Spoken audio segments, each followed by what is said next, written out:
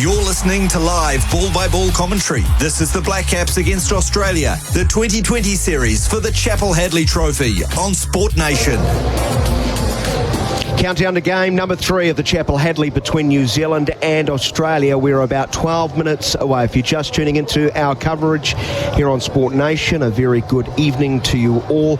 Slightly delayed start, but importantly, we will have cricket. No loss of overs, and the fans are really starting to flood in. They have been patient, fair to say, over the last few days. It's been really painful, particularly yesterday, where it's just light, annoying rain that just continued to pester us here at the ground, and eventually after just 2.1 overs the game was called off. And today, well, we've had heavier downpours, haven't we, Neil Wagner? It's been, well, just again, let's highlight the wonderful facilities we have here in New Zealand. You arrived, you checked the outfield, didn't you, and you thought it was bone dry almost.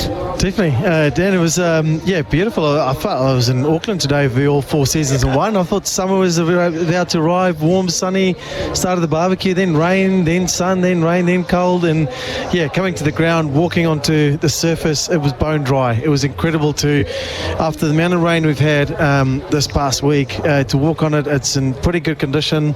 The wicket's looking good, great work from the ground staff. You did study the wicket in a little bit more detail, so let's get our PGG rights and pitch report. New Zealand's industry-leading turf experts. Firstly, I guess the first thing you have to factor in, and for the uninitiated, being undercover for this long, what does that tend to do to a surface? Yeah, well, it brings a bit of moisture up, but like I said, it was all 4 seasons one today. There was a period there was nice and sunny. They would have had it open. They would have given it a bit of a roll and a touch up. The colour's definitely changed. It's a bit more of the browner sort of colour than the green grass going around. So that showed that they've got a bit of a heavy roller on it.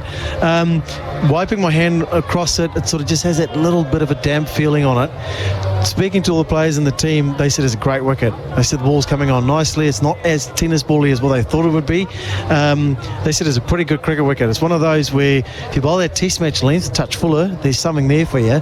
But if you miss, there's a lot of value to play some good cricket shots. So again, great work from the ground staff for this time of the year to be able to produce a wicket like this with the weather that we've had around. Our PGG rights and turf pitch report, New Zealand's turf experts.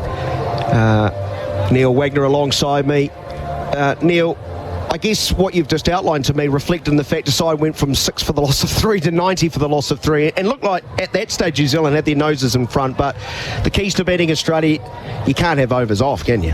No, you can't. But I think I'm going to put my little bit of a local hat on here today. I think it's a good toss to lose. I think both captains wanted to bowl first, but at the moment it's quite a bit of a stiff breeze coming from the Mount End towards the Papamoa Hills, and from experience bowling here, it becomes a bit of a ground of two ends. It becomes pretty tough to bowl into the wind from the bottom end here, and then from the Mount End, it's a nice place to bowl. Obviously a bit of shape on offer for the right-handed bowlers.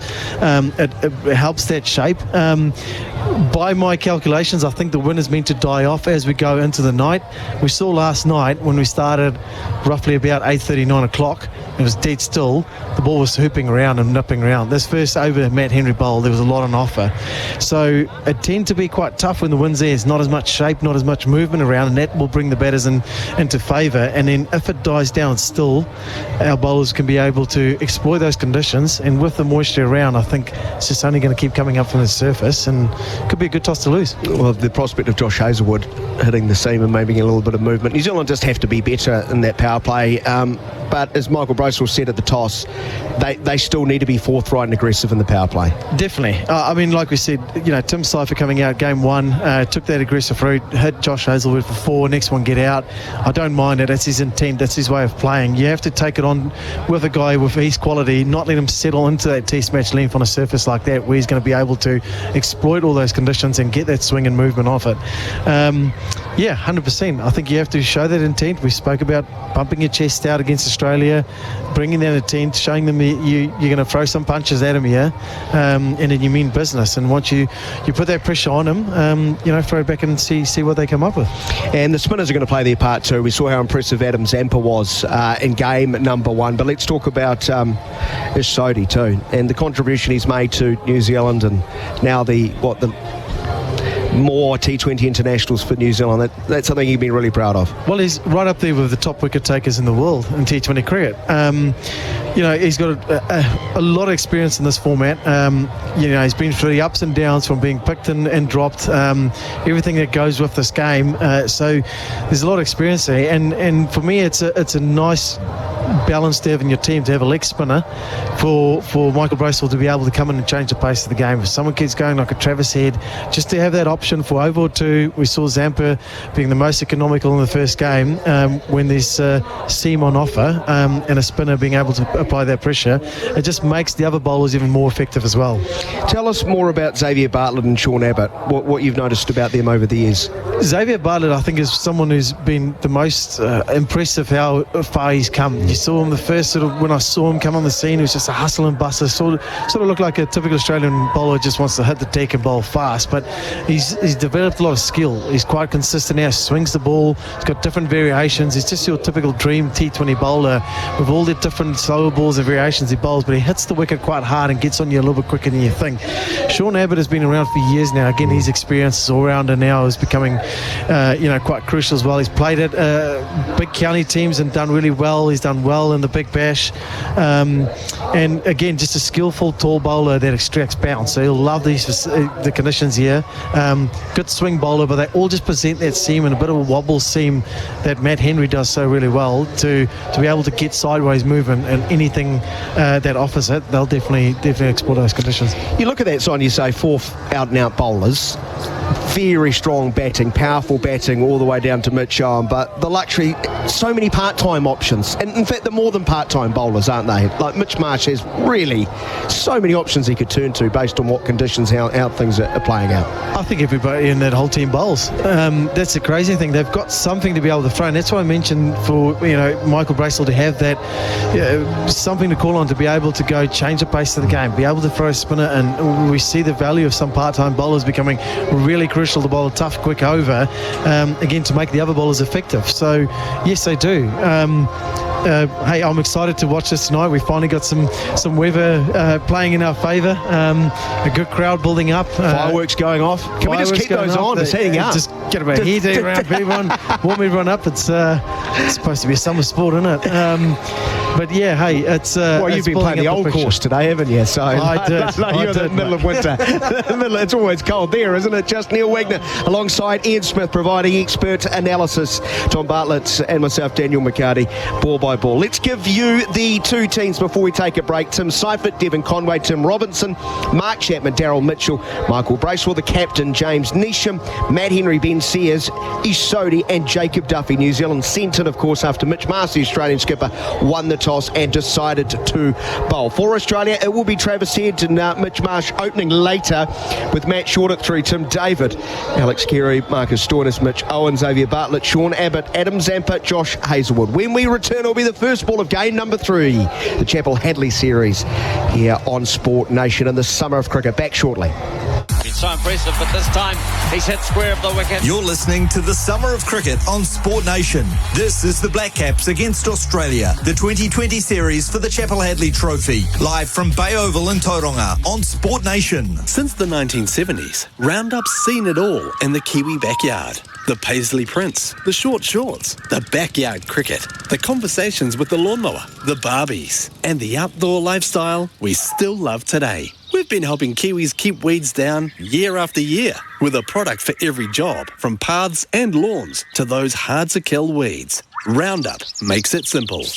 Roundup, part of Kiwi backyards since 1976. To banish weeds now, reach for the Roundup. Hi, I'm Jason Field from Kinetic Access, your garage door specialists on 385 Nielsen Street, Penrose. While we've been dominating garage doors, gates and fences for 35 years, we're delighted to be stepping into new opportunities as Kinetic Access to give you better options. Our new garage door and motor package makes smart technology standard with no extra cost. No add-ons, no premiums, just smart. Built in. For unmatched quality, better value and more choice, Kinetic Access is the place to go. Check us out at kineticaccess.co.nz.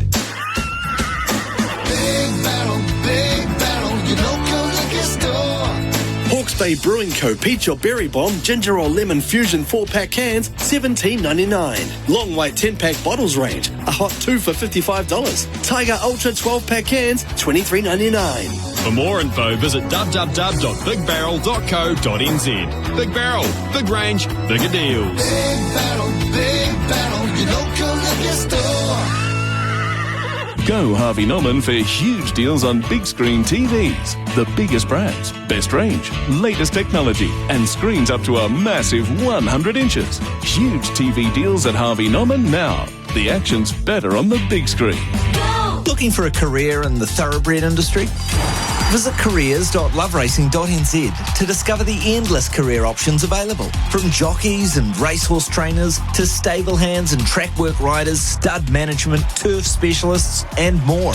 There's a role for every passion in the racing world. Starting out or seeking a career change, there's plenty of training and education opportunities available. Do what you love what you do. Get started today at careers.loveracing.nz. The Silver Ferns are back. Get ready for an unmissable series of world-class netball. The Ferns take on South Africa for the Tiny Jameson Trophy and go head-to-head with their fiercest rivals, Australia, for the Consolation Cup. 5 epic games across Aotearoa, you won't want to miss a moment. It all kicks off this September in Tamaki Makaurau, Auckland. Get ready for some epic Silver Ferns action. Be part of the crowd and grab your tickets now at silverferns.co.nz. Why is it when you ask most builders if your job's on track, they'll say, Sure. But how can you be sure their shore is as sure as your shore? Easy. Don't just be sure, be guaranteed with a fixed price and an ironclad completion date from Generation Homes. A Generation Homes property isn't just a comfortable, stylish place to live. It's built to a fixed timeline and fixed price. Generation Homes, making building easy. Generation.co.nz.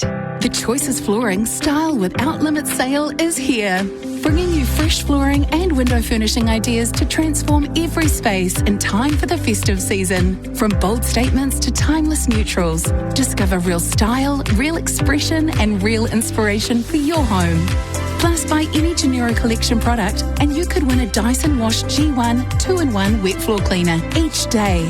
Download the catalogue at choicesflooring.com or visit your local showroom today. Same Game Multis just got better on Betcha. We've now got more markets, more combos, and more ways for you to bet on sports. Copy popular Same Game Multis and even get personalised picks with the new Same Game Multi for you. Availability varies. T's and C's apply. R18, bet responsibly. Okay, back to the tunes now. It's 6 more to Mitchell. Welcome back to the Summer of Cricket on Sport Nation. You're listening to live ball-by-ball commentary. This is the Black Caps against Australia, the 2020 series for the Chappell-Hadlee Trophy on Sport Nation. It's like a Glenn McGrath sort of figure, just that tall, presenting that wobble seam that just tend to straighten or just nips back in, and that one just nipping back into Seifert, just cramping up for room. No doubt that he will be trying to do something similar in this delivery. Seifert looks away to the heavily packed embankment onto the onside. Bat raise very high, waits, drops the ball into the offside, and there's no run as he calls immediately. Again, similar delivery. This one just holding that line a little bit. Seifert showing the respect to Josh Hazlewood on that delivery. Just having a bit of a feel tonight, just seeing what the conditions are like, having a feel of the wicket, how it's coming on.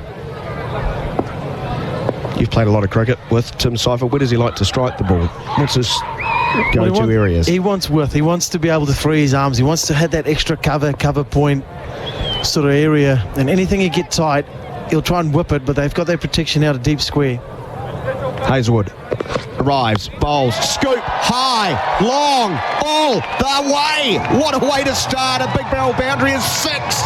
Invention to start at 6 without loss. Well, it's a great shot from Tim Seifert. We said that Josh Hazlewood doesn't miss his length. He's going to ask that tough question at the top of the stumps. Seifert is right up to the task, knowing that this is what he's going to try and achieve. The sides, it's tough to hit him off the length when he's hitting the stickers. I'll try and use the pace and ramp him straight over the keeper where there's no fielders, and executed that well. It was the outside part of the bat. It was following him after he scooped it over. The keeper said he sort of fell away to point. There's fine margins. It's also targeting the short boundary, right? The one right behind you? Well, using the wind to effect as well. You know, the wind's flowing this way, finding a square. There's no one behind. It's a great option. Yeah, still a strong nor'westerly for the time being. Hazelwood arrives from over the wicket, bowls, hits the thigh pad, balloons away to the onside. They'll get a run. A leg by. The throw comes in at the non-striker's end as Seifert was taking his merry time. 7 without loss on the Harvey Norman scoreboard. Harvey Norman TV deals. There was never going to be any worth offered on that delivery. He was always going to try and run it back into him. Try and cramp him up for room. Make sure you try and get out of the over now. After that big blow, the nice 6, just put a bit of pressure back on Josh Hazlewood as Devon Conway takes strike. Slip in place again. Again, 2 men sort of behind that point area, cover mid-off, mid-on, mid-wicket Longley. So same fields despite the left-hander. And we've got someone just popping out from behind the side screen, which kind of in line between Conway looking up to where he sees this big right-arm quick bowler bowling, cramping him up on middle and leg. He defends to the offside. There's going to be no run. Again, exactly the same delivery, about 137 k's an hour from Josh Hazlewood. Top of the stickers, bowls a heavy ball. I see some rain, Neil. I can see the mound, so I think we should be all right. Fingers crossed. You're going to go down on the. You're going to go down with this one, aren't you? You're going to go down with us. Well, I'm putting on my local hat. Although I live in Papamoa, come on, wind, blow it away. I hope you are right. Hazelwood bowls lofted, going to be caught at mid-off, I think. Conway goes second ball. Plenty of bottom hand, but it just sounded tinny. Straight off the bat, hard to hit. Hazelwood back over his head. And Conway departs. Last ball of the first over sees the first New Zealand wicket fall. Tamely gone Conway without scoring. 7 for the loss of 1 on the Harvey Norman scoreboard. Yeah, I don't know if he was a little bit indecisive with the ball just leaving the bat, going across him. It's almost like he wanted to premeditate to flick or hit straight over Josh Hazlewood's head. He ends up just skewing it straight to mid-off into the breeze. The ball just hanging up there. Sort of not really a committing approach to that shot. I reckon he's just sort of halfway, felt like he almost gave up and pulled out of the shot and found himself walking back. Well, walking in, the man with 100 to his name a couple of games ago. The first game of this series, and what a knock that was, considering he was unlikely to play. The injury to his Wellington teammate Rachin Ravindra opening the door. It's Tim Robinson, the right-hander, joining Tim Seifert. Just seeing a replay of that Conway drive. Sort of the bat's like spun in his hands and in the outside part of the bat. No real timing, and the drizzle for the time being is of a level that the umpires haven't even come together to have a real chat, but let's hope they don't have another gathering. Watch this. It's really spun in his hands, the bat. It's almost like as if the ball just left his bat more than what he expected. Devon Conway, and just almost knew that he was in trouble as soon as he got to the point of contact. Such is the nature of the competition for the top 3 spots in the side. Sure. Every failure feels kind of a big deal. 7 for 1. Second over, we'll see right arm pace in the form of Xavier Bartlett, who gets the ball to just leap off a length, hitting high on the bat of Seifert, trying to defend from the crease line, ballooned away to cover, no run.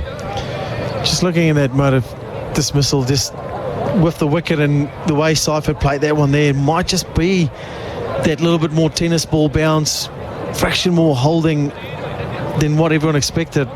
Obviously last night it zipped and kissed through, and first game there was some true pace in it, but just being under covers and with the weather it's been around, it might just be a little bit more damp and a bit more holding. He took his hand off the bat, the bottom hand.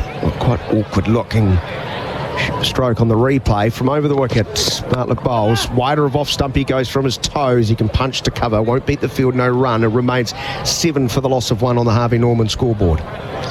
That delivery, same thing. It's fraction of full over length, and it's just hitting high on the bat, high on the stickers. It just tells me it's sort of maybe just that fraction more tennis bally and holding than what it's been. And a great comeback from Josh Hazlewood, previous over, being able, to pull it back, get a wicket, go for 7 runs after the third ball goes for 6. Shows the class of him. Xavier Bartlett doing the hard work into the wind. Yeah, this is where Tim Seifert will look to try and take him on. Still no change to the field. Long leg, third man. Those are the two outside the circle in the power play. Fuller this time, leg side, trying to drop kick the ball away, missing into the pad. A leg by will see New Zealand creep to 8 for the loss of 1 halfway through the second over. Cramping Seifert up a room. Again, he's obviously looking to try and free his hands and try and access that offside that he likes doing so much, and obviously try and use the wind to try and hit down the ground. But like I said, with that tennis ball bounce and the nature hitting high in the bat, it's pretty hard, as we saw from the dismissal from Devon Conway, to hit straight over the bowler's head. It's tough to use the pace into the wind, so it's a pretty good start here from Xavier Bartlett. He's been on the money thus far. 3 dot balls. It's the leg by. Now bowling full to the new batsman, Nat Robinson, who's neatly underway, clipping the ball past the mid-wicket. Head out towards that long boundary at deep mid-wicket. They've got 2. They think about coming back for a third. They don't. New Zealand into double figures, 10 for the loss of 1 on the Harvey Norman scoreboard. If you see a man of confidence, just the way he's played it. Obviously the ball bouncing quite steeply, but he's in all control. Just a proper nice little cricket shot, just flicking it into space. Almost looked like they could get 3 there, but it just showed the trueness of the outfield. Just held it pretty well with this rain. And Xavier Bartlett's back in his run up. Top of the mark, the towel hanging out the back. Drives forward, bowls squaring Robinson up, trying to play straight, squirts out towards point. There won't be a run. Bartlett in his 11th T20 international for Australia has 13 wickets, average of 17, but the economy rate is quite impressive, isn't it? 7.5. Yeah, it's one thing the Australians always have in their side is the economy rate, with that bigger square boundaries in Australia, and obviously surface allow them to obviously use that. But it's a pretty solid start to international career, that, and he's doing a great job here. Like I said, not an easy end to run in and bowl from, as the rain is just starting to get a little bit heavier. Yeah, now. It is. Throwing some smoke, some salt. It's quite a cocktail out there. Back of a length turned to square leg. They've got 1, just 1 as mid-wicket sprints out, slides, gathers, throws. Good over, very good over. Just 3 runs off at 11 for the loss of 1 after 2. New Zealand batting first after being sent in. Hi, I'm Jason Field from Kinetic Access, your garage door specialists on 385 Nielsen Street, Penrose. While we've been dominating garage doors, gates and fences for 35 years, we're delighted to be stepping into new opportunities as Kinetic Access to give you better options. Our new garage door and motor package makes smart technology standard with no extra cost. No add-ons, no premiums, just smart. Built in. For unmatched quality, better value and more choice, Kinetic Access is the place to go. Check us out at kineticaccess.co.nz. Summer of cricket, he uses that term loosely here on Sports Nation. New Zealand sent in after Australia won the toss, 11 for the loss of 1 wicket. That wicket, Devon Conway tamely caught at mid-off, trying to loft Hazelwood back over his head to saw it slice off the outside portion of the bat, and while Mitch Marsh has trotted around 5 metres to a right to take a very simple catch. We were hoping to see the third over, but despite telling me I can still see Mount Maunganui and the weather's going to be fine, Neil Wagner, you've lied to me.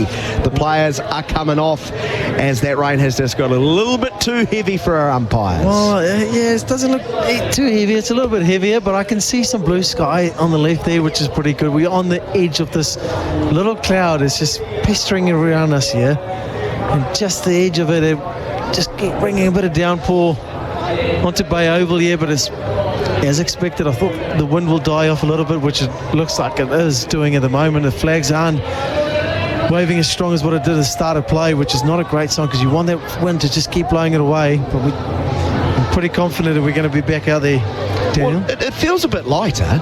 Well, it doesn't feel because we're inside. That would be a bit stupid. It looks a little bit light. How frustrating are these days? Like, I feel for the ground staff. Oh, they've done an incredible job. They'll be knackered after this week, and all the preparation, all the hard work it goes into preparing the surface, and it's not just the wicket itself, but the amount of work it goes in, and 3 games in a row. It was a late night last night. They would have been here early, taking the covers off, doing this whole job all over again. But the good sign is at the moment, yesterday when we had a shower, the big covers came out and went on straight away. At the moment it's almost just like the Hessian, just the top layer that's just covering just the playing strip and off the wicket. It's not the whole square, it's not the block. There's none of the runners being covered.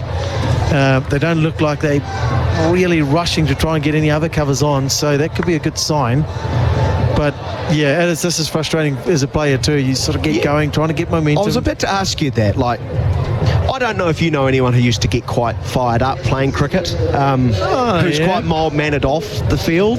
Well, those sort of peaks and troughs, are they quite draining? That's why you get so angry when you be as a fast bowler. You have to do something, because you just go sit now and get stiffen up again, and everything hurts. You don't want to go sit down in your chair for too long, because you know you're going to be out there any minute. The umpires can call in and say, hey, we're out there in 5, and you've got to be ready to fire and do your job.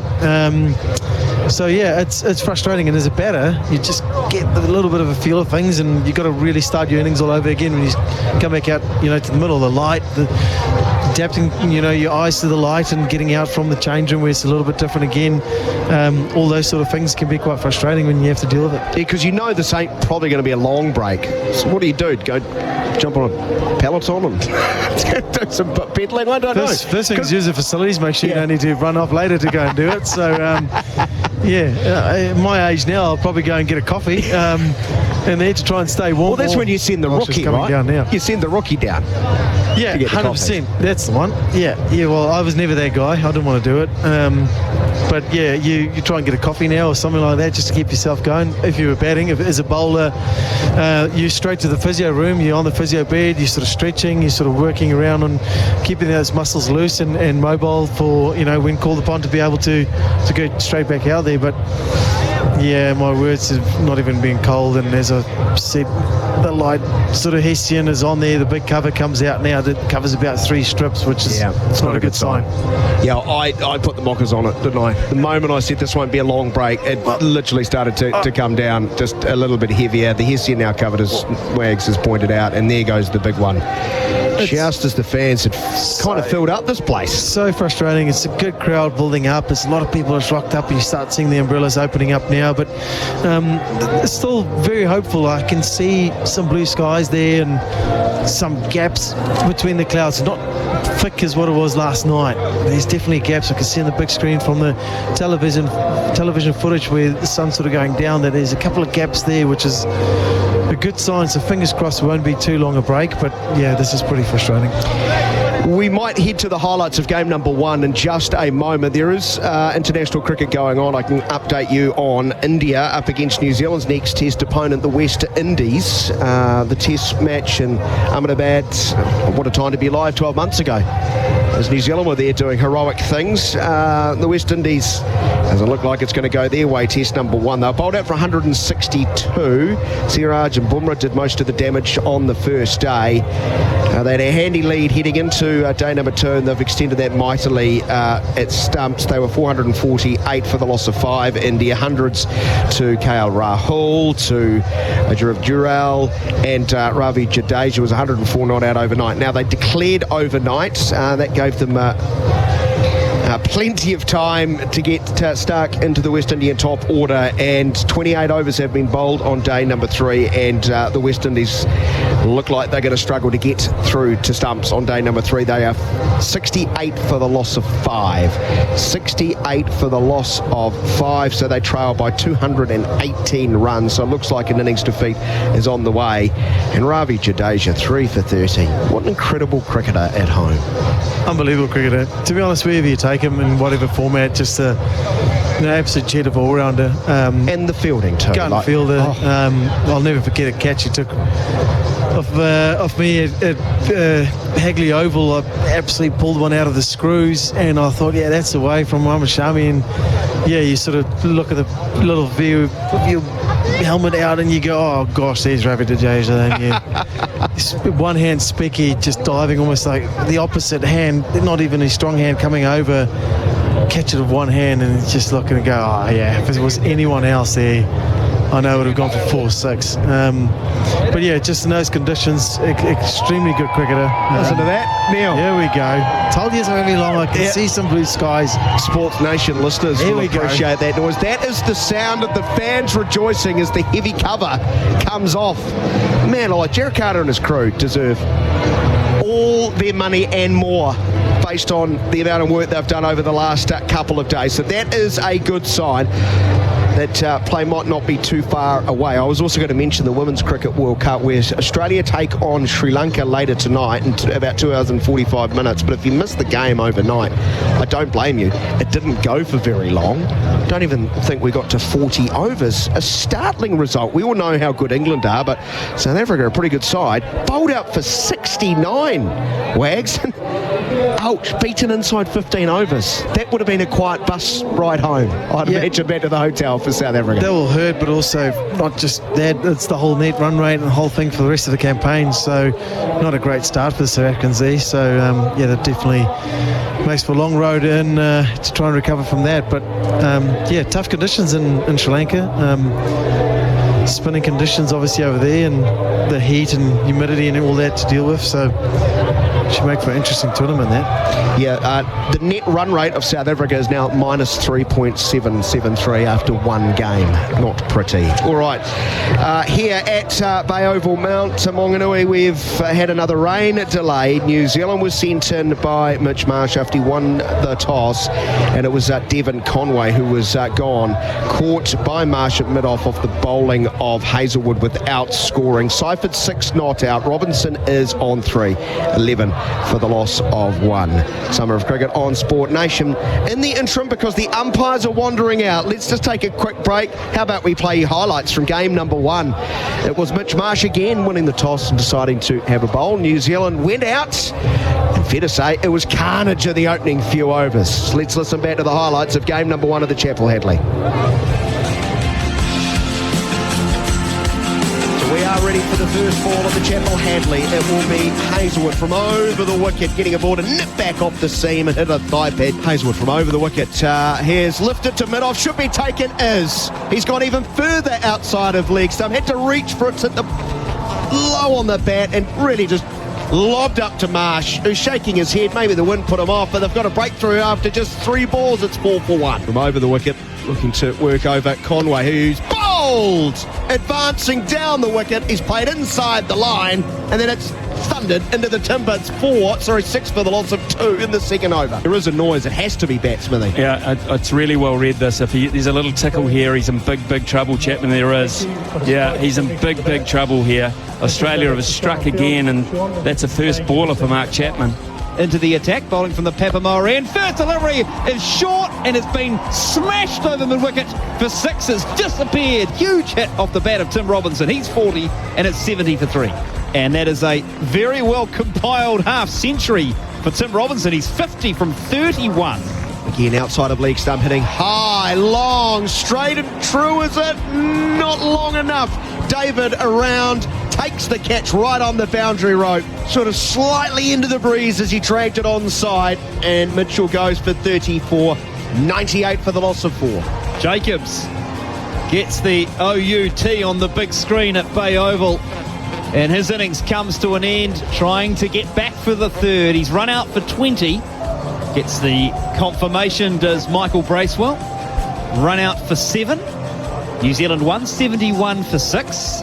Dorcius into Robinson, walks across and flicks it down to fine leg, and he will get the century. Gets a hug from Zach Folkes. Tim Robinson, a maiden T20 international century, takes his helmet off, salutes the crowd, 100 not out. 1 ball left in the innings. 175 for 6 is the score. Here's Bartlett bowling to him, and he's going to finish it with a maximum over deep mid-wicket for 6. It's a big 6 from Tim Robinson.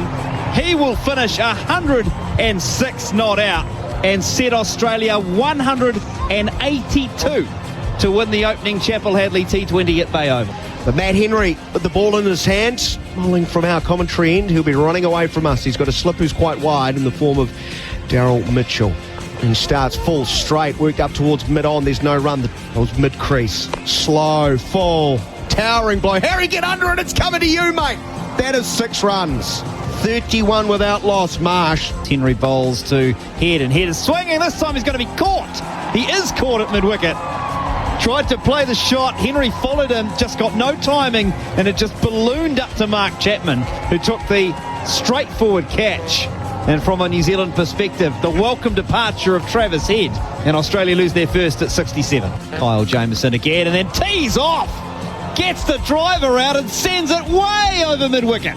Tremendous shot from Matt Short. Rollick along, 78 for 1. Over the wicket, bowls to Marsh, and all that's going to happen is Marsh is going to drive this one straight down the ground, over the top of the boundary for 6 more. He's 48 from 22 deliveries, 97 for 1. As Mitchell Marsh waits for Zach Folkes, and he's bowled short, and he's just flat batted this over extra cover into the embankment for 6 more. Back to back, big barrel boundaries from Mitchell Marsh. He's 54, and Australia are 103 for 1. Folkes bowls, and it's in the hitting zone again of Matt Short, and he's gone whack over deep extra cover, over deep square rather, and that has gone onto the embankment as well. Short 21, Australia 111 for 1. 7 runs off the Matt Henry over so far. He's into Marsh, and Marsh has just stood in the crease and whacked it over the top of extra cover, and that has gone all the way for 6.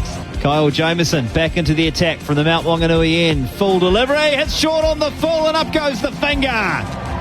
Kyle Jamieson gets the breakthrough for New Zealand. Matt Short, it was full, tried to play it on the onside and just missed the full delivery. Hit him on the pads and up they went, 135 for 2. Here's Henry bowling to Marsh and heaving this one in the air, and he's going to be caught on the fence by Tim Robinson at deep cover. Should have run, Tom. Should have run.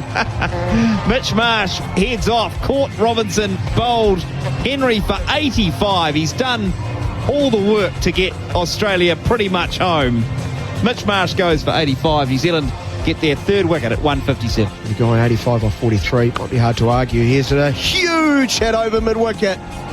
Halfway, more than halfway up the embankment. Kerry waits for Folkes, backs away and awkwardly steers it straight to short third man. Hit high on the bats, ballooned away. He has not handled the short ball well in that very short stay.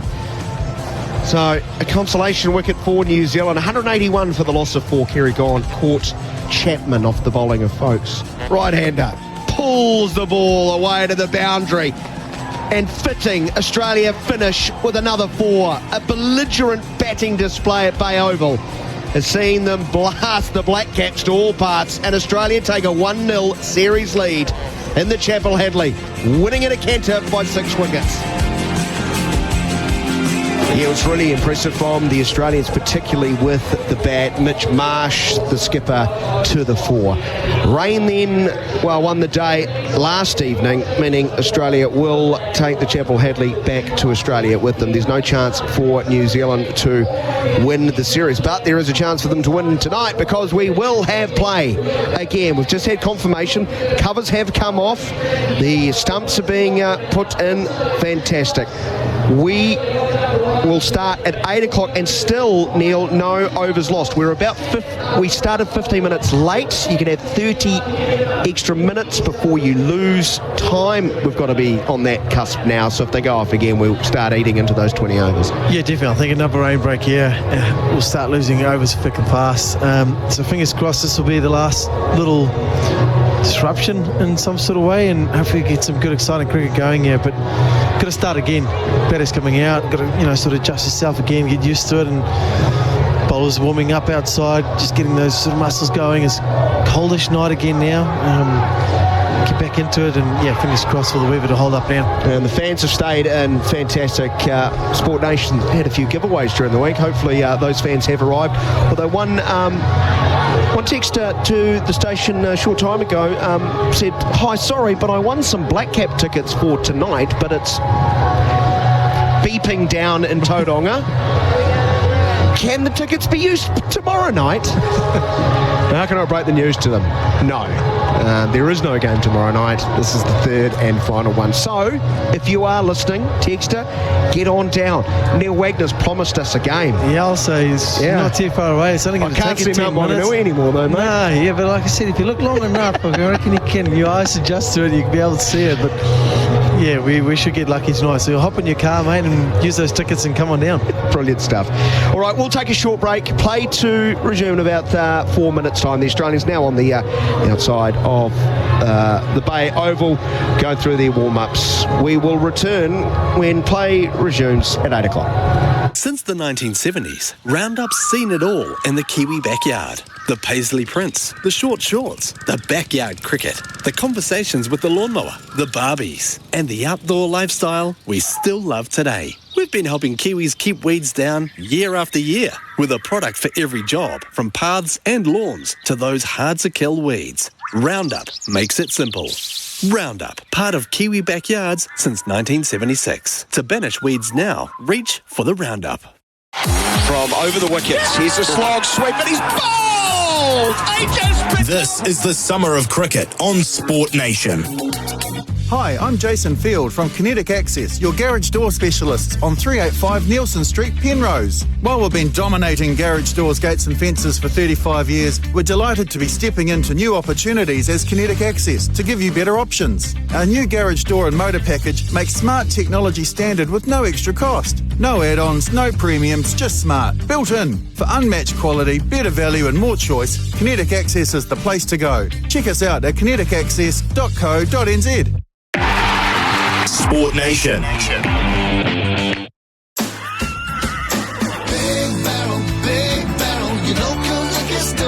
Pure Blonde 24-pack cans, $42.99. Heineken 24-pack bottles, a hot 2 for $90.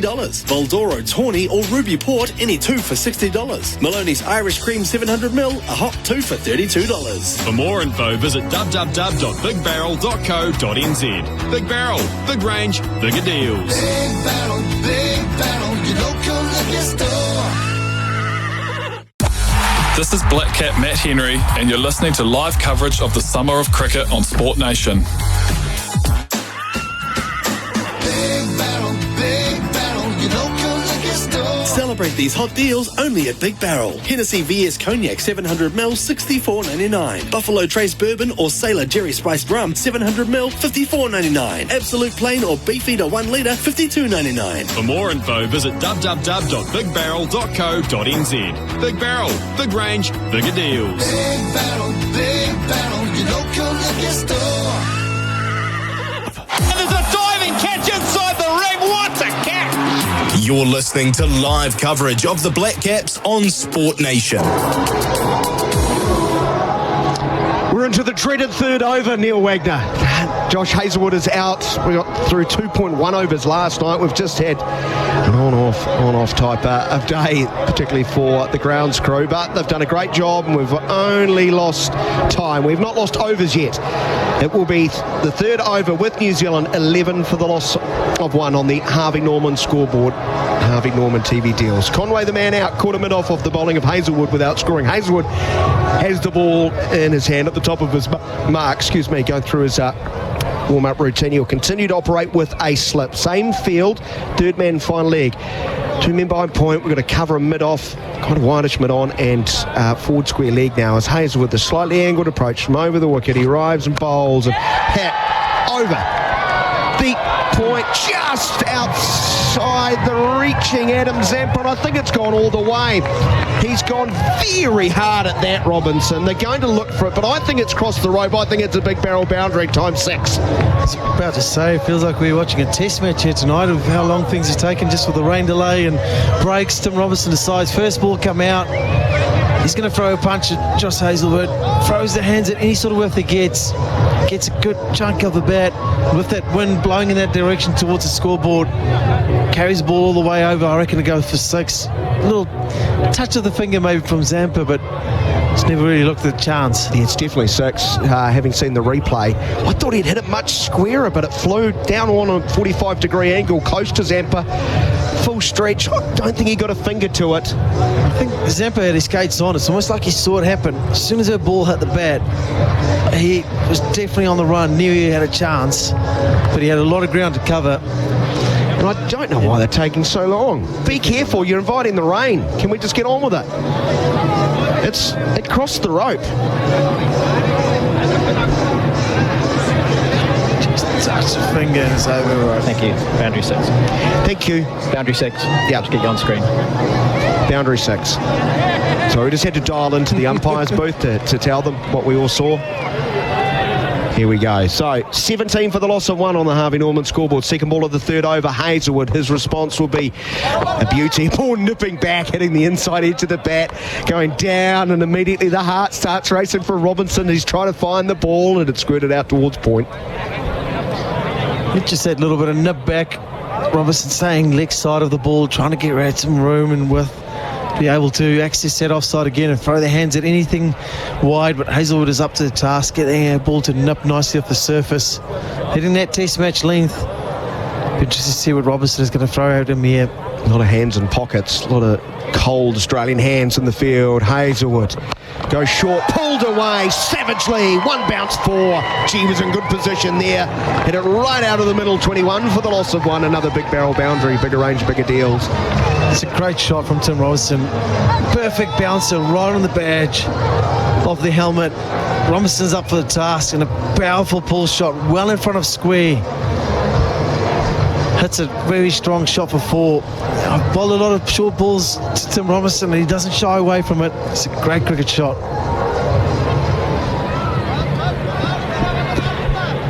Hazelwood full, then short. His third will be beauty, nipping away from the right-hander. I think wanted to play and then withdrew just as the ball went past the outside edge. Good response. 21 for the loss of 1. New Zealand going at 7.88 runs and over.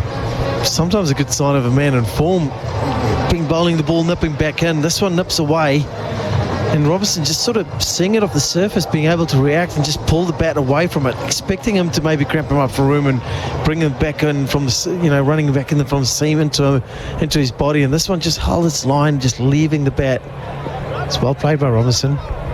Stands very tall, quiet at the crease, defending from the crease line on this occasion, pushing straight back to the bowler. Has to respect that. It was Fuller, it was targeting the stumps. Good cricket. Hazelwood, this one just bringing in that front pad, again trying to take that width away, running it back in from the seam. And like I say, Robinson is just looking like a man with confidence at the moment, good in his position, respects that good ball, just defends it. He's going to pounce on anything with width, anything that's short into his arc or into his strengths. He's going to jump on as Hazelwood runs into bowl. 6 and a 4 and 3 dots in this over. The last ball of the over is the best of the bunch. It's full, it's shaping away, going further off the surface. Robinson really went nowhere with his feet. Through to the keeper, the end of the third. 21 for the loss of 1. Seifert on 6 and Robinson on 13. Great comeback from Hazelwood, after being under pressure with a 6 and a 4 in the over. Runs one back in the previous ball, and this one be able to hold that line, use that seam and swing position to bring that slip into play. Robinson with a play and miss. Good end to Hazelwood's over there. Could have had more damage. There's a Xavier Bartlett back into attack from, what do you call this? Is this the Tauranga end? Broadcasting end. The broadcasting Papamoa Hills end. Papamoa Hills Bartlett end. likes to use. The railway end. Yeah, we'll go with that. Whatever end you want. The Neil Wagner end. Used to be my end. Yeah. Here's Seifert trying to hoist the ball over square leg. It might have hit his back elbow, gone into the gully, no run. The reason it used to be my end was I never get to the other end because it's the one where the wind blows steeply into your face, and as Xavier Bartlett's running in, it's a tough end to bowl from. So the wind becomes strong. Just looking at the flags at the moment, it's still a bit of a breeze blowing from that end. Ball just holding in the surface. Seifert trying to use that wind to hit it towards the scoreboard area. Just sort of cue-end it. 2 men out remain at fine leg and third man. Fairly conventional field. Another swing and a miss. The left leg goes well outside of leg stump. Again trying to access the onside. The ball passes the outside edge, well outside of off stump. No run. Yeah, Seifert's definitely looking to try and use that wind, use the area to go with the wind towards our scoreboard. Bit of a big swipe that is slip. Losing slip now. I think they're going to put protection out into deep cow mid-wicket sort of areas. Seifert's looking to try and exploit that to go with the wind. The third man's got to come up. Interesting that ball is shaping away into the wind at the moment too. So he's getting some swing move into the wind. Xavier Bartlett. Yeah, third man up, slip out. Heavily packed offside field, deep mid-wicket out. Seifert waits, goes outside of leg stumping, fortuitously gets an inside edge. He was trying to hit inside out, over the offside. It's down towards fine leg, very fine for a boundary. He moves to 10-25 for the loss of 1 on the Harvey Norman scoreboard. Yeah, a positive intent again from Seifert. He knows this is the over he's got to take down. It's a tough end to bowl from into the wind. He wants to use that wind to try and hit straight. And with that steep bounce, just ends up just not being able to reach it. Gets an inside edge and goes fine, past fine leg for 4. It's also darted back quite a bit off the surface watching the replay. Definitely not a movement on offer there, so it's encouraging signs for New Zealand bowlers tonight. Xavier Bartlett halfway through his second over, none from 7. He's been very impressive, nice and straight. He goes forward, he's clubbed over square leg. Taxi, might need that to get that one back. That's it, the roof bounced out of the ground. Huge 6. That's a strong shot from Tim Seifert. That's well and truly right about over the 90-metre mark. Seam up, a bit of shape away. It's pretty much like a slot sweep shot. He's gone down to his knee and it's just helped it on its way. Timed it out of the middle and it's gone a good long distance. Yeah, that's gone through the gate into the fields outside of Bay Oval. He was down on one knee, sort of an extravagant sweep type stroke, and he held the pose. Gee, that must feel good. That does feel good when it comes out of the middle, and somehow they found the ball in the deep dark out there. I don't know how, but it's gone a long way. So the umpire would have a look at the ball to see if there's any damage. It's a strong shot for Seifert. Seifert keeps showing that intent. Definitely knows Xavier Bartlett has to put him under pressure, bowling from the tough end. He's going to have to try and take him on, and definitely playing his shots here, Seifert. Run rate now 8.45, 31 for the loss of 1. Bartlett goes low, slow full toss, spanked back past the bowler, just got a diffraction wrong. Gee, it was much slower, and Seifert stood, delivered, and picked up 4.35 for the loss of 1. Trying to take pace off, going the slower ball. It's very loopy and full. Seifert sees it early, and just a strong, good cricket shot straight down the ground. And Xavier Bartlett under pressure. That's really good stuff from Tim Seifert to be able to, pump his chest. We just spoke about that positive energy, the aggressive nature that he plays with, and he's definitely showing that here tonight. No change to the field. So just 1 inside the circle on the onside. So Seifert turns it around the corner, just backward of square. He's got 1. Robinson, who really is aggressive between the wickets, he was keen to come back, but Seifert would have been running to the danger end, says, no thank you very much, I also get to farm the strike. That's the end of the over. It's 36 for the loss of 1. Seifert's 21 off 13 on the Harvey Norman scoreboard. Robinson is 13 off 9. New Zealand's hit 3 4s and 3 6s on our big barrel boundary count, bigger range, bigger deals. Hazelwood 1 for 16 off 2. Looks like he's going to continue, and Xavier Bartlett now, well, just as I started praising him, he got hammered at the back end of that over now. 1 for 18 off his 2. It's very good from Tim Seifert to be able to use that experience, that knowledge of the ground, knowing this is a tough end to bowl from, where the wind's blowing, to be able to try and take him down. Knows Josh Hazelwood is bowling with the wind behind his back, getting some movement, going both ways. Definitely the tougher bowler to be able to try and take down. So using his experience and class there, Tim Seifert, as Hazelwood is going to run here from the top end with the wind behind his back to Tim Seifert. He bowls from over the wicket. Seifert backing away, misses. It goes past the keeper and down to the fence for 4 because it's swung after it's gone past the stumps down the leg side. And Kerry, we know, is very good behind the stumps. Went a long way and I think has just gone over the top of the ball. Let's check the replay. 4 byes. Yeah, just under the glove. That's hooped away. A long way. Almost screams from like Duke ball sort of stuff at Lords. It's just sort of started swinging more as it passed the stumps, and Alex Carey had no chance. 40 for the loss of 1. 4 extras to the New Zealand scoreboard. Seifert dragging a fuller ball onside, trying to sort of repeat the dose from the previous over, but hitting high on the bat, trickling into the onside, a single. 42 for the loss of 1. Josh Hazlewood just hitting that good, strong, heavy length again. Mitch Marsh just signalling out to the change room, asking for rags or towels. Shows that it is obviously after that rain break. Just a bit of moisture and a bit of wetness and dampness. And that ball that Seifert hit probably over 90-odd metres into the field out of the back would just definitely make that ball a bit damp and hard to grip. But Hazlewood running in.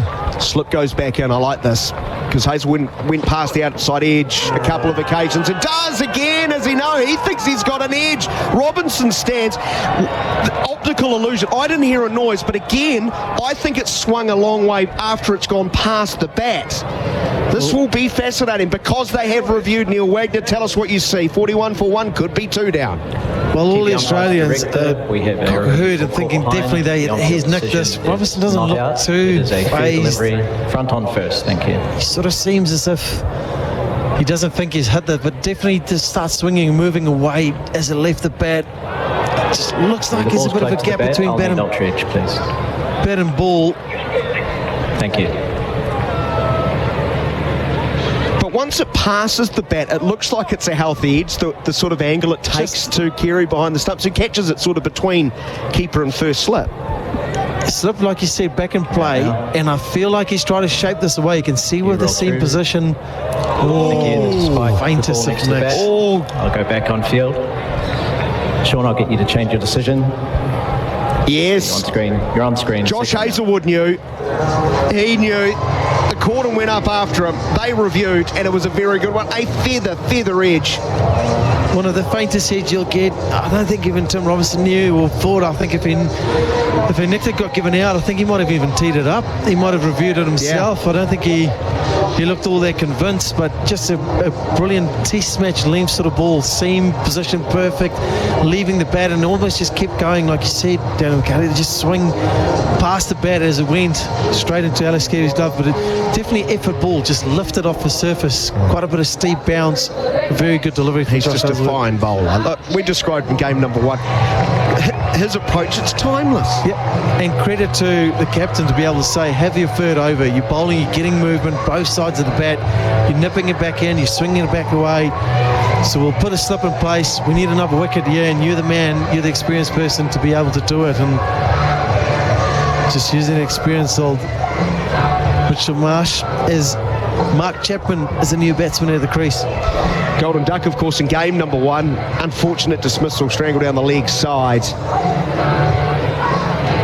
But Hazlewood, the last 4 or 5 balls against Tim Robinson, he just worked him over, didn't he? Yeah, just being able to use, like I said, running the ball back in, trying to not give him any width, any room, and then using that swing away. For Seifert, the slip went out, and as soon as Robinson came back on strike, he brought that slip back in play. He's got a slip, and pretty much like a finish gully. Yeah, it's Marsh has gone in there. He's on the attack, the Australian skipper. From over the wicket, Hazlewood bowling to Chapman, who takes a little half step down and then defends back to the bowler. No run. Brilliant stuff here from Hazlewood. Very smart bowling from Hazlewood. Yeah, he brought us fine, pretty much first, second slip in, a gully, probably like a 5th slip for Mark Chapman, and swings that one back into the pad. Bit of a, I wouldn't say a bluff, but just trying to swing it back in. I'll bet you bottom dollar this one is going to probably leave him, trying to nip it across, bring these catches into play to Mark Chapman. Hazlewood, and again for the Mount Maunganui end. Fuller this time, striking on the pad. He's celebrating. He believes it's out, turned down. He will come to Marsh. He will demand another review, I would think. The only question here is height. Definitely height, but I think they're going to have a look here. Yeah, they are. Looks very good. Yep, they're sending this upstairs. This is pretty smart bowling from Josh Hazlewood as he put the 2 catches in play. Make Mark Chapman think he's going to leave the bat and go across him. He swung this one back in again, and this looks very, very close. Front on first.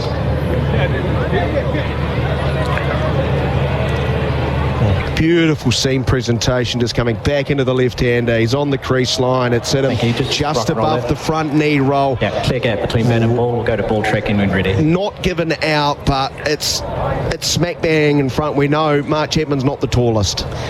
As we look Pitching in line. Coming up, and I think you're going to see... Wickets missing. Oh, my word. Go back on field. Sean, I'll get to stay. Well, I had my finger up here. I had my finger up. You're a bowler. I was going to say 3 reds, but then the tall figure of Josh Hazlewood just bounced at his strikes, and he gets out of the surface here. He's smiling as he's walking back, thinking he's pretty unlucky. It's ended up missing, but quite a big margin over the stumps. But heading on the knee roll, I was screaming for all 3 reds here. But Mark Chapman gets a good, nice little lifeline as he continues. And Australia lose a review. It remains 41 for the loss of 2 on the Harvey Norman scoreboard. What a brilliant spell of bowling from Hazlewood. He wants more, and he goes past the outside edge as Chapman's trying to drive, and he jogs through. You know he's feeling it, Josh Hazlewood. I wonder if he'll get a 4th. I won't be here to find out. We'll take a short break. It's 41 for the loss of 2 after this break. Tom Bartlett joins.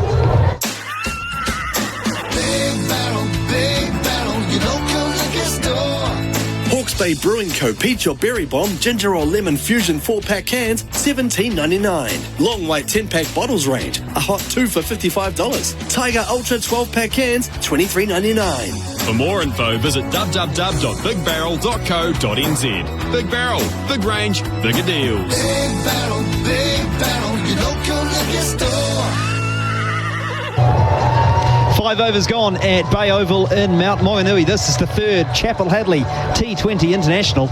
New Zealand batting first, 41 for 2. Watching a clinic from Josh Hazlewood. 3 overs, 2 for 17 from the Mount Maunganui end. He has the wickets of Conway and Robinson. Sean Abbott making his first appearance of the series. Bowling from the Papamoa Hills end to the right-handed Seifert. It's full, and there's a shout from Australia, but it was heading down leg side. And so umpire Brown shakes his head. 41 for 2 it remains. Good evening, Ian Smith. G'day, Tom, and hello everyone who is listening to us here on Sport Nation. Cricket, we're getting cricket, that's the main thing. There were times when I thought that we were not going to get cricket again today. We're going to have another review by the look of it. It's nice and full. Chris Brown gave it not out originally because, like you, he thought it was heading down leg side. I'm sort of in that camp, but it was so full. I'm not 100% sure. The on-field decision is not out. It did take them some fair time. Delivery. Front on first, please. Sean Abbott. Foolish delivery, which certainly was angling down the leg side. Ball passes close to the bat. We'll get ultra edge, please. It's very low on the leg. The Australian players have started to split off.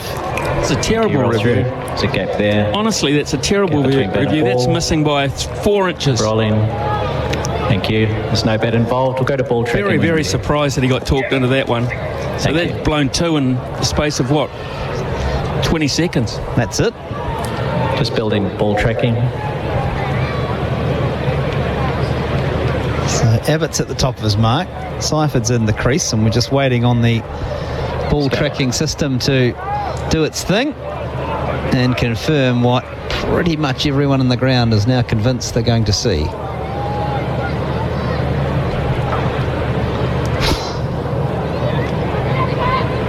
Always slightly anticlimactic, isn't it? When we're waiting for the ball tracker and everybody knows what's going on. If Mitch Marsh, you just walk across the middle onto the umpire and say, look, we all know it's missing, let's get on with it. Coming up now. Pitching in line, impact outside, wickets missing. Go back on field. Chris, I'll get you to stay with your original not out decision. Shocking You're review. on screen signal now.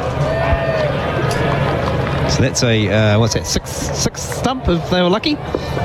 So Abbott will continue. 41 for 2. He's bowling to the right-handed Seifert, and Seifert's trying to heave it over square leg. It's called through by the left-handed Chapman, and Abbott collected it. And just for a moment there was panic stations because Seifert was flat-footed and his partner was almost right next to him. 42 for 2. Caught everyone by surprise, the call from Chapman. Didn't go far away from Seifert, who sometimes when you play a shot and you don't get it the way you want it, that's where your concentration goes. So it was a good run because it just gets a right-hand, left-hand combination going again. Slip in place for the left-handed Chapman. There's also third man up inside the circle. and then a very almost like a gully inside the gully catcher, and then third and a wideish third. Here's Abbott bowling to the left-handed Chapman. He's down the wicket and playing a lovely shot through extra cover, using his feet and just guiding it through, hitting it on the up and out to the boundary for 4. He's underway with 4, and New Zealand off to 46 for 2. That's a glorious shot. It really is, because it's never there to play. It wasn't that bad a delivery. He hit it on the up, on the charge, and picked his gap through extra cover with absolute precision. Top drawer. Chapman, the Golden Duck, succumbing to Ben Dorshus in the second over on Wednesday evening. But he's up and running here. The right arm medium fast of Abbott, and then Chapman's chipping down the ground. It's high in the air. Tim David. Oh, what a brilliant catch. Taking it, coming from all the way at mid-on, tracking backwards over his shoulder. And that is a wonderful catch from Tim David, and Mark Chapman is out. New Zealand 46 for 3. Just seen 2 classic pieces of cricket. One great shot from Mark Chapman and one excellent catch. Excellent catch from Tim David. He's a big man, had to make a lot of ground, had it over his left shoulder the whole time, and took it with absolute precision in the end. That's a ripper of a catch, and the Australians to a man have run down to him because they know the quality of that piece of work. So Chapman has had 2 misses in this series, in a crucial position at number 4, and New Zealand find themselves 3 down. 46 for 3 as Daryl Mitchell walks out into the centre to join Tim Seifert. And that is some catch from Tim David. I reckon there's more people here tonight than there was Wednesday. I think it's an excellent crowd, and thank goodness that the rain is finding every bit of wood that he can. Very good, Smithy. Has gone for the moment anyway, and let's just hope it stays away, because this crowd deserve with their patience to be rewarded by a decent game of cricket. New Zealand have had a handy enough start in terms of runs. They're going just over 9 runs and over, but they've lost 3 wickets now. Of course, this is Daryl Mitchell, who's a bit of a Mr. Fix-It. This is a terrific catch. He just got too much bottom hand on it, Mark Chapman, and at that point he became very, very nervous, and with every reason, because Tim David has taken an absolute screamer down there. They're not easy. Must have tracked at least 15, 20 metres from his fielding position at mid-on. So Daryl Mitchell's out there. There is a slip in place for the right-handed Mitchell. Abbott into him, and it plays and misses. Flies past the outside edge into the gloves of Carey, and Abbott is into his work.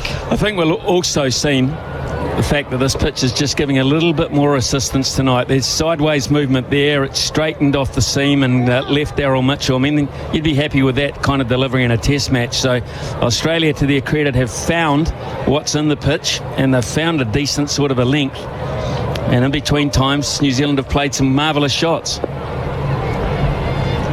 Abbott, last ball of his first over. It's been a good one. Here's Mitchell, hit up on the high on the thigh, and there is no run as Abbott comes through to collect. End of the over. That's the power play that's been completed. 46 runs scored by the New Zealand batsmen, 3 wickets taken by Australia.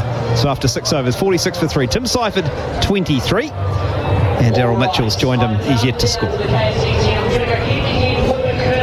What they need now is a partnership, New Zealand, because we've only had 6 overs, 14 overs to go, and we're down to Michael Bracewell next in an all-rounders role, and then Jimmy Neesham the same, and then very much the bowlers. So as they got a good partnership for the 4th wicket the other night, it has to happen again between these two. Tim Seifert has to realise that.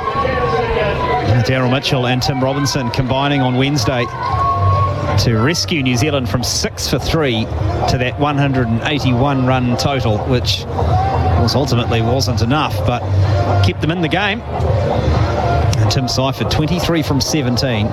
He has sent a couple over the rope. So Josh Hazlewood is going to bowl out 2 for 17 from his first 3. Australia sensing blood. Here is Seifert defending on the offside. Out to extra cover. Fielding's done by Travis Head. And there's no run. 46 for 3. And New Zealand have a decision to make here, whether they're going to actually have a crack at Hazlewood in his last over or bat him out and say, okay, tonight's your night. You've bowled a beautiful line and length. You are world class. And we can sacrifice and maybe get 4 or 5 runs off this over and not get you getting one of us out. That might be a good result in the end. Great spell of bowling this so far from the Australian fast bowler Hazlewood. He won't score this. They will. They'll take a single this time as it strikes. Seifert tries to work it on the onside. Doesn't get any bat on it. And they trot through for a leg bye. 47 for 3. And now you see the quality of a Josh Hazlewood, because the very best learn, and they learn very quickly. You know, they just make adjustments on the spot, and he's a world-renowned bowler, one of the very best Australia have ever produced. And he relishes this opportunity to play in any form of cricket for Australia at any time. And we see now why he's such a valuable man to the cause. He's almost a given. I say almost because of Scott Boland. Slip. Matt Short remains in place as Daryl Mitchell faces the right arm fast of Hazlewood, gives himself a little bit of room and hits him down the ground. 3 bounces into the boundary at long off. Daryl Mitchell off the mark with a big barrel boundary, bigger range, bigger deals. Australia bowled well, but Mitchell that time taking the New Zealand score to 51 for 3 on the Harvey Norman scoreboard. Of all players New Zealand have produced in the last few years, Daryl Mitchell's the best at hitting down the ground. That's his automatic target zone to hit straight. And it's a great target zone as a batsman to have, hitting down the ground straight. Over the bowler's head or past the bowler is always a great area to hit. He's been one of the very best at that, and he came out and hit when New Zealand with 6 for 3 the other night, so why not? Taking the attack to the Australians. Here's Hazlewood bowling to Mitchell, this time opening the face, guiding it down to third man. Fielding is done down there, and they take 1. Mitchell 5, New Zealand to 52 for 3. So still we're about finding answers to questions about a World Cup squad, and these games are so vital for that regard. I think Daryl Mitchell's pretty ensconced in any side that New Zealand are looking at. Around him though, Mark Chapman hasn't done himself a lot of favours, and that brings people to start talk about Kane Williamson again in that top order role. Seifert waits for Hazlewood, gives himself some room and hits this one over extra cover. There is a fielder at deep point, but that's far too much in front of square on that offside, and it flies out to the boundary. A big barrel boundary for Tim Seifert. He is 27, New Zealand 56 for 3. And for the balance of the side, you're either looking at a Tim Seifert or a Devon Conway to wear the gloves. At the moment anyway. And Seifert's doing himself some favours here. I wouldn't say the tidiest night the other night with the gloves. I'll be interested to see how he goes tonight. But certainly the bat is talking. 27 from 20 as he waits for Josh Hazlewood. And slower this time from the right arm, quick for Australia. Played into the offside, and that ends a very good spell from Josh Hazlewood. He bowled 4 overs on the bounce at the top. 2 for 26. And New Zealand after 7, 56 for 3. The more I see about Australian cricket, and the more I look at their Big Bash competition and the number of players that come out of it and make Australian sides, the more I'm pushing for a New Zealand side to go into the Big Bash, a New Zealand pick side to go into the Big Bash. It can't do the players any harm to be playing against this quality in a competition of that nature.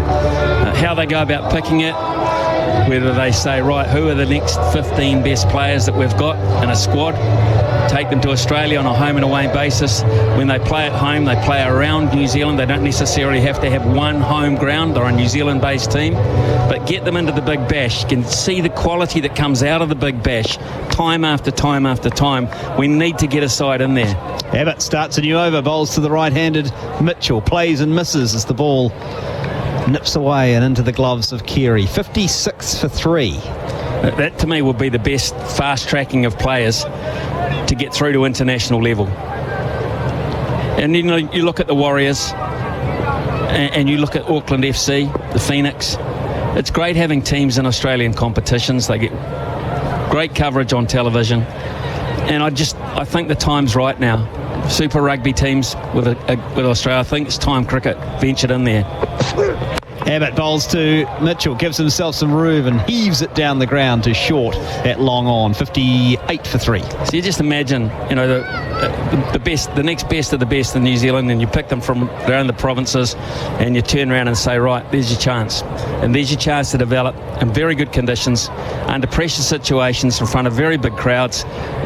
You're going to grow up very quickly. You're going to be found out very quickly, but you're going to grow up and mature as players very quickly as well. So I'm very, very supportive now. In the past, I've wondered what Australia would get out of it.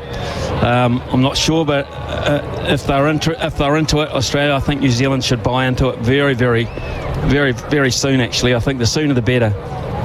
Abbott continuing in the 8th over. Bowls to Seifel, hits down the ground. There's a player down at long on, but it's gone over his head. Matt Short's a big man down there at long on, but Seifert got a decent piece of it and picks up the maximum, a big barrel boundary, 63 for 3 New Zealand. Case in point, who's at the crease? Tim Seifert. Does he play in the Big Bash? Yes, he does. And now we see his progression through against players he plays against on a regular basis, turning into the dangerous player that he's starting to become for New Zealand. Case in point, Tim Seifert. 33 from 22 deliveries.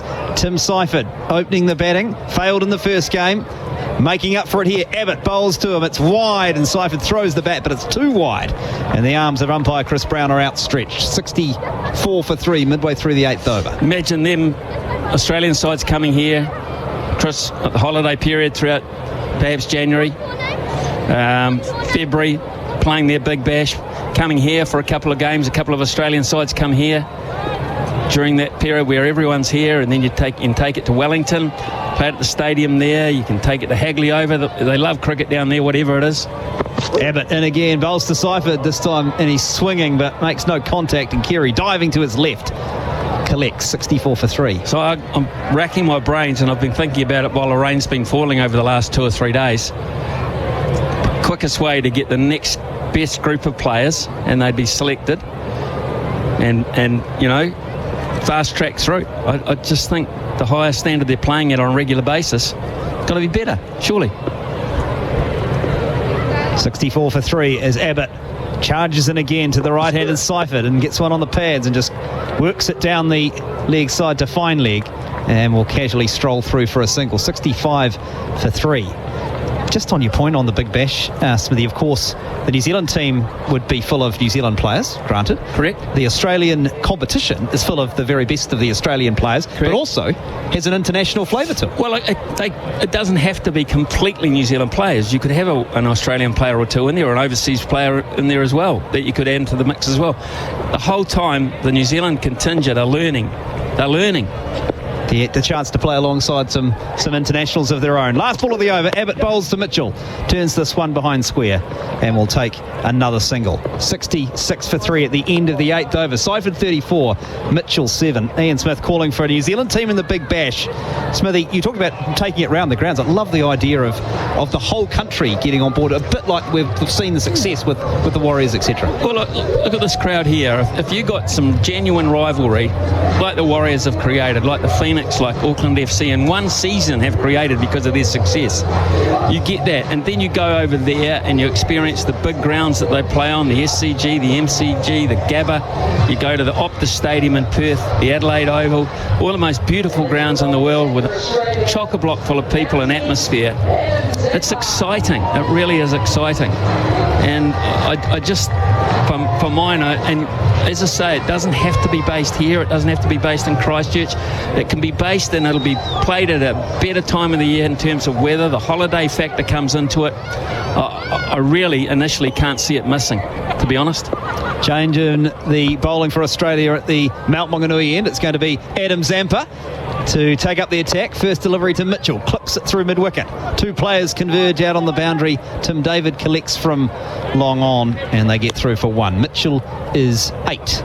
New Zealand 67 for 3. I can't think of a fringe New Zealand cricketer or a player that's tasted success not wanting to be part of it. I really can't. I can't see any cricketer not being wanted to be challenged by playing in a competition which has developed to a high nature that the way it has, and produces players. It just continues to produce players. Zampa over the wicket to the right-handed. Seifert plays this one just outside the block. They don't take the single. 67 for 3. You touched on the players, Smithy, on the Australian side. Give us some names. Okay, Matt Short comes out of there initially. Stoinis is a regular there. Mitch Owen's another one. Bartlett, Abbott. Zampa's a regular. They've all made their name to a degree in the Big Bash. Exactly. Zampa into Seifert, goes back and tries to swap this one through mid-wicket. Player on the boundary will collect. That is said Matt Short. 68 for 3. Josh Philippe, who's come in here as a replacement. Josh Inglis. The endorsers who we've seen already in this series. Matt Kuhneman. They're all products. All of them. They're all products of BBL cricket, and they've been successful at that level. They make the next step up.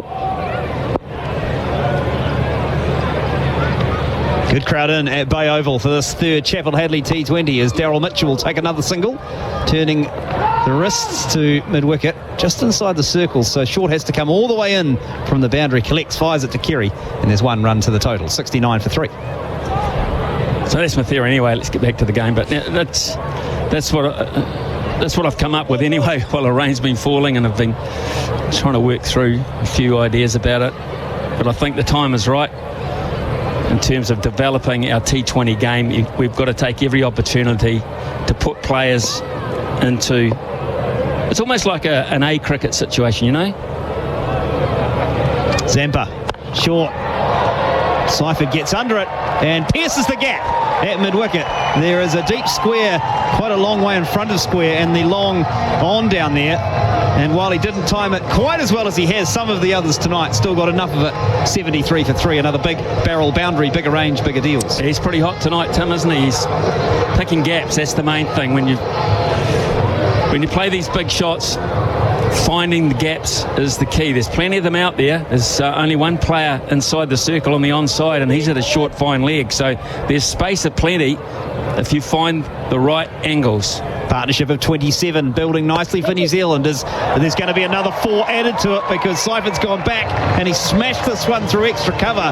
Player inside the circle, Stoinis, couldn't get his hand down in time, and that's back-to-back big barrel boundaries, bigger range, bigger deals. 9 overs bowled here at the Bay Oval in Mount Maunganui. 77 for 3. Seifert 43, Mitchell 9, and Adam Zampa's first over, Ian Smith, cost him 11. Yeah, it did. So that puts him under immediate pressure, and spinners don't like that. They like to be able to get away with some cheap delivery, some cheap overs initially. To go for 11 puts pressure on him, and Tim Seifert has dealt to him in that regard, and that really just takes the heat off New Zealand momentarily. They've got their run rate approaching 9 runs per over, which is handy. They're going to have to get over 200 tonight. We know that 180 wasn't anywhere near enough the other night, so 200 plus has got to be on the cards. 220 maybe as a bare minimum. This is a very strong Australian batting lineup. Adam Zampa was one of the impressive bowlers for Australia in terms of slowing that rate when New Zealand were trying to kick on. Marcus Stoinis into the attack from the Papamoa Hills end. He's bowling to the right-handed Daryl Mitchell, and he's nicked out first delivery. It was full. Mitchell tried to heave it down the ground, caught a thick outside edge, taken comfortably by Kerry, and Daryl Mitchell has been caught at the wicket for 9 at 77 for 4. When normally Daryl Mitchell hits it just a tad straighter than this. This he's looking to hit over wide mid-on.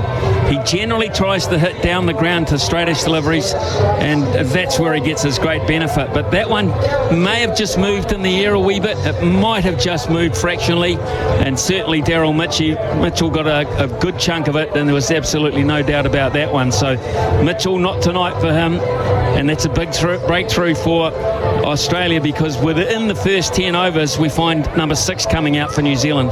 That will be Michael Brace. We'll take a short break here on Sport Nation. New Zealand 77 for 4 in the 10th over. They were asked to bat first in this third and final Chappell-Hadlee T20 International. When it comes to New Zealand sports turf, nobody knows it better than PGG Wrights and Turf. They've been in the industry for over 40 years, proudly supplying customers right across the country. From stadiums to golf courses, bowling greens to landscaping, even through to revegetation and erosion control, their highly skilled team are well equipped in every aspect of the turf and environmental markets. So, for your next turf project, talk to New Zealand's experts. PGGWrightsandTurf.com. Diving catch inside the ring. What a catch! You're listening to live coverage of the Black Caps on Sport Nation.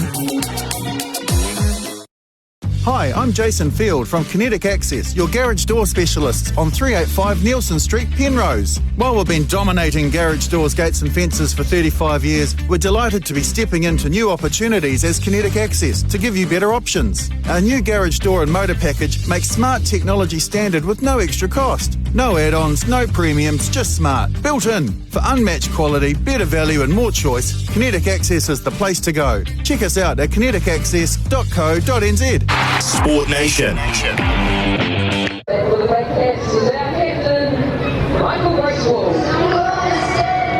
77 for 4 at Bay Oval in Mount Maunganui.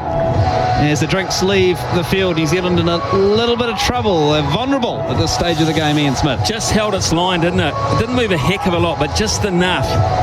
So it didn't hit the middle of the bat and it hit the edge of the bat. So it was nicely bowled because it was a good length as well. Not quick, nothing quick about it from Stoinis, but it was just a nice line and length, and Daryl Mitchell played slightly across the line. Probably sitting in there saying that was there to hit. Should I hit it just a fraction straighter, because that is my area. So Bracewell out in the middle in the 10th over. He's out there with Seifert, and Stoinis is bowling to the left-hander, and he's defending the first ball to Gully, won't score. And that puts so much now on Tim Seifert, doesn't it? 43 from 28. He's looked really good tonight, but he can't be left alone, and he really can't get out either. It just left, didn't it? Just left about an inch or so in terms of off the pitch. So it just shows that there is a bit in it, as we talked about or prophesied. I didn't think there would be this much in it for this long, but it's still doing a little bit, which will encourage New Zealand if they can get a really good score. Stoinis into Bracewell, who's down the wicket, trying to heave the ball down the ground and misses through to Carey. 77 for 4. So quite clearly, I mean, it's just an attitudinal thing from New Zealand. We either get enough or we don't, but we don't sort of poke around wondering and if we could have done more. So, you know, even that second delivery that Bracewell faces down the pitch, here's down the pitch, tries to hit it out of the ground. So it's bold, entertaining. You can't be accused of not trying to entertain what's a very good crowd here at Bay Oval. They have had to be patient, and it's being rewarded now. Here's Stoinis. Right arm to Bracewell. Tries to work it on the onside and doesn't get any bat on it. Stoinis runs through and collects. So 4 deliveries now for Stoinis, and a wicket and 3 dots. So starting to build pressure here, and Seifert's just gone down to his captain and said, don't worry, it's all good, I can make that up next over if I get hold of it again. Can't afford to get out, because then in comes Jimmy Neesham, and that's the last of the real quality hitters. Henry, Sears, Sodhi, Duffy to follow. Stoinis, 4 dot balls to start, including a wicket. Bowling to Bracewell, playing this one off his pads onto the onside, won't score again as Tim David cuts it off. It's still 77 for 4. Well, Daniel McHardy is like wisdom at the back of the box here, and he's going through his laptop right now, and he's got Neil Wagner helping him because they're coming in shortly. When was the last time we saw a wicket maiden? A wicket maiden in a T20 international. Wait for Mr. Wisden at the back of the box to come up with the answer. Wisden, not wisdom. Last ball, here's Stoinis. Can he achieve it? He bowls to Bracewell, he pulls it to David, and he will get the maiden over, and he applauses, does Marcus Stoinis. A wicket maiden in the 10th over, and after 10, New Zealand batting first here at Bay Oval. 77 for 4. Tim Seifert's 43. Bracewell is yet to score. We'll take a short break on Sport Nation. When we come back, Neil Wagner will be with me in the box. Go Harvey Norman for huge deals on big screen TVs. The biggest brands, best range, latest technology, and screens up to a massive 100 inches. Huge TV deals at Harvey Norman now. The action's better on the big screen. Score massive courtside savings at Chemist Warehouse. Save $5 on the Durkos anti-dandruff shampoo range, 200ml, now just $28.89 each. And save $9 on Schick Silk Hydro Deluxe Care Kit 2, only $12.99. Chemist Warehouse, great savings every day. Adam Zampa continuing, bowling the 11th over as Seifert tries to force this one square. Behind point is Marsh, no run, 77 for 4. Wags, how are you? I'm good. I'm anxious, but I'm hanging in there. Smithy has put me right under the pump with that question, but my answer is Marcus Stoinis. Very good. Zampa bowls to Seifert, who plays the slog sweep behind square. In fact, he's gone just in front of square on the leg side, cut off by Matt Short, and Seifert takes one. He's 44 from 30, and in the 11th over, New Zealand 78 for 4. Gee, they must have been paying good money. Marcus Stoinis taking a wicket, maiden, bowling from the tougher end of the ground. I wouldn't have picked that today, that's for sure. Got the wicket of Daryl Mitchell in the previous over. If you're just joining us, Mitch Marsh won the toss, elected to field first, and New Zealand 78 for 4 at the halfway stage, with Michael Bracewell yet to score. Waits for Zampa. It's a short one, goes back and no timing. He's hit it down towards a wideish long on, and they've taken 1 and 1 only. 79 for 4. I think it was a battle within the battle with Joel Mitchell and Marcus Stoinis. They grew up together in Perth. I think they played a lot of cricket with and against each other, and definitely looked like he wanted to send it to the moon and have some bragging rights with an old mate. Zampa into his second over. He's gone for 13 so far. Bowls a bit fuller and allows Seifert to swing and swing hard. But Tim David moving to his left at long on cuts it off. 80 for 4. Seifert to 45. He's looked very good tonight, Seifert, and it's been a pity that wicket's been just falling around him. Just need someone to just build a bit of a partnership. Just keep feeding him the strike. Keep ticking it over. Michael Bracewell here has to play a captain's knock. Just keep feeding Seifert the strike. Keep getting ones. Let the guys in. Take it further. Zampa bowls to Bracewell, a little fuller, and again he's slightly in two minds about whether to go through with the shot, and in the end went through but missed it into the gloves of Kerry. It's well bowled by Zampa. Very clever of changing his pace. Bowl a lot of wrong ones here to the left-hander, who knows he's very strong on his leg side.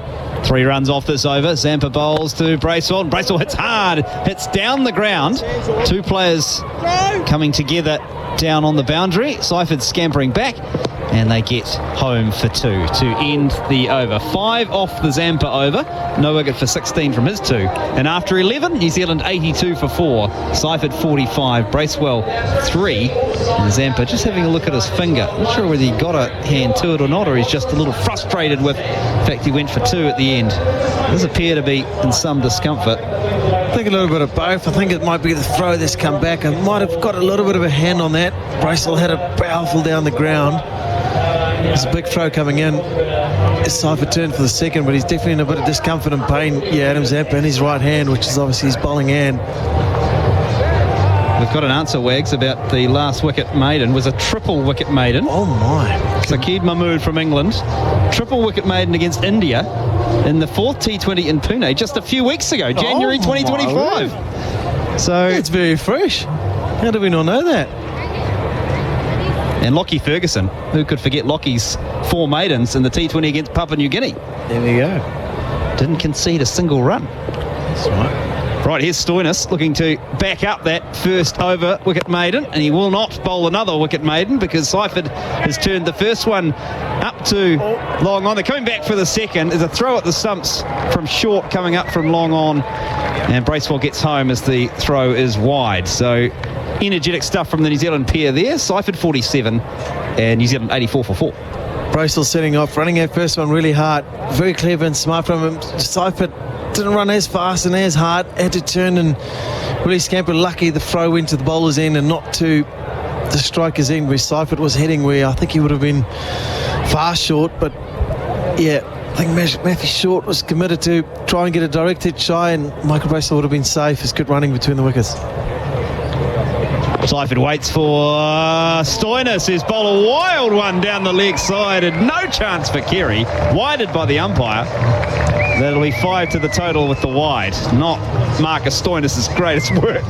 No, Seifert giving himself a lot of room to the leg side, trying to free his arms and get some width, and Stoinis tried to follow him, just went a little bit too far, and Seifert sort of jumped back in and let it go down the leg side and went very far down the leg side and ended up being 5 very valuable wides, which is very handy for New Zealand at this stage, trying to build this partnership. Tim Seifert waits again for Stoinis. This one a bit straighter, turning again onto the onside, just to the left of the umpire. Square leg comes in off the fence, and it's 1 more to the total. Seifert 48, Bracewell 3, 90 for 4 New Zealand, 11.2 overs gone. Seifert just happy to tick that round the corner, take the one. Knows that he's got to obviously take some calculated risk here. Still got to be the aggressor, still looking to score, but he's going to have to really pick his boundaries and pick his shots well. He can't afford to lose another wicket here. Need to try and just tick around, build this partnership with Bracewell here to be able to go large in the back end of this innings. Stoinis bowling now to Bracewell, and Bracewell swings hard, gets a top edge, flies over the top of Carey. Couple of bounces into the fence for 4. Not too many fielders down there. So a welcome boundary, big barrel boundary, bigger range, bigger deals for Michael Bracewell. And New Zealand move along, 95 for 3. Bit of fortune favour the brave. It's a strong shot from him. Michael Bracewell likes to go on the pull shot and backs himself, takes it on, gets a top edge, and clears Alex Carey comfortably and goes to the boundary 4, and again, much needed runs for New Zealand and puts pressure on Marcus Stoinis. Struggling in this over, Stoinis bowls to Bracewell. This time it's a dot as Bracewell plays it to the left of Stoinis, but he's able to move across and do his own fielding. 94 for 4 with a couple of balls left in this 12th over. Again, there's just a little bit of something in the surface. Stoinis just running in there, bowling almost like a fast cutter into the wicket, and you can just see it hold and sort of climb on Bracewell but leave the bat. You can just see it sort of gripped and did something there, so it definitely shows that there's some movement in the surface, which will be pleasing to see for New Zealand bowlers, and if we get a good score on the board here, it'll be really good for them. Stoinis into Bracewell, who really telegraphed where he was going to play that. He's actually played it really well, walked across and has lapped it round the corner. Fine leg is very, very wide, and so no chance to cut it off. Bracewell, second boundary in the over, and New Zealand on to 98 for 4. Very smart and clever for Bracewell. He saw Stoinis and Marsh moving square leg and the deepwood wicket a lot squarer, which means it creates this little gap behind fine leg to go down for the lap, get any sort of bat on it. This good outfield, you know, it's going to race away for 4. Bracewell up to 11 as Stoinis is into him again. He's down the wicket this time, Bracewell, and so Stoinis dug it in short, and he dug it in too short. 99 for 4 with a ball still to go in this 12th over. Bracewell on the charge, comes running down the wicket. Stoinis tried a slow ball bouncer, got hard and heavy into the wicket, rolling his fingers over top of it and well over the head of Michael Bracewell. Stoinis under pressure. Again, change of field now. Mid wicket goes out to deep mid wicket on the boundary. Fine leg now moves finer. 4 people out on the leg side field as third man comes into the inner ring. 2 4 wides, 1 4.4 wide from Marcus Stoinis in this 12th over. Bowls to Bracewell, plays it just behind point, but there's a fielder inside the circle, and so he ends with a dot. Marcus Stoinis' second over completed, figures of 1 for 17, and after 12, New Zealand are 99 for 4. Seifert 48, his top score, best against Australia, and Bracewell's on 11. They're running at 8.25. You're just joining us. Mitch Marsh won the toss and elected to field first. Delayed start to this third Chappell-Hadlee T20 International due to the weather in the Mount, but we still have a full 20 over a side game, which in the context of the weather we've had here today, Neil Wagner, that's pretty good. Very, very good, especially here, like I said, the weather today. It's been a strange day, sort of gave glimpses of summer, nice warm sunny conditions to very cold, windy, rainy conditions, all 4 seasons in one, which was not pleasant at times, but it's a beautiful evening now, great crowd, it's really full. Xavier Bartlett is picking up the attack from the Mount Maunganui end. Bowls to the right-handed Seifert, who plays extravagant-looking drive, and the ball just nips back between the bat and his body through to Keary. 99 for 4 at the start of this, the 13th over. Just a three-quarter sort of seam delivery. It's a seam, Jags back in. Just shows again that there's something in this wicket. There's definitely some movement, some bounce and some carry. So interesting bowler, Xavier Bartlett. It's only coming up on the radar about 127 kilometres per hour, but he just rushes you. It looks it's a bit quicker than what you think, and what the speed gun, I guess, suggests a little bit. But I was right about my prediction about that wind dying off at the moment. It's just nice and calm outside. Bartlett into Seifert, who walks across. He's going to be caught. He is caught. Travis Head. So he's walked across him, tried to play like a reverse lap, and it's just spooned up. And on the inner ring is Travis Head, what I'd call a conventional almost deep gully, and he gobbles the catch. And Tim Seifert's very good innings is over. He's been caught by Head off the bowling of Xavier Bartlett for 48, and New Zealand now 99 for 5 on the Harvey Norman scoreboard. Bit of a shame. It's a bit of cat and mouse. He just brought that third man player right up into the circle, pushed another guy out on the leg side, and Seifert taking a high risk option to try and reverse sweep, sort of reverse ramp him over that third man position. And a very good innings come to an end. Such a shame. He looked really strong in strong positions. Sort of didn't really need to play that sort of shot, but trying to take that positive, aggressive option, Seifert, and just didn't pay off in that moment. He struggled against Australia in his 12 previous matches. The high score of 43, just the 99 runs at 12, but then 48 tonight. Easily his best, and really pumps up the amount of runs he scored against them. But he's left New Zealand in a position of 99 for 5. 12.2 overs bowled as Jimmy Neesham comes out to the crease. In a tricky situation for Jimmy Neesham to come into. Of course, was only called in to the squad, Neil Wagner, with the injury to Rachin Ravindra. Yeah, I personally thought Jimmy should be in the squad anyway. I think looking in, towards going to India, having an all-round option and someone who's been there with the experience of Jimmy Neesham can be quite valuable. So a big moment for Jimmy Neesham in this game. More slip in place for Neesham, and he's playing late on this one. It's the pad, and it's taken on the bounce by Matt Short at slip, which has been put in there by Mitch Marsh. 99 for 5. Yeah, touch on Neesham. Pat's unlucky not to have been in the original squad for this series. Yeah, definitely. He's been in and out of the team for a number of years now, and obviously went to the freelance sort of stage as well, trying to chase a few T20 leagues, but it's also created opportunities for him and experience and travelling around the world and playing in different competitions. So he's a handy T20 all-rounder, and definitely can be handy in those conditions in India. Bartlett into Neesham, and Neesham this time forward and gets one jagging back. Again, through the inside part of the bat and into the gloves of Keary. 99 for 5, and a stiff examination early doors for Jimmy Neesham.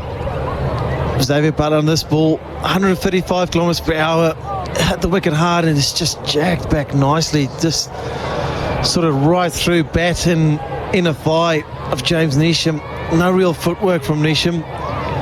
I think he's pretty surprised to have seen how much that ball sort of moved off the surface, which is encouraging signs for New Zealand bowlers to get a nice good score. There's something to bowl with on this wicket. Wicket and 3 dot balls so far from Xavier Bartlett. This time he's bowled one a little wider, and Neesham's tried to follow it. He hasn't been able to catch up with it. Bowling across the left-hander, and Keary takes it, and there's no addition to the score. 99 for 5, and Bartlett has the chance of another one of these wicket maidens. I was just about to say we can add another one to the list here if this is a dot, which is huge in the context of this game as well. So extremely good over from Xavier Bartlett, especially after his previous over has gone for about 14 or 15 runs, I think. So it's a very good comeback from him. Bowling from the Mount Maunganui end as Xavier Bartlett bowls to Neesham, and Neesham drives hard, and it's flowing down to Zampa fielding at third man on the bounce, and so the wicket maiden is avoided. Wicket and a run off the 13th over. The New Zealand 100 comes up in the 13th over. 100 for 5 with Neesham 1 and Bracewell on 11. It was about 2 metres away from being a double wicket maiden Thought he had a bit more legs, so Neesham getting away with that one. Just outside half, carried a long way down there. 2 left-handers at the crease now for New Zealand, so it's going to make it easier for Australia as Adam Zampa comes back into attack now, being able to use that longer boundary with the 2 left-handers. A very important partnership this for New Zealand to try and get just ticking away with 7 overs left to try and get to that 160, 170 sort of mark, give New Zealand something to bowl with the surface. It just looks like it still has a bit on offer and a bit of movement that's around in the air and off the surface. So Zampa swapped them. He's coming back in from the Papamoa Hills end. First delivery to the left-handed Neesham is a flatter delivery across the left-hander who tries to cut it and doesn't make any contact. Carey does the rest at 100 for 5 New Zealand. 10 fours and 4 sixes in this innings. Australia, though, just keeping the Black Caps on a tight leash here as Zampa bowls to Neesham, goes back, punches to square leg this time, takes 1. 101 for 5, Neesham is 2. Strong cut shot from Neesham for 1. Good to just try and keep ticking it. I'd love to know the stat of how many times Adam Zampa's got James Neesham out. I think it's very smart from Australia to get Adam Zampa on with Neesham in the moment. Bracewell, he's on 11, hasn't seen much strike in the last little while, gets a short one, tries to heave it over mid-wicket, doesn't time it. Tim David does the fielding, moving to his left at long on. 102 for 5, Bracewell 12. Sort of shorter drag down board of us, almost like a slider, but quicker, just rushes and skids onto Bracewell. Just gets the bottom of the toes. He tries to hit into the leg side, only managed to get it to long on for 1. Long on and deep mid-wicket, and a deep backward square out there for those catches. So he throws it up on the offside, driven nicely by Neesham. He will get 1. Matt Short's moved across from wide mid-off, and that is all they will get. 103 for 5. Full wide one. I don't know if it's the wrong one, trying to go away from the bat for Neesham, but a powerful drive and a very fortunate good hand from trying to make out who's in cover. Matt Short maybe a cover. Good hand. He saved 4 as he went in for 1, and Bracewell's back on strike. That might be Matt Kuhneman, who's out there in Jersey. He's got 50 on his back. It's his number. Here is the delivery from Zampa. It's hit down the ground and over the advertising hoardings from Michael Bracewell. Hit it straight. 2 players at long off and long on couldn't cut it off. And it's a big barrel boundary. Bigger range, bigger deals. New Zealand 109 for 5. Bracewell to 18.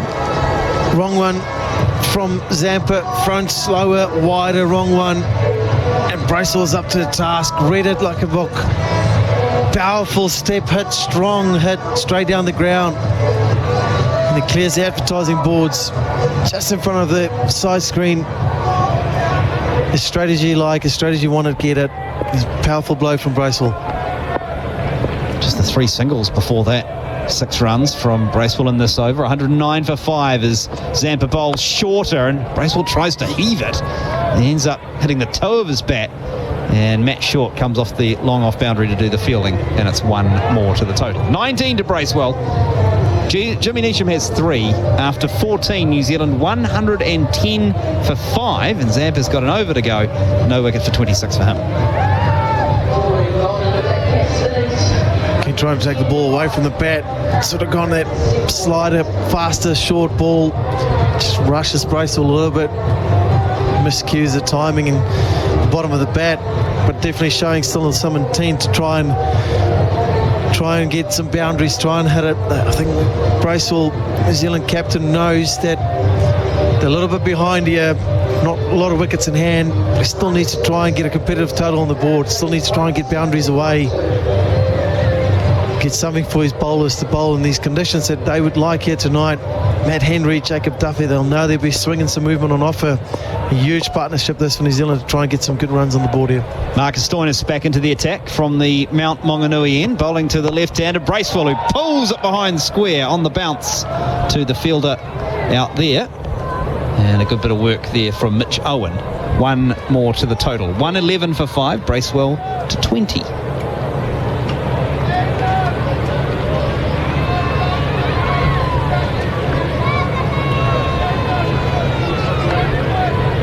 Good crowd in at Bay Oval. They have just been slowly coming in as the innings has gone on, once they realise perhaps, as I reach for the table to touch wood, that the rain may be staying away. I think I can see them out, Tom. In the dark. Good delivery from Stoinis across the left-handed Neesham. He didn't move his feet at all. Well, I'm looking out to the mount. I'm young. Well, am I younger than you? Maybe I'm not. I can't see anything apart from lights. You look long enough, you'll see it, mate. That's good. That's local eyes, isn't it? You've been staring at the mount too long, haven't you? No, take the kids out and stare at the mount in the dark. We're good now, mate. My weather prediction last night was spot on, and that wind has died off. The flags are pretty still.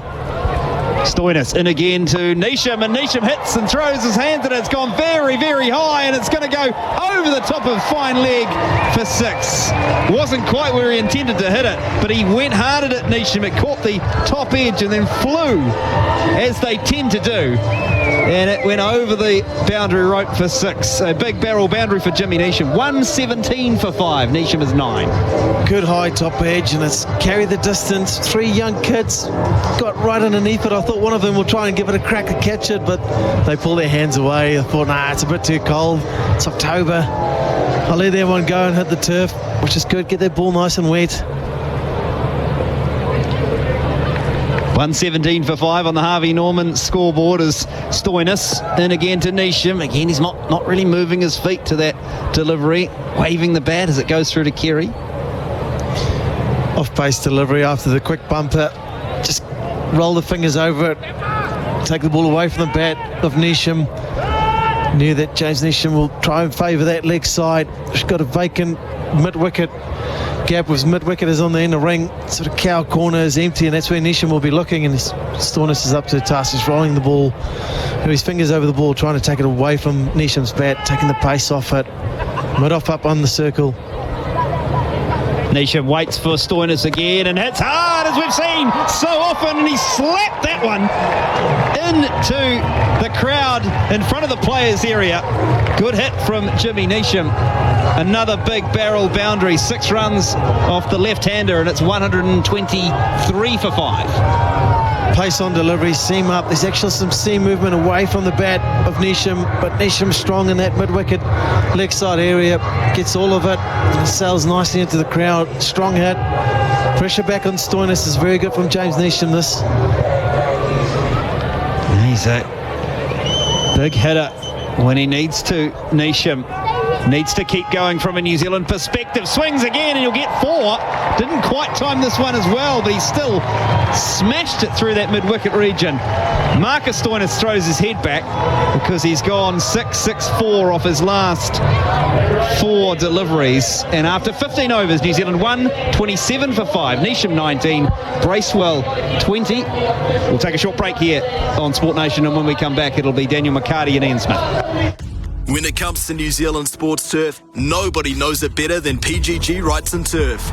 They've been in the industry for over 40 years, proudly supplying customers right across the country. From stadiums to golf courses, bowling greens to landscaping, even through to revegetation and erosion control, their highly skilled team are well equipped in every aspect of the turf and environmental markets. So, for your next turf project, talk to New Zealand's experts. PGGWrightsandTurf.com. Summer of cricket from Bay Oval here on Sports Nation, where New Zealand are 127 for the loss of 5. Bracewell 20 off 16, Neesham 19 off 12. Abbott into his 3rd over from around the wicket, powered off the back foot out towards point. There is a single, 128 for the loss of 5. Ian Smith rejoins our commentary position. Smith and New Zealand walking a fine line here. These two have got to take this a long way, don't they? Well, that's the nature of T20 cricket, isn't it? It's a bit of a hit and miss, it's a bit of a gamble, but yes, you're right. 8.44 is the run rate. Now that most people who are doing their maths at the moment will say that's around about 171. Well, it wasn't enough the other night, 180 was it? So they really have to do better than they're doing now, and this is quite a nice little partnership developing, but it has to continue because we're into the bowlers next. Matt Henry listed to come in next. Abbott Short approach, right arm quick. Full, clipped uppishly wide of mid-wicket. Around comes Long on. There is one. They think about coming back for a second. They do not. Neesham goes to 20. It's 129 for 5. Lefties, couple of lefties, powerful lefties too. The beast at one end, Michael Bracewell, and Jimmy, who can do anything, Neesham at the other end. I mean, he's just one of those value for money cricketers for me, because if it's Jimmy's night, we're all entertained. Yeah, that's very true. Struggled the first 5 or 6 balls, didn't hit too many of them, but he's got a few away. He's at the non-striker's end, and we know how dangerous Bracewell can be when he goes through the gears. Waits with that bat raised high, slower delivery outside of off-stump. Waits, leans back and clips out towards point for a single. 130 for the loss of 5. 180 is probably just a pass mark, isn't it? Well, I don't even know if it is a pass mark, but you know, the Australian batting will tell us later in the evening if it was a pass mark or not. But on the face of it, with the way they knocked them around the other night, probably not. So look, they've got to be adventurous, and really they're at the point now with 4 and a bit overs to go. They have to have a bit of luck, bit of bravery, and let's see that white thing fly. Yeah, but 1 for 18. He goes short down the leg side. That should be a wide. Finally is called by umpire Brown. That is the 8th wide bowled by Australia. 15 extras overall. 131 for the loss of 5 on the Harvey Norman scoreboard. News out of New Zealand cricket, Smithy. Left arm off spinning all-rounder Flora Devonshire has been ruled out of the ICC Women's Cricket World Cup with a hand injury. She only earned her maiden inclusion in the World Cup squad. Sustained a laceration on her left hand when fielding during training. Expected to take 2 to 3 weeks to heal. And Hannah Rowe, who's not a like-for-like replacement, right arm pace bowling all-rounder, comes into the side. 131 for the loss of 5. Here's Abbott, Fuller nipping back, getting inside edge, clipping the thigh pad as it goes to the keeper. No run. And the tournaments have become really, really important now. I mean, Australia playing tonight against Sri Lanka. I thought New Zealand played pretty well for the first 20 to 25 overs in the field. To have Australia 5 down, I thought that was good. And then out comes Gardner, who is a top draw player, isn't she? I mean, Australia are full of them. That's the problem. You know, that's probably as bad a start as they'll get in this tournament. Back over the wickets. Bracewell looking to scoop. He's hit in front. How is that? A second appeal from Abbott. Turned down. They will get, looking to the umpire, a run. Must have hit the bat. Yeah. 132 for 5. Question is what it hit first. If it was a little inside edge onto the pad, then that's a terrific decision by Chris Brown. It was very, very full. He shuffled across looking for the ramp down. And, well, if it hit the bat, that is. He's adjudged that it has hit the bat. Otherwise, it was pretty adjacent. About 2/3 to out middle if it hasn't hit the bat. No, have not seen closer look, so we'll just see Bracewell hitting powerfully, splitting the gap between mid-wicket and mid-on, but good fielding as you would expect from this brilliant outfielding side. Flicked back, and the throw right across top of the bails. The New Zealand accent to hurry, just get back for a second. The end of the over, 134 for the loss of 5. Neesham 21, Bracewell 24 on the Harvey Norman scoreboard. Go Harvey Norman for huge deals on big screen TVs. The biggest brands, best range, latest technology, and screens up to a massive 100 inches. Huge TV deals at Harvey Norman now. The action's better on the big screen. Get your bet on with TAB's Same Game Multi. Fast, easy multis now across more sporting codes and markets than ever before. Use team form and recent stats to back smarter bets. Still not sure? See what's trending with popular Same Game Multi.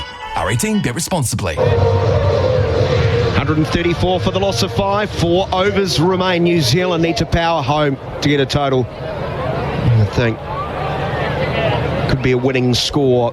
Much for Neesham to do. He swings mightily but misses, trying to launch it over long on, full and angled across him from Bartlett, who's starting his 4th and final over. That's the preferred option, isn't it? Umpires, he didn't hit it. It's one of the more plum LBWs I think I've ever seen on replay. Oh, Australia will feel mighty aggrieved. Is that on the big screen? It's not, they should. put it on repeat. Abbott will feel mighty aggrieved that Chris Brown gave that not out because he hit it. Third away up the stumps. Neesham powers to the onside. Can he beat deep square leg? He can, sliding. He may have got a fingertip to it, but can't keep it in. And a much needed boundary for New Zealand, and Jimmy Neesham, who's 25 off 17, a big barrel boundary, bigger range, bigger deals. Not a bad delivery, but bottom hand of Jimmy Neesham coming in there. And as we said, this is the preferred area for Jimmy Neesham. He hits it in front of square on the onside from around about wide mid-on round to that area. So you do well to protect that if you can. If you bowl straight, that's where Jimmy Neesham will look to hit you. 1 for 23, Bartlett. Third ball of his final over from over the wicket. Gets nice and close, drops it short, hit high to deep mid-wicket, scurrying in and taking the catch. And Neesham goes safe as houses, rushing in to take the catch. And the partnership is broken. New Zealand now 138 for the loss of 6. Neesham goes for 25 off 18. Yeah, well, that's the area, isn't it? We talked about it about one ball ago that he likes to hit. The difference was the length. The length that got too big for him was shorter. It came through round about chest height and building, and in the end he could not get the power or anything like the placement that he was looking for. So consistency from Australia in that regard. A nice running catch by Abbott in the deep made it look very easy indeed. Jimmy Neesham handy, 25 from 18. May not be enough though. Australia very much in front, you would still think. Conway gone without scoring. Robinson made 13, Chapman 4, Mitchell went for 9, then Seifert gone 48 off 35. At that stage it was 99 for the loss of 5. Tricky position there, but Neesham and Bracewell have taken a couple of steps to that decent score. Still a few to go. Matt Henry will back his striking ability. Then you're really into the tail, and right-hander on strike. Looks up from the Mount Maunganui end. Get the words out, man. Back of a length going past outside edge, no run. And that's the problem. You've got a guy who's a world-class bowler coming out the bat in T20 cricket with too much to do. So what he has to do now, he just simply has to feed Michael Bracewell. He has to just make sure that he can put in the offside. And Australia are up to that, because instead of having perimeter fielders on the perimeter inside the circle, they're all 5 yards in, 10 yards in, looking to stop a quick single to give Bracewell a strike. Bartlett. And again, nice and close to the stumps. Back of a length, trying to power it through the offside, hitting high on the bat, trickles up towards mid-off. They will get that run, 139 for 6. Bracewell back on strike, 1 ball remaining in the 17th. So now what Michael Bracewell has to do is he has to manufacture this. He has to dominate everything, and he has to set the tone, which means here he probably looks for one to get back on strike, just a single to get back on strike. It's a horrible situation for the captain in this regard, because he can't get out either, because we're just left with bowlers. And I say New Zealand are left just with bowlers to do 3 and a bit overs of very serious batting. Adjusting the field, 3 on the onside, long on mid-wicket and deep backward square. There's also shortish mid-wicket, 3 on the offside, 2 behind square. Bouncer, top edge on the pull, charging in, won't get there. Mitch Owen almost took a backward step first, so couldn't really accelerate enough to close the distance. A single, good result for New Zealand. Bracewell will be on strike, 17 gone, 140 for the loss of 6. And Bartlett, brilliant work, has 2 for 25 off his 4 overs. Smithy with 14 dot balls. He and Hazelwood, 31 dot balls combined. Yeah, too many, isn't it? Honestly, it is too many. But I think it's an indication too that Australia have learnt a little bit more about the surface. I think there's been more in the surface. They won a vital toss. I think New Zealand would have bowled quite well on this as well, Matt Henry in particular. It remains to be seen whether it will stay a little bit more bowler friendly in the second innings. That's the big question mark. New Zealand will need that to happen. You sense Bracewell targeting Zampa here. Easier said than done. From over the wicket, the leg spinner drops down his length wide of off stump, powered up towards long off, just a single. He'll take that shorts in quickly, 142 for 6. Now then, the strategy for Matt Henry, and he and Bracewell are having a chat now. What do we do? And Bracewell saying, I would imagine if you think you can hit it out of the ground, then you can, because Matt Henry can hit a long ball. He's no slug. He just doesn't have the opportunity to do it very often. Australia, for their part, are thinking we've got to keep Michael Bracewell away from the action as long as we can in these last 3 overs, and that's the biggest favour we can do ourselves. Last over for Zampa, 3.1 overs, none for 27. From over the wicket, the leg spinner will bowl to Henry, who comes down, hits inside out, slicing it into a gap, an extra cover, should get 2. And in fact, amble back for 2 as, speaking of ambling, Tim David, nonchalant, gets to the ball, powers the throw back. 2 more to the total, 1-4-3 for 6. Some aggression there, so obviously Bracewell said to Matt Henry, back yourself here. He used his feet to come down to Zampa. Because of the nature of the pitches and the newness of the pitch, it's probably not going to turn much, so you can back yourself to do that and not get done on the outside of the bat. But the fielders still, those perimeter fielders, are in pretty close, sensing that New Zealand might look to steal one here. Get Bracewell on strike. Past umpire Brown, Zampa goes wider of off stump, and while the left leg of Henry was outside of leg, so he had to reach for it. He missed and through to carry a dot ball. Smart bowling, he wants to hit it onside, so he's like, go fetch it from out there. 143 for 6 to remain. Zampa shorter this time, and it's clipped away neatly over mid-wicket, out towards Owen in the deep. Single, 144 for 6. Bracewell on strike now, 26 off 21 to him. Run rate 8.15. So that's around about 163, 164. If that's maintained, and it's very, very hard now for them to get it elevated above that. Bracewell waits, the left-hander hits it straight down towards long off, catching practice for short. Like shelling peas. Bracewell goes, and now it's right on the shoulders of the bowlers. Sears, Sodhi, Duffy and Henry have got to do something special. And Zampa went with the wrong one, Smithy. I've seen the replay. It was definitely a wrong one. You didn't call it? You didn't call it? No.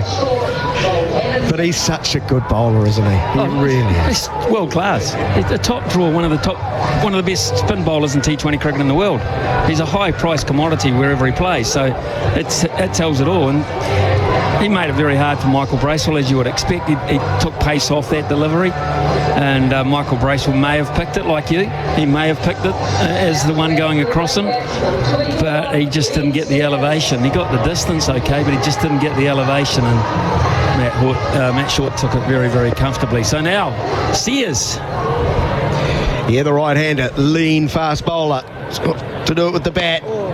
Comes forward, clips it to mid-wicket. There won't be a run. A dot ball ends another very, very good day at the office. The bowling crease for Adam Zampa, 1 for 30 off 4 overs. His last over just went for 3 runs, and he picked up a wicket. A New Zealand scorecard looking a little sorry now at 144 for the loss of 7 on the Harvey Norman scoreboard. Harvey Norman TV deals. Great crowd. I said it before, I'll say it again, because I think it's grown, if anything.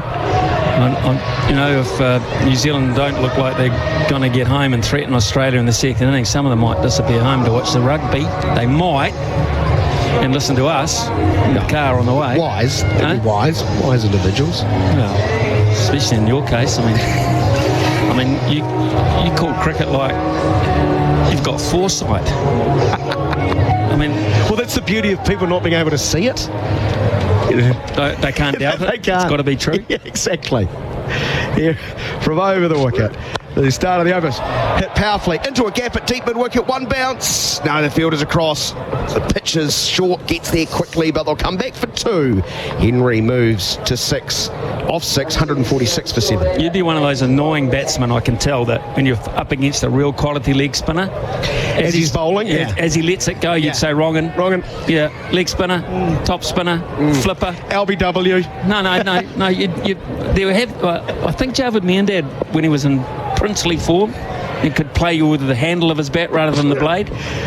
Charging down the wicket, trying to hit the ball over extra cover is Henry. Goes past the outside edge through to Kerry. He was known to giggle a wee bit as he came at spinners. Well, you spent a bit of time watching his great work. Way too much. Way too much. Got to know his right hip very well as I kept looking at it for days on end. But what are you doing back there, Smithy? You should know by now. There's no point in you being there. Yeah. Go and field out somewhere out in the deep. No, he was brilliant. He was, wasn't he? Short, hit high, towering straight to mid-wicket. Coming in to take the catch is Stoinis. New Zealand's 8th wicket falls, 146 for the loss of 8. And the last lofty hitter, you would say, Henry departs for 6. Yeah, well, we sort of forecast that this would happen, that too much having to be done. Bowlers should not be batting this much in T20 cricket. Their job is to get wickets at the top end and do a good job of containment with the ball. It's certainly not to be batting at a crucial stage of an innings and trying to get a run rate up and a total up around 200 from this point. So it's always tough. It really is. So 146 for 8. We've got 9 legitimate deliveries to go. Even if every one of those went to the boundary, New Zealand's still only going to end up with around about 185, 190. So, and that's asking a lot of these Sodhi and Sears from here. If you look at the anatomy of this innings, some great bowling up top from Hazelwood. Get Robinson, brilliant catch from Tim David, it was running back. But that Stoinis over is proving to be quite a big one, isn't it? The way Seifert was going at the other end, did Darryl Mitchell need to play that stroke? We can ponder that. Eyes back in the middle. Here's a plan a miss as Sodhi trying to drive the ball down the ground, misses it through to the keeper. And let's just pay tribute to Ish Sodhi regardless. I mean, he has played the most games of T20 international cricket for New Zealand. Now, that should be lauded. And boy, has he had to be patient over the years, has he not, Ish Sodhi? He's been around the scene as long as some commentators, to be honest, and he has just continually woken up. Hits it straight back over the bowler's head. Chance for a catch. Oh my lord, it was in and it was out. Mitch Marsh thought he had it full stretch, Smithy. What, half an inch off the grass, and I think his hands just seen the ball bobble out as it hits. He's got big mitts too, I can tell you. And this would have been some catch, wouldn't it? Ish Sodhi would have regarded himself as being desperately unlucky. Oh, it's in there. It was in there. It was in between the thumb and the forefinger. And it just stuck there and then it slipped out. Needed a webbing, didn't he? Bowled. Yorker tried to scoop his Sears. He could not. Timber is smashed. 147 for the loss of 9, and New Zealand's innings folding quite quickly. That's the end of the 19th. Sears thumps his thigh pad as he wanders off. Don't worry, Ben. And Smithy said, not really your job. No, just get off and get ready to bowl and get 2 or 3 wickets at the top of the order, and you'll have done your job for the night, Ben. Just getting back to Ish Sodhi. A brilliant achievement, because it must have been over the years so soul-destroying to be part of a squad and tour situations, can do the work and the nets and whatever, and every morning wake up know that they're not going to pick you to play in the game. And a lot of players with less constitution would have said enough's enough. You know, I've got to be something else I can do. But Ish Sodhi, to his credit, continues to turn up. He must have bowled 4 million deliveries in the nets over the years, and out in the middle in preparation, and not being given the opportunity. So regardless of tonight's performance, and I think we just take our hat off for Ish Sodhi and his achievement. Well said. He's also a good example of... He's a good bloke. But yeah, thoroughly good bloke. 20 years since the first T20 International. I don't think we would have imagined back in those days how influential spinners are in this form of the game. Here is Stoinis, the last over, ball nipping back off the seam as Sodhi tries to launch to the onside. He swings, he misses, it remains 147 for 9. No, it's true. And, you know, they had to make sure that they brought spin into it, so they made the pitches drier. You know, it's a batter's game, to be honest. Tonight it's proved to be bowling dominant so far, but generally speaking it's a batter's game, and bowlers relish the opportunity when they can get some dominance and restrict a side and bowl them out. Stoinis is 1 for 34, his 4th and final, includes a wicket maiden. Here's Sodhi hitting high over deep square leg, have some of that! Almost almost onto the roof of the main pavilion. Glorious. 150 up, 153 for 9. That is a shot, that, because I think Stoinis took a bit of pace off that, just held it back a wee bit, knowing that he would probably go I think he bowled it from the end of his fingertips, which meant it just came out a little bit slower. And Sodhi just absolutely nailed it 30 yards over the back into the terraces in front of them. The New Zealand dressing room, actually, they'll be buoyed by that. Another 4 of those will be handy. Big barrel boundary, bigger range, bigger deals. Sodhi to 7 off 4. The run rate 7.91. The 8th 6 of the innings. Stoinis from over the wicket goes shorter this time. Swing and a miss. That was pace on. That zipped on through to the keeper. No run. One for the over. The one that came through not above head height. So nice reply from Stoinis, as you would imagine. 12 fours and 8 sixes New Zealand have hit in this innings so far, but they've lost 9 wickets, so there's 9 deliveries that they missed out on, plus, as you say, the dot balls that have built up. Stoinis has bowled 12, Abbott 11. It's very impressive from their collective seamer group, who've probably bowled a little bit shorter using the surface. This one's hit from wide of off stump, uppishly through cover for a single. That was very slow out of the hand of Stoinis for a single. 154 for 9. They're a good unit, aren't they, though, Australia? Let's be fair. I sort of harped on a wee bit before. They've got a great breeding ground. Big Bash League is a terrific breeding ground for these players to come through. They play at a high standard, and that's why I'm pushing, raising the idea of New Zealand getting amongst it. Fuller driven up towards extra cover. They'll run with the stroke. The throw comes in from David. It misses. It would have been interesting. Duffy's off the mark. Should mention he's the new batsman. Sloppy from me. 155 for 9. I think I'm with you, Smith. I think the time is now. Time right now. Yeah. In the next 12 months, get in there and introduce it. And boy, how exciting it would be too for the next level of players. He was long gone, wasn't he? Duffy there, he just run out by a mile. But the time is right. How exciting too to get onto those Australian atmospheres, those big grounds over there, and test yourself. And then it's a great breeding ground. I mean, we went through this team sheet before. I mean, half of the Australian team sheet are BBL achievers. Exactly. And this is going to make up the vast majority of their World Cup squad. Into the pads of Sodhi's clipped it away handsomely on the bounce to deep backward square. They got 1. Oh, there's a right mix-up. No. Duffy set off. Duff, man, get back, says Sodhi. That is the end of the innings. New Zealand finished with an underwhelming 156 for the loss of 9. But you've just got to acknowledge class when you see it. This Australian bowling attack led by Josh Hazlewood at the top end, Smith. Just so good. Seifert top scoring with 48 of 35. Bracewell and Neesham, an important little mini partnership as New Zealand were teetering at 99 for the loss of 5. But it feels, wow, prior to the innings, I think we all felt 200 is what you need to beat Australia, but is the surface? The surface is a little bit more sporting than it was the first night, and that's because of the fact that the covers have been on. I think it's quite an important toss to win. I will say that. I think New Zealand probably in the early stages might have bowled quite well on this and put some pressure on Australia. We'll see. I think the new ball will still do a bit in the second innings, and I think it'll be interesting to bowl on. The question is, I mean, they're not going to restrict Australia. They have to bowl them out. To win this game, they're going to have to bowl them out for 156 or less, or 155 or less. So, and that's not a huge asking rate. It's under 8 and over.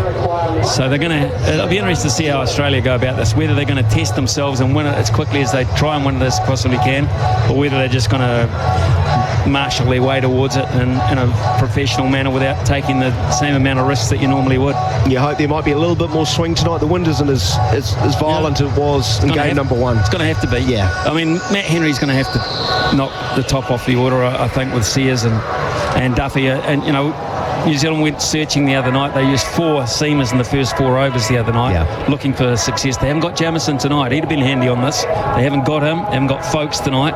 So we'll just see if the combination they've got can make breakthroughs early on, because Australia bat deep. Yeah, New Zealand had a preconception how they're going to bowl those first 4 overs today. Australia just adjusted. Josh Hazelwood at the top. Here you go, young man. You just keep bowling. Yeah. He bowled 4 straight, and then he basically, there was a great shot of him walking off over there very nonchalantly with his hands in his pockets. Another job done. And he would not be expecting to have a bat here tonight. So, look, there were promising signs from Seifert, to be honest. I thought Bracewell batted quite well as well.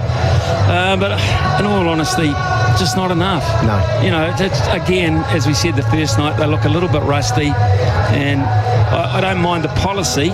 It's all guns blazing by the look of it. And whether that's the Rob Walder theory, is that every time we play, we just go all guns blazing.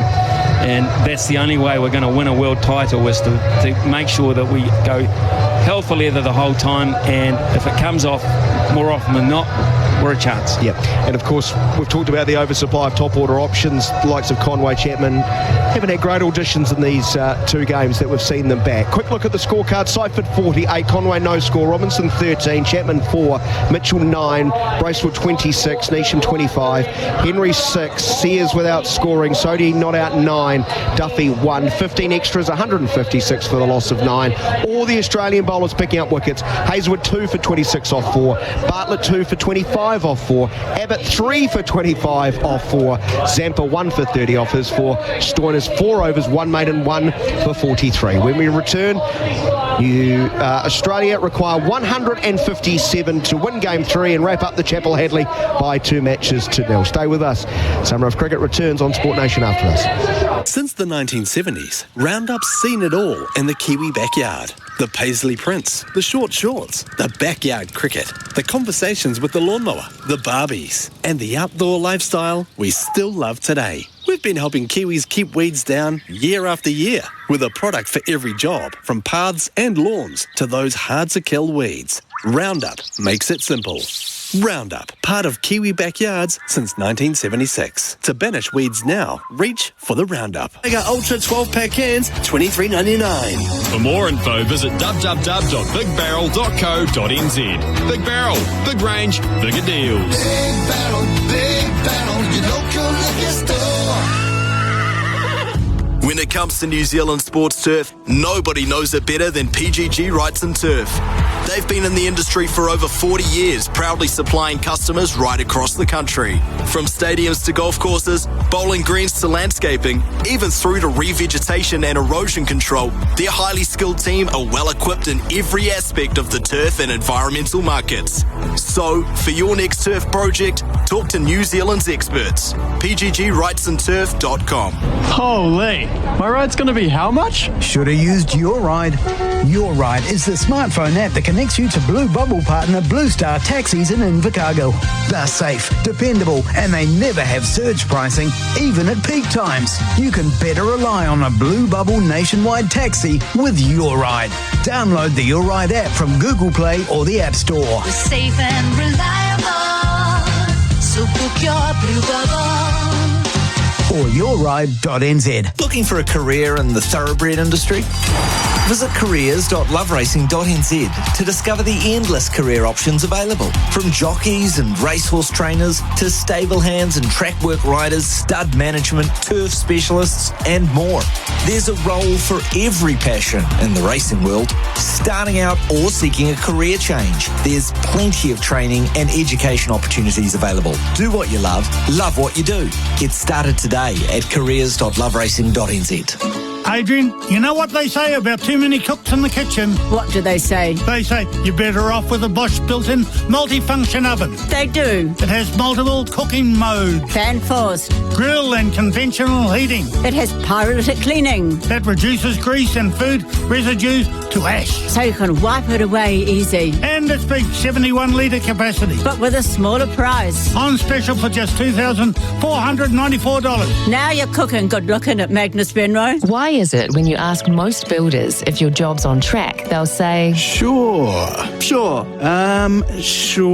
But how can you be sure their shore is as sure as your shore? Easy. Don't just be sure, be guaranteed with a fixed price and an ironclad completion date from Generation Homes. A Generation Homes property isn't just a comfortable, stylish place to live, It's built to a fixed timeline and fixed price. Generation Homes, making building easy. Generation.co.nz. South Island, are you ready? The Outdoor Expo is back, bigger, better and packed with adventure. Over 200 top brands all in one place. Camping gear, 4x4 must-haves, boats, bikes, caravans, barbecues and yes, even gear for your dog. Whether you're chasing thrills, planning family fun or just love the outdoors, this is the event for you. Lock it in October 4th and 5th, Canterbury Agricultural Park. The Outdoor Expo, where adventure begins. Don't just hear about it, be there. Visit outdoorexpo.co.nz. Those in the know already know about Saddlery Warehouse Cambridge. I love using Saddlery Warehouse. Great service, great people, very easy to deal with, and they deliver it straight to my door, which is even better. Up your game with quality personalised products you won't get anywhere else. That's why jockeys, trainers and track workers all know to call 0800 4 Racing. Saddlery Warehouse Cambridge, gearing you up for success. 0800 4 Racing. It's 6 more to Mitchell. Welcome back to the Summer of Cricket on Sport Nation. You're listening to live ball-by-ball commentary. This is the Black Caps against Australia, the 2020 series for the Chappell-Hadlee Trophy on Sport Nation. Welcome back to Bay Oval. It is the third Chappell-Hadlee T20 International. Australia have been set 157 to claim a 2-0 series win after Game 2 was washed out. It's a light show at Bay Oval in the innings break. The fans lapping up the entertainment as the Australians get set to begin the chase for 157. The New Zealand innings anchored by Tim Seifert, 48 from 35, 5 fours, 3 sixes. He was the top scorer by some distance. Michael Braithwaite, 26, James Neesham, 25. The other major contributors, Sean Abbott, 3 for 25, the best of the Australian bowlers wicket-wise, but everybody took a wicket. It was a good team effort for the Australians. So 157. Neil Wagner is alongside me, and well, Wags, on the run side of things, 156 doesn't sound like enough, but, and there always is a but, because both teams have got to bat on the surface, both teams have got to bowl on the surface, and if New Zealand can make some inroads early, then at least they would create a little bit of doubt in that Australian dressing room. Yeah, very. Runs on the board. It's not a final, which means Australia don't have that much pressure on them. But yeah, the difference to Game 1, where it was really windy, gusty, tough bowling conditions, seamers going at 10 runs and over and more. All the seamers tonight went in 6s and under. There's seam movement on offer, there's swing on offer. There's something for the bowlers to bowl to. 156, yeah, it's not the ideal score. But they'll look at it, the Black Caps, there's runs on the board, we've got something to throw at us, let's throw a punch. Australia's going to come out hard, they're going to come out swinging. You take wickets up top, put pressure on them, hopefully see Matt Henry start with a slip and aggressive nature in place and start really well, and the fielders backing him up from the start.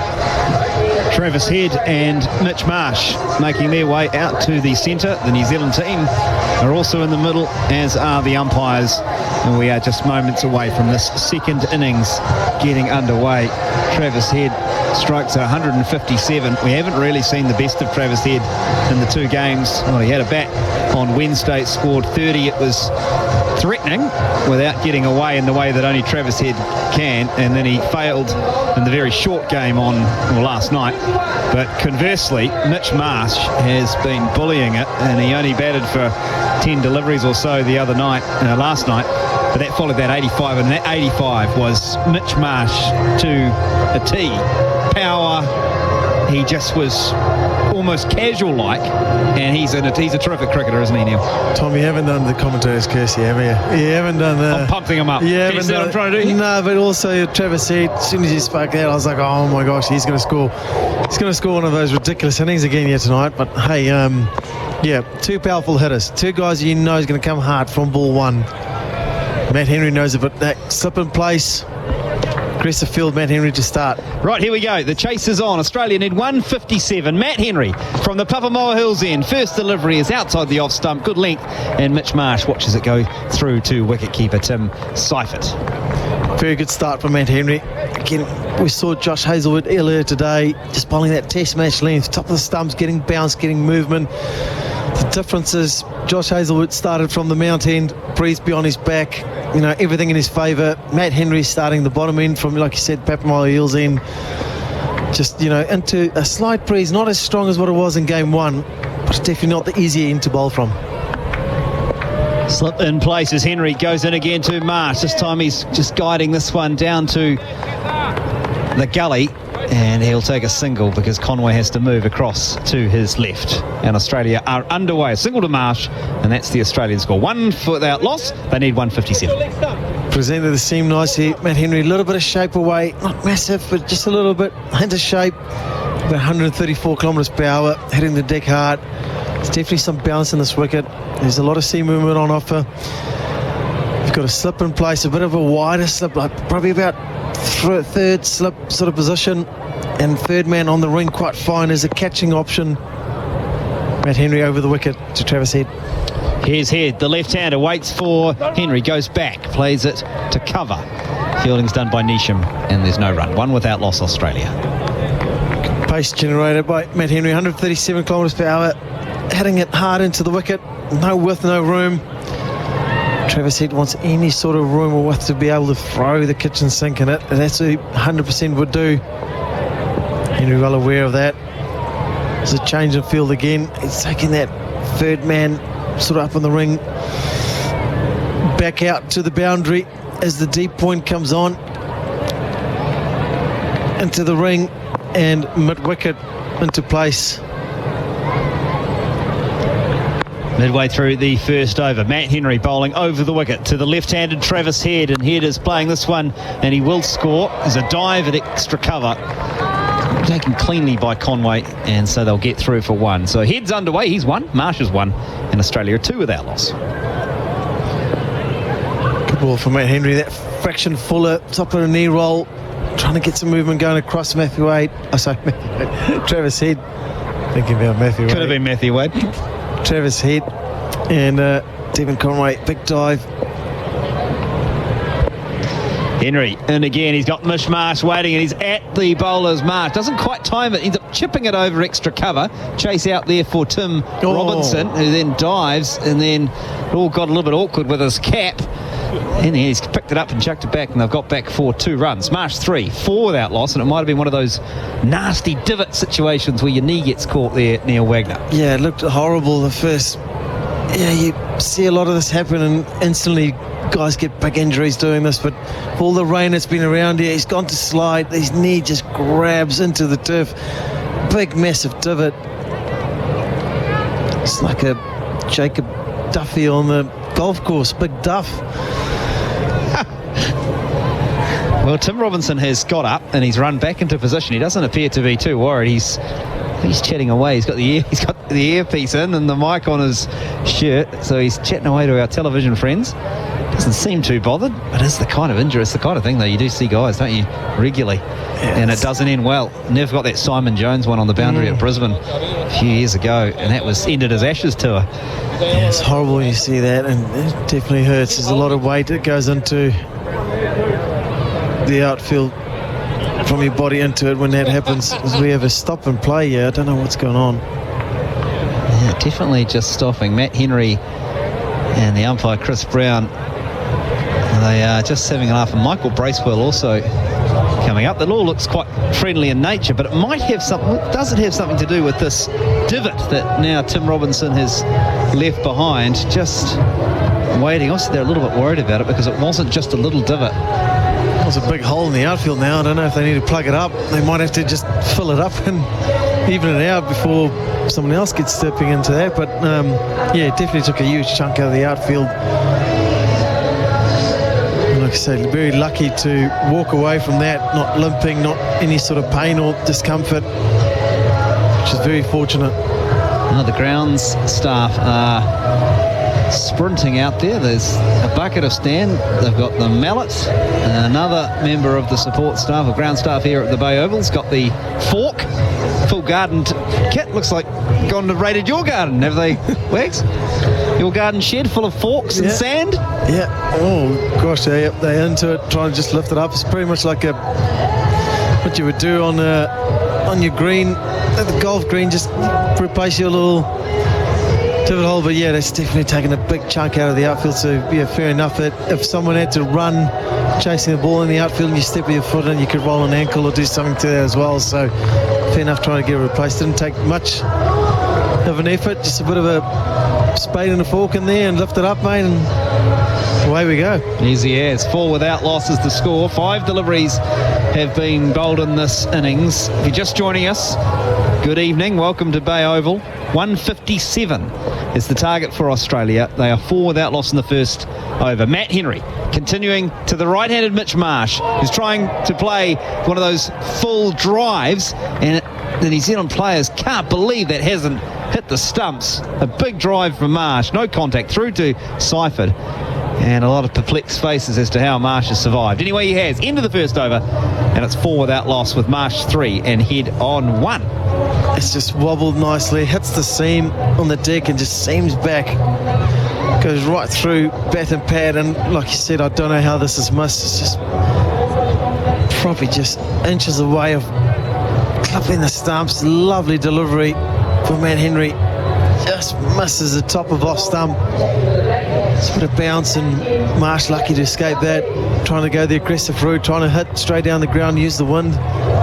As Seifert did early on in his innings, as Jacob Duffy comes now from the Mount Hen. Well, if we learnt anything from that first over, is that there's still something in this surface. Henry, 1 over for 4. Jacob Duffy to bowl right arm fast from the Mount Maunganui end. Bowls to Travis Head, and Travis Head is cutting. Can't beat Devon Conway just forward of point. 4 without loss, Australia. Cuts hard into the ground. Bit of a crowd catch as he just cuts it into the ground, carries all the way to point on the inner ring. Devon Conway makes the ground to safely stop the ball. Bit of shape from Jacob Duffy back into the left-handed Travis Head. Such a destructive batsman, Travis Head, when he gets going. Duffy into him, gets a little bit of width, throws the hands at it, and it flies down over third man. Spectator, young child, having to evade the flying cricket ball, and Travis Head takes 6 runs. Big barrel boundary, bigger range, bigger deals. Australia up to 10 without loss. Happened quite a bit in the first game a couple of nights ago. Jacob Duffy just missing short and wide to Travis Head. Not where you want to miss to him.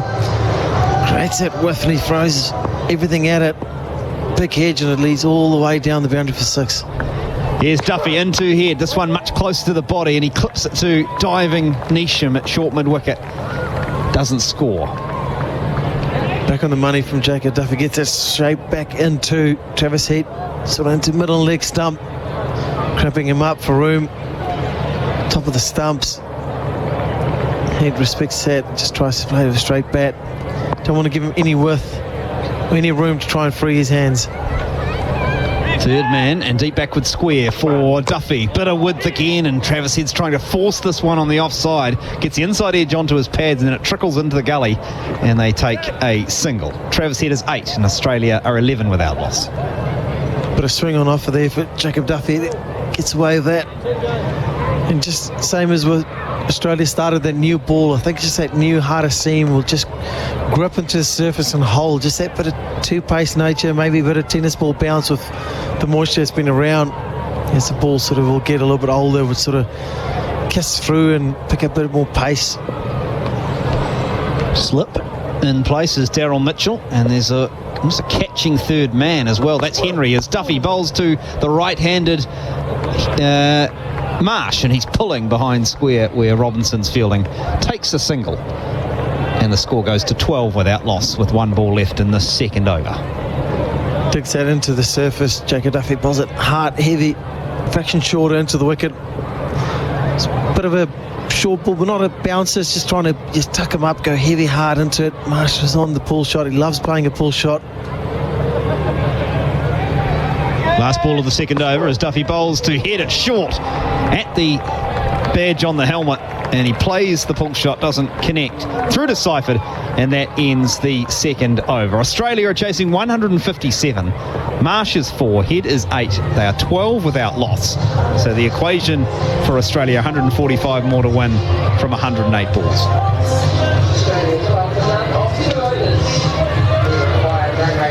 Good start from New Zealand bowlers. Just pulling pressure up nicely. got to try and take wickets, got to keep trying to take wickets, keep that slip in place, keep catches involved. Matt Henry, the experienced bowler for New Zealand, the leader of the attack. He's going to continue from the Papamoa Hills end as Henry bowls to the right-handed Marsh. He stands and delivers, hits it over the top of point and out to the boundary for 4 runs. Big barrel boundary, bigger range, bigger deals. Marsh is 8 and Australia 16 without loss. Classy, strong cricket shot. Just a fraction short for Matt Henry, not even that short.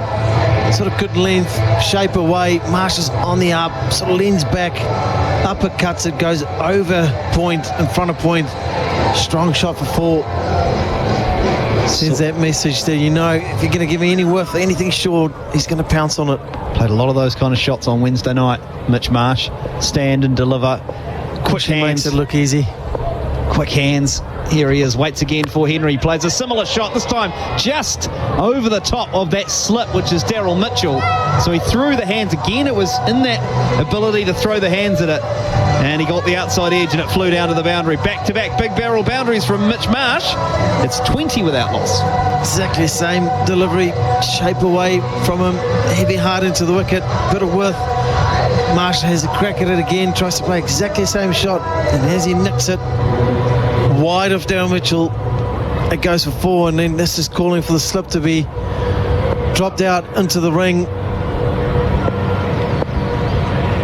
Marsh waits as Henry goes again, and this time's heaving it over square leg for 6. There's a man out there, that's Devon Conway, but it's flowing over the top of his head and into the crowd. Mitch Marsh, 4, 4, 6, and Henry under siege as Australia head to 26 without loss in the 3rd over. Man, it wasn't even that short, but his brute power, he's hit that so hard. Not even that short, he's on the pull shot, and he has just traced a bullet, just absolutely nailed that into the crowd. Got to watch out in the crowd. Almost took someone out in the crowd. It's hit so hard. He's a strong human. That's why he's called the Bison. Don't like that they've taken the slip out. You've got to take wickets to win this game, and it just sent that message that New Zealand's on the defence, and Mitchell Marsh is just very quick to pounce on that and say, well, I'm going to take the attack to you. Ominous signs for the Black Caps at Bay Oval. The Bison is back again. Here is Henry bowling to him. It's another shortish delivery, and he heaves this one to square leg where that fielder Chapman is. Cuts it off this time. So just the single. Marsh is 19. Australia chasing 157 at 27 without loss. Matt Henry doing the tough over, the hard yards up the hill into the breeze. And Mitchell Marsh knows, as all the New Zealand players try to do, is try and take down the guy who's doing the tough overs, coming hard at Matt Henry.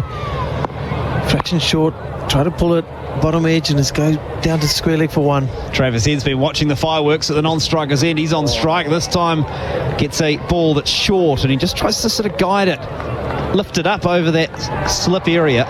Makes no contact through to Seifert, 27 without loss. Fraction short of a length. Seam up delivery, and it's just jagged and shapes away as it passes the bat. It just keeps swinging away into Seifert's gloves. A nice delivery from Henry. No room or no width for Travis Head. 27 without loss. Henry, last ball of the 3rd over. Head gives himself some room. Big appeal for a catch at the wicket.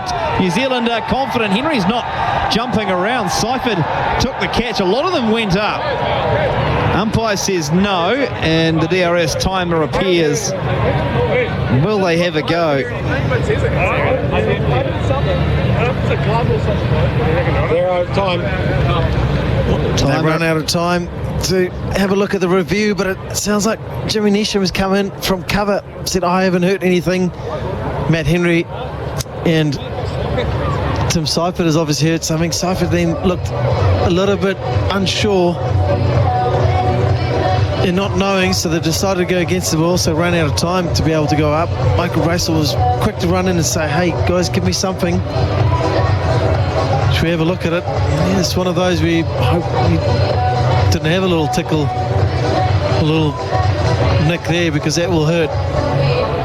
No, that's in the book now. Dot ball. So Travis Head, 8 not out. Mitch Marsh is 19, 27 without loss.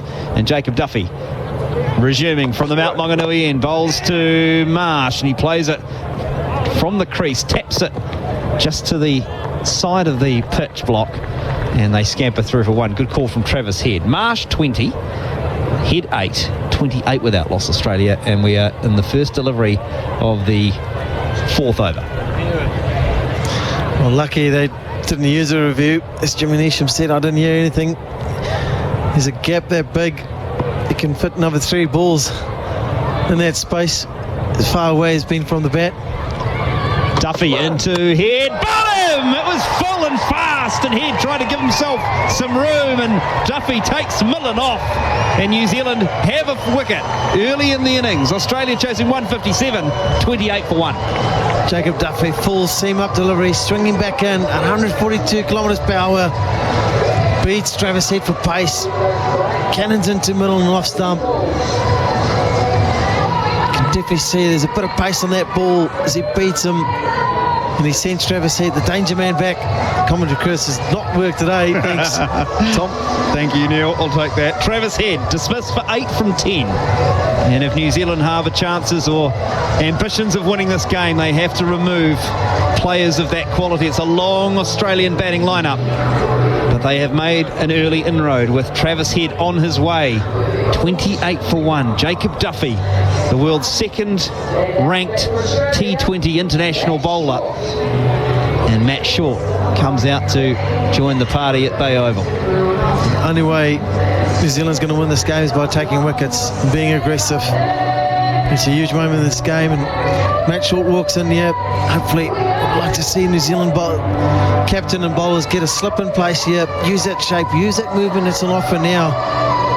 Take the aggressive option, look to take wickets. The only way you're going to win this game is by taking wickets.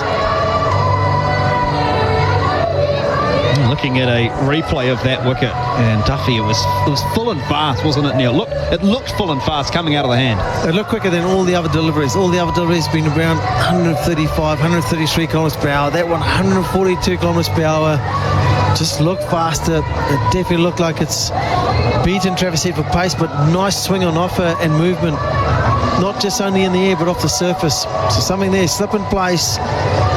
Third man on the ring is a catching option as well. A deep wide point. Man just in front of point. And a cover. Fielder mid-wicket. Deep square leg. Jacob Duffy runs into Matt Short. Neil Wagner gets his wish at the slip as Duffy goes in, bowls a short pulling, and it's in the air for a long time. And Sodhi is inside the circle at mid-wicket. Just for a second, thought he might have been in play. The ball trickles outside the ring. Fielding's done by Robinson. They get back for 2. So Short's underway with 2, and Australia are 30 for 1 in the 4th over. Just misses a fraction short on this occasion. Jacob Duffy takes him up for room, but sort of well documented. Matt Short loves the short ball, loves pulling. That's why no fine leg in place, deep square leg in place. Back on the boundary is that deep square. Here's another opportunity for Short to play that shot. Gay doesn't quite time it, and it swats out to Sodhi at mid-wicket, and no run is scored. Well, it's no secret he likes the pull shot. This wasn't even that short. It was sort of back of a length delivery, and he's quick to try and go on the pull shot, trying to hit it into that mid-wicket sort of region. He's going to look for anything short or anything with. Loves cutting and pulling. Jacob Duffy try and bring the slip in place and pitch it up fuller, get that swing.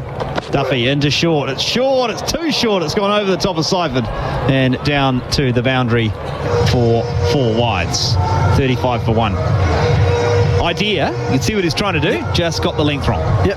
Duffy thought we had tried to play that pull shot twice early. Let's have a bumper. Let's see what you're going to do if I dig it in short. And like he said, Tom, just too short, well over the head.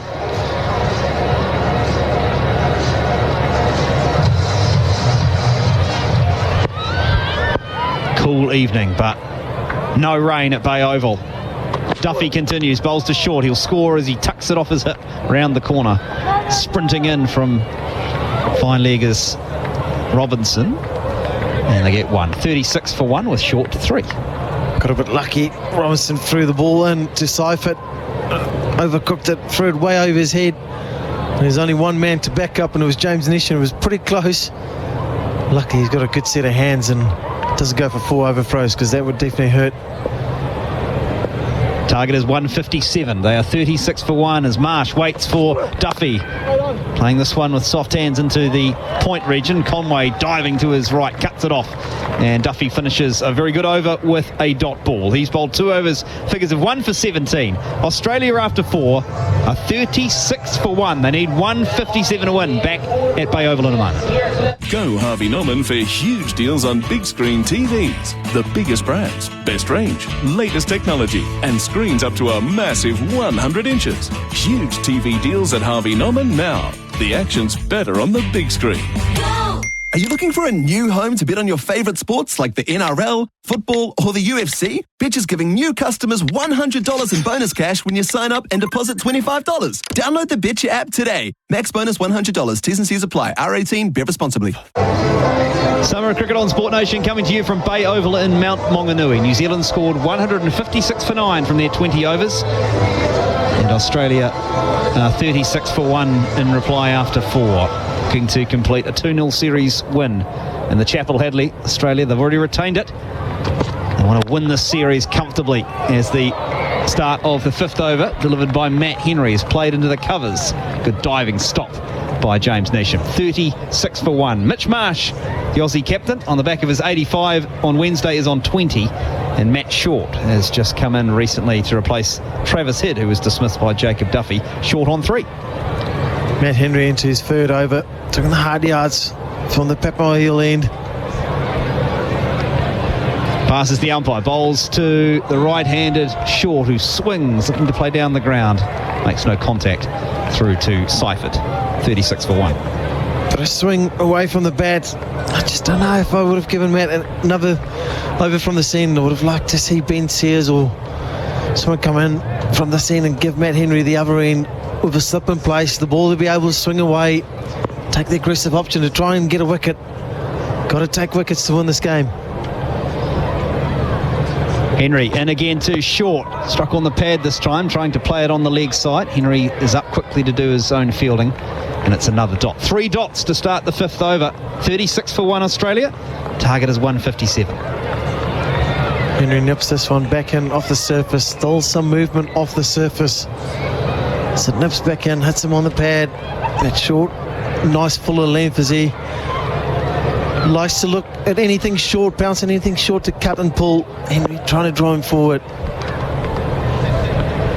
Short waits again for Henry. This time he's hitting down the ground. He'll beat mid-on. Chase for the New Zealand chaser Sears, and he will not cut it off. It's into the fence. A big barrel boundary, bigger range, bigger deals. Short to 7. Australia 40 for 1. Matt Henry again trying to get that fuller length to Short. Knows that he wants anything short.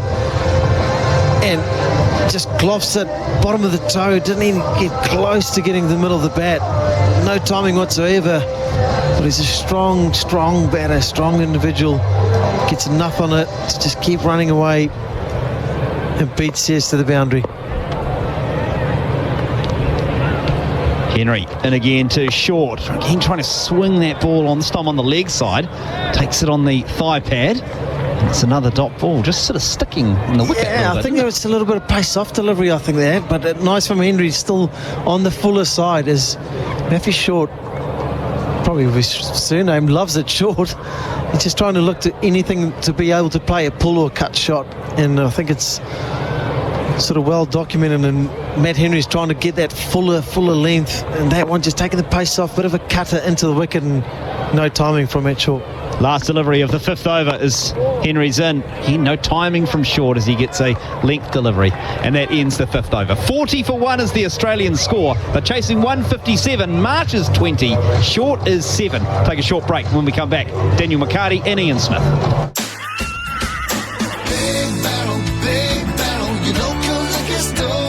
Blonde 24-pack cans, $42.99. Heineken 24-pack bottles, a hot 2 for $90. Voldoro, Tawny or Ruby Port, any 2 for $60. Maloney's Irish Cream 700ml, a hot 2 for $32. For more info, visit www.bigbarrel.co.nz. Big Barrel, big range, bigger deals. Big battle, your local liquor store. Australia require another 117 runs for victory. Chasing 157, they find themselves after 5, 40 for the loss of 1 on the Harvey Norman scoreboard, so 1 remaining in the power play, and it will be Ben Sears. Right arm quick for the Mount Maunganui end, bowling from over the wicket, hit back over mid-on's head. A retrieval job. Has it gone all the way? We look to the umpire. He's going to go check upstairs. It has, in fact, 6 runs. Welcome to the crease, Ben Sears. Welcome back to Ian Smith. Yeah, thanks, Daniel. He's immense, isn't he, Mitchell Marsh? He is so strong. Even miss hits clear the rope. I can see he hit a flat 6 in front of square there. It was like a bullet. And fortunately, no one got badly hurt because you've got very little time to react. You've got to pay attention with a man of this power. Good bowling here from Sears, angling into the right hand and nipping back and hits the inside edge. They still get a run as it just goes behind square on the onside. 47 for the loss of 1. It's been okay from New Zealand's point of view. They just haven't got the wickets that they needed. Initially, they really need to get rid of Marsh. They've got to put some pressure on some other people. Marsh can win this. Looks like in such good form at the moment, such dominant form. They just have to get rid of him. Short looks dangerous. They just bat so deep for a meagre total. Short, the tall right-hander, open stance, bat raised nice and high, comes up forward, bit of bat, bit of pad, it'll go to square leg for another run. 48 for the loss of 1. I'm sure these fans have been here as Daryl Mitchell slips over and angrily throws towards the non-striker's end. I think he's okay, just an awkward landing. So what the players are saying here is it's been too slippery out there. We had one incident with Tim Robinson. Daryl Mitchell has got up and thrown the ball very angrily here. Once he's grabbed it, he has really thrown it angrily. And he's done the same thing, slipped and taken a divot out. It's a huge divot. Just hope that, nothing comes of these sorts of things. You can easily do your knee in. There's a little young man runs out, big boots and a pitchfork. Looks like Guy Havel's run out there. No, the boots are too big. Yeah, they are too big. They're enormous boots for a very, very short human. Whatever works for you. He's off. Players not happy with that, and they shouldn't have to put up with that kind of thing. But the ground has taken quite a lot of rain in the last it really has. 48 hours. It has. I mean, it's remarkably good, but not always good all over the place. So it's twice now, and knees have gone under the surface, and that can be dangerous. 48 for the loss of 1. Sears leaps in, and Marsh smokes it over extra cover. And I think has hit a fan who tried to get underneath it. I hope he's okay, but what muscle from Marsh. Oh, gentlemen, it's gone through his hands and it's hit his forehead. Is it? I hope he's okay. There's a little child there as well. This is the dangerous thing about power hitting. You've got to be so attentive as a parent also. Oh, it's sconed him straight through and hit him. That's not good. Technique was pretty good. 2 hands. Well, no, it's not. Look. He's got it right in the right eye. Hope he's okay. That's not good at all. But, I mean, you've just got to be so attentive and don't try and catch it if you can't. If you're not good enough to catch it, don't try. 54 for 1. More runs this time forward of point. Sort of leaning back. He doesn't go all the way back, but then just so strong with the fast hands. And Sears has proven to be very costly in his first over. He's gone for 17, and he's still got 1 to come. Not a bad ball. Sears is probably thinking, if it wasn't you, Mitch Marsh, it's quite a decent delivery, but he's just hitting anything. 99 from 85. Looking to make short work of this one as well, the Australian captain.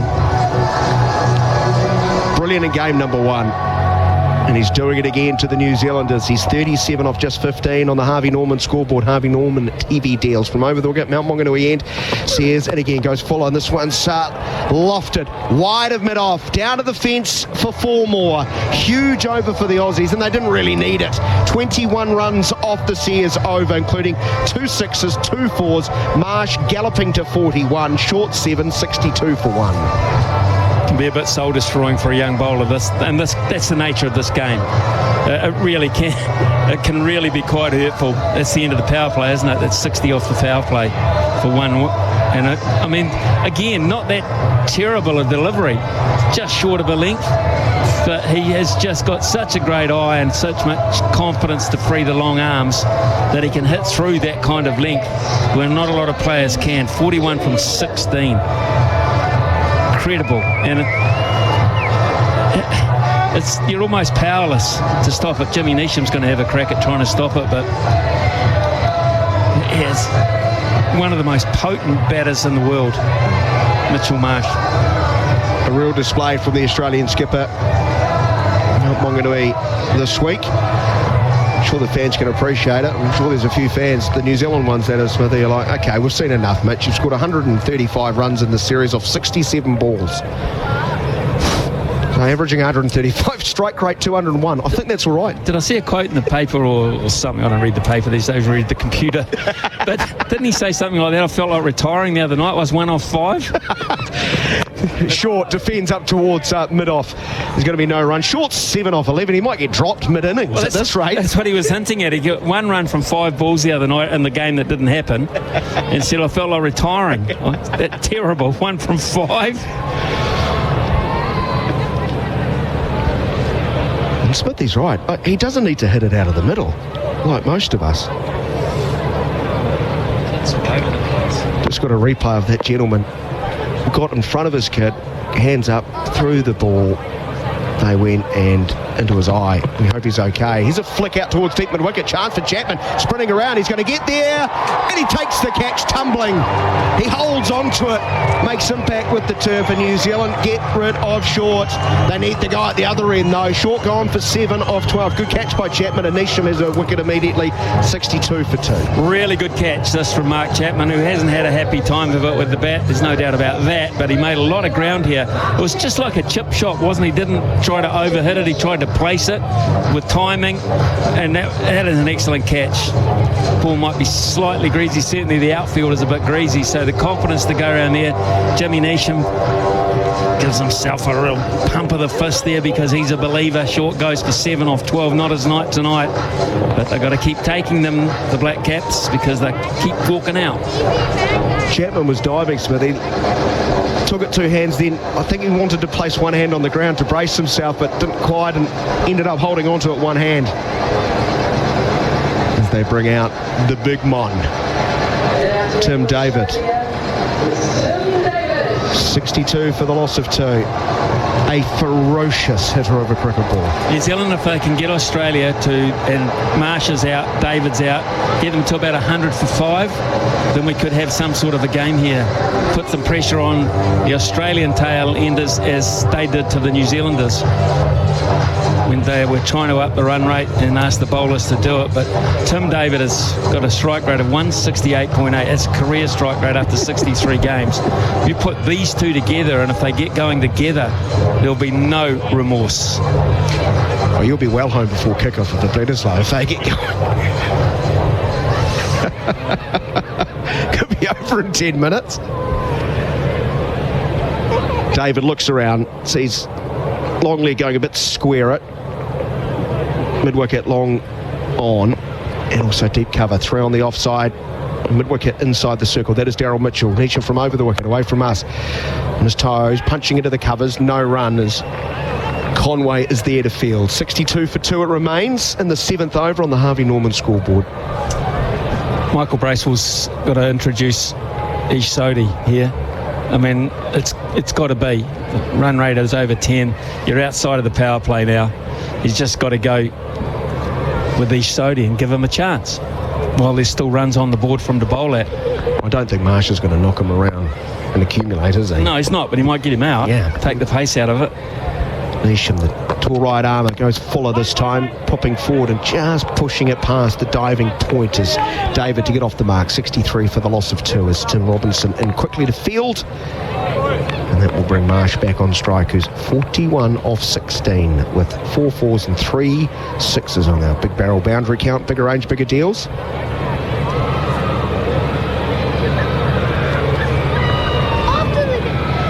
India have wrapped up the test against the West Indies, rolling them for about 130 inside 3 days. Of course, the West Indies arrive in New Zealand for a 3-test match series before Christmas. Back of a length, nipping back in towards Marsh, who's cramped up, can't use long arms and width on this occasion. Just has to defend along the pitch and there's no run. Very good over this from Jimmy Neesham. 1 wicket, 1 run, 1 ball remaining. 94 off 79 is the equation for the Australians to make it 2-0. Long on goes back.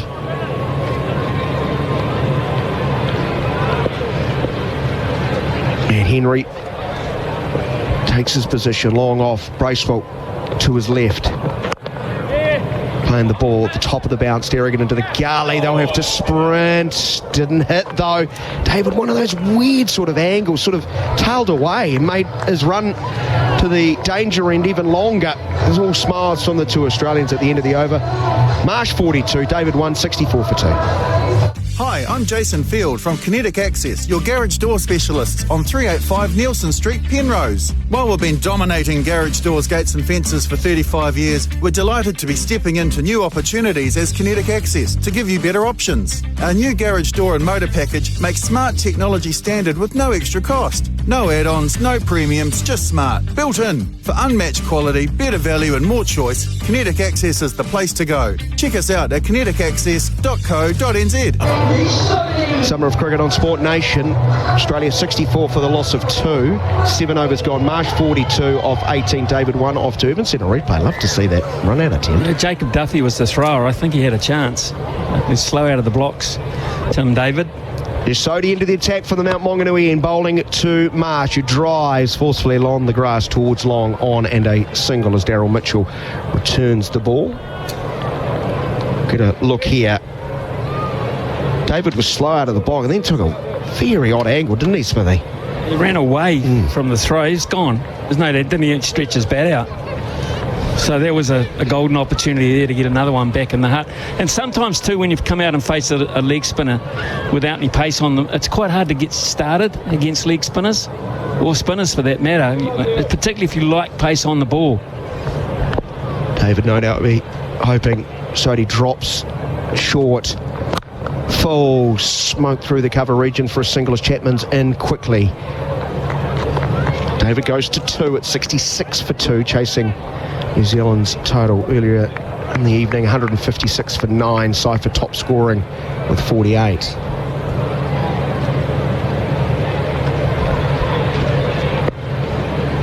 Now Marsh, long on quite straight.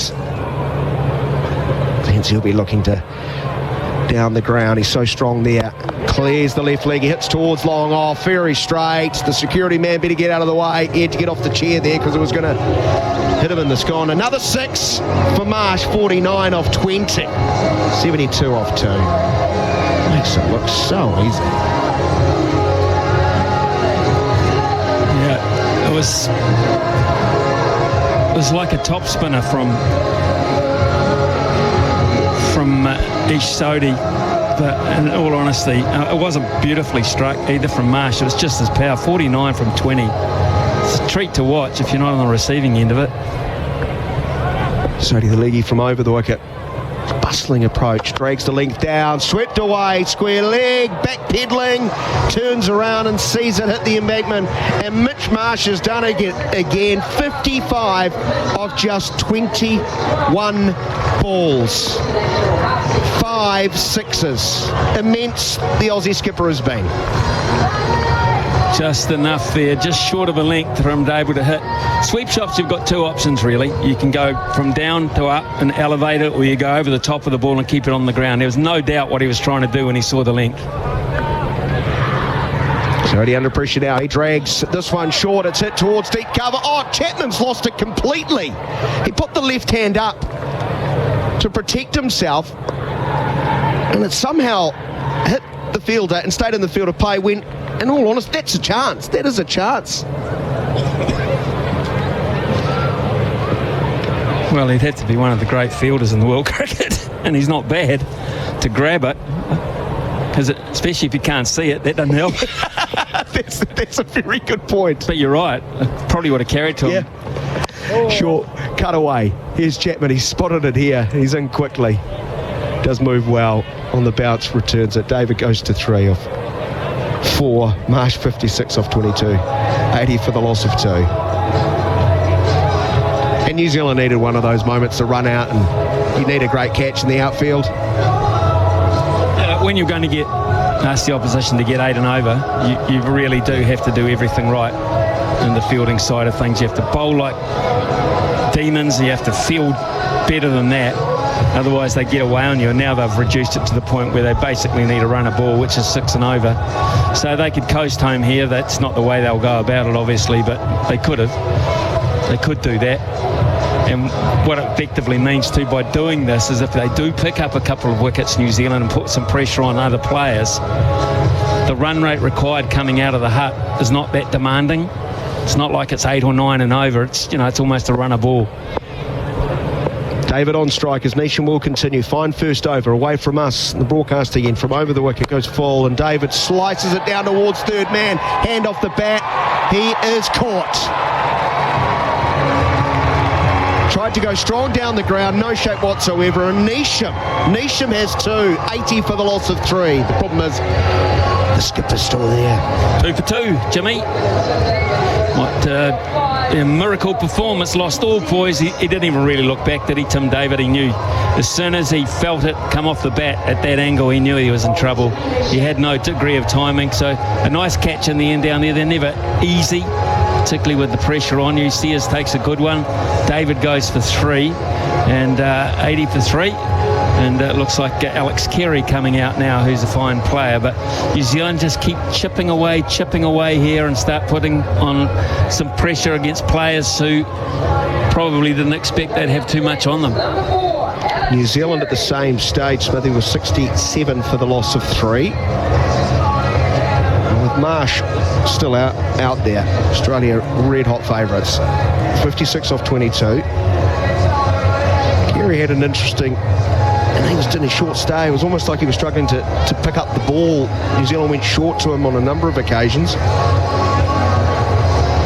And finally just awkwardly steered one to short third man. They might do that again, actually, and they might, instead of Sodhi again, after going for 16, they might turn around and say, right, okay, bring back a bit of pace and have another crack at Carey. Neesham's going to go around the wickets to him. Neesham's got his tail up, seems to be charging in a little bit faster. Rives, bowls, back of a length into the thigh pad, flick very fine. Good to umpire Brown, they've got 1. League by indeed is the call. 81 for the loss of 3. 76 off 70 is the equation for Australia on the Harvey Norman scoreboard. What they'd give for Mitchell Marsh right now. New Zealand, any semblance of chance, got to get Marsh. And Marsh's attitude will be interesting as to whether he keeps going in that fashion or whether he just consolidates a wee bit. Ball inside edge into the pad, slower delivery from Neesham, well disguised. They'll come through for a run. So Marsh and the non-strikers in, they'll be happy with that. He's 57 off 23, and all the other Australians combined, Smithy, have 19 off 28. Well, Carey's here because, of course, Josh Inglis pulled out with a calf strain, and he would normally come in this. Josh Inglis, fine player. Well, he might be in consideration as being a specialist batsman for the Ashes, wouldn't he? Here's Carey getting a short ball, tries to pull. It's a pass mid-wicket, mid-on is around. That's Henry sliding, gathers throws, but they're home very easily. 83 for the loss of 3. Yeah, I suppose he would be. He'd be in the bracket. Carey obviously would be the glove man at about number 6 or 7. Can you remember an Australian test lineup sort of not set in stone this close to an Ashes? It's quite unusual, isn't it? Yeah, well, you've got an out-of-form opener in Usman Khawaja who will get picked, and then you've got an opener that you don't know too much about, so, or who it is, in fact. So, no, you're probably right. They look a bit fragile at the top, don't they? Neesham in again, back of a length, respectful is Marsh, pushes past the bowler, sets off. It's going to be a tight run if gathered, but Conway did not. He needed to scoop and throw in one motion. Would have been tight. Marsh could have been home. He goes to 58, 84 for 3. Good job, Jimmy Neesham here, 1.5 overs, 2 for 5. That's outstanding when you consider the blitzkrieg that Marsh in particular has put on the New Zealand attack. Tall man, sort of bowled a nice length, hard length, hitting high on the bat. Pretty smart cricketer. Yeah. He's been there, done that, got a lot of T-shirts, Jimmy. Yes. He bowls again, short wide of off stump. Wide is called from the square leg umpire, and one more to the total. 72 off 67 is the equation. 85 for the loss of 3 on the Harvey Norman scoreboard. Been around for a very long time, isn't he?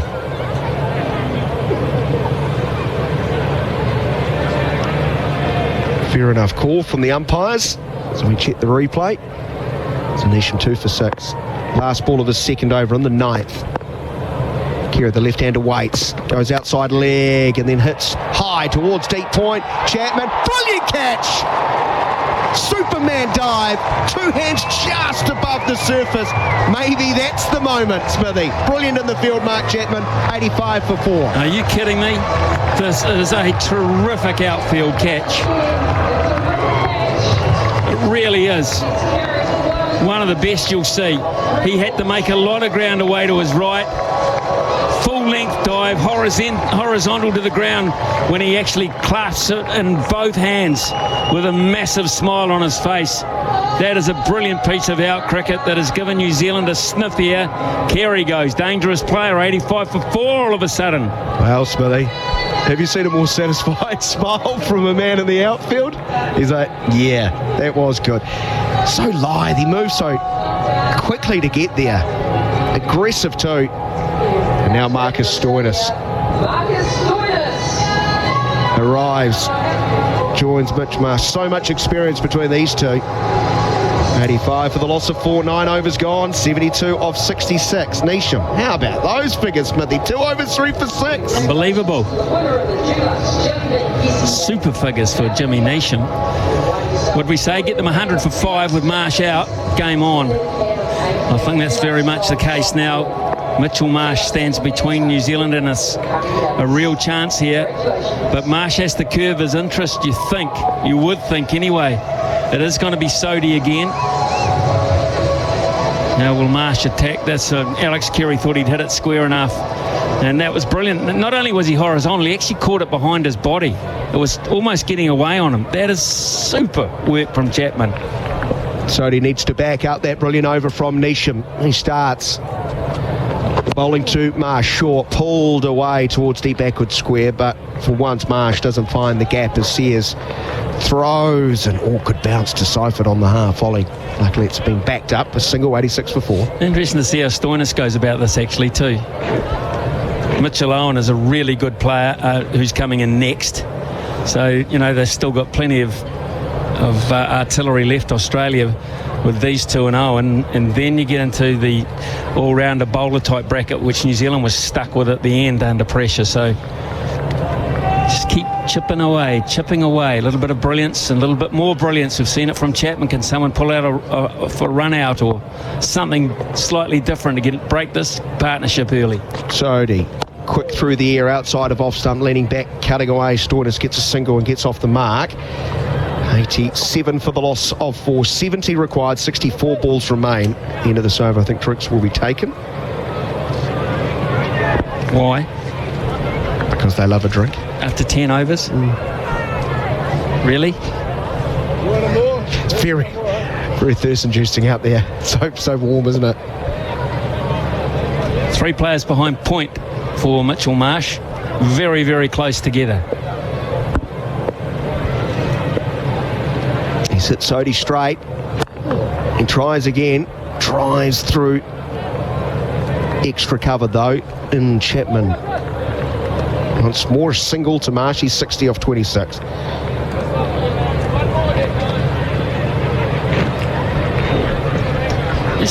This game used to be designed for about an hour 20 for the 20 overs. So it's 2 hours 40, 10 minutes between innings. 2 hours 50, game over in under 3 hours. That was the whole idea when it was first invented. Sodhi following a leg break, spinning away from the right-hander, and pushes straight back to the bowler, no run. Gee, you're picking them early now. Well, I don't want to show off, Smithy. That was a great call, a leg break. I mean, that was even before he played the shot. Reading it off the pitch, right? Did you read it off the pitch or out of the hand when you were playing? Again, it's the leg spinner bowling to the right-handed Stoinis, works it up through mid-off, there's a single. I remember playing against Abdul Qadir from Pakistan, who was one of the whippiest leg spinners you can think. You could actually see it in the air on a clear day. You could see which way the seam was going, but you could also hear it coming as it cut through the air. Talking to you. No, you could hear the ball coming. Amazing. Great bowler. Boy, he could bowl. Smashed back over the bowler's head, baseball style, into centre field gap. Fence, 4 more. Marsh on a tear. He's 64 of 27. 93 for the loss of 4. At the halfway stage, Australia require a further 64 of 60. Back after this, the drinks break. Now on the field at Bay Oval. It's so impressive, but this time he's hit square of the wicket. You're listening to the Summer of Cricket on Sport Nation. This is the Black Caps against Australia, the 2020 series for the Chappell-Hadlee Trophy, live from Bay Oval in Tauranga on Sport Nation. Go Harvey Norman for huge deals on big screen TVs. The biggest brands, best range, latest technology, and screens up to a massive 100 inches. Huge TV deals at Harvey Norman now. The action's better on the big screen. When it comes to New Zealand sports turf, nobody knows it better than PGG Wrights and Turf. They've been in the industry for over 40 years, proudly supplying customers right across the country. From stadiums to golf courses, bowling greens to landscaping, even through to revegetation and erosion control, their highly skilled team are well equipped in every aspect of the turf and environmental markets. So, for your next turf project, talk to New Zealand's experts. PGGWrightsandTurf.com.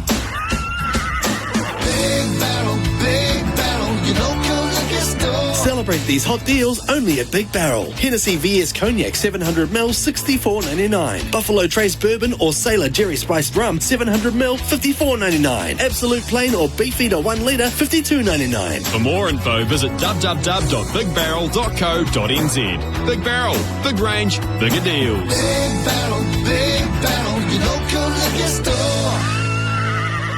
Hi, I'm Jason Field from Kinetic Access, your garage door specialists on 385 Nielsen Street, Penrose. While we've been dominating garage doors, gates and fences for 35 years, we're delighted to be stepping into new opportunities as Kinetic Access to give you better options. Our new garage door and motor package makes smart technology standard with no extra cost. No add-ons, no premiums, just smart. Built in. For unmatched quality, better value and more choice, Kinetic Access is the place to go. Check us out at kineticaccess.co.nz.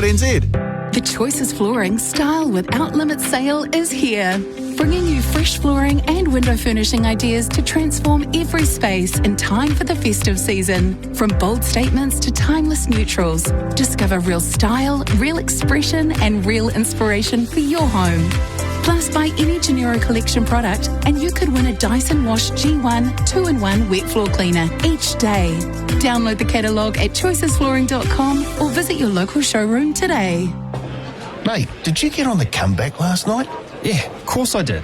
TAB in play. Bro, odds were flying. Oh, I always miss the moment. Not with real-time stats. You see the momentum swing and get in before the scoreboard does. Wait, so you're betting mid-match? Yeah, live and in the moment. Whenever the odds swing, I'm on. TAB, get your bet on. Available on selected sports and markets only. T's and C's apply. R18, bet responsibly. Powering your business or farm with solar makes sense. And Ulrich Solar are Mid-Canterbury's leading solar specialists. From dairy sheds to workshops, irrigation to packhouses, their expert team designs and installs solar systems that cut costs and keep you running efficiently. Proven technology, local service, and experience to back it up. They'll help you take control of your energy future.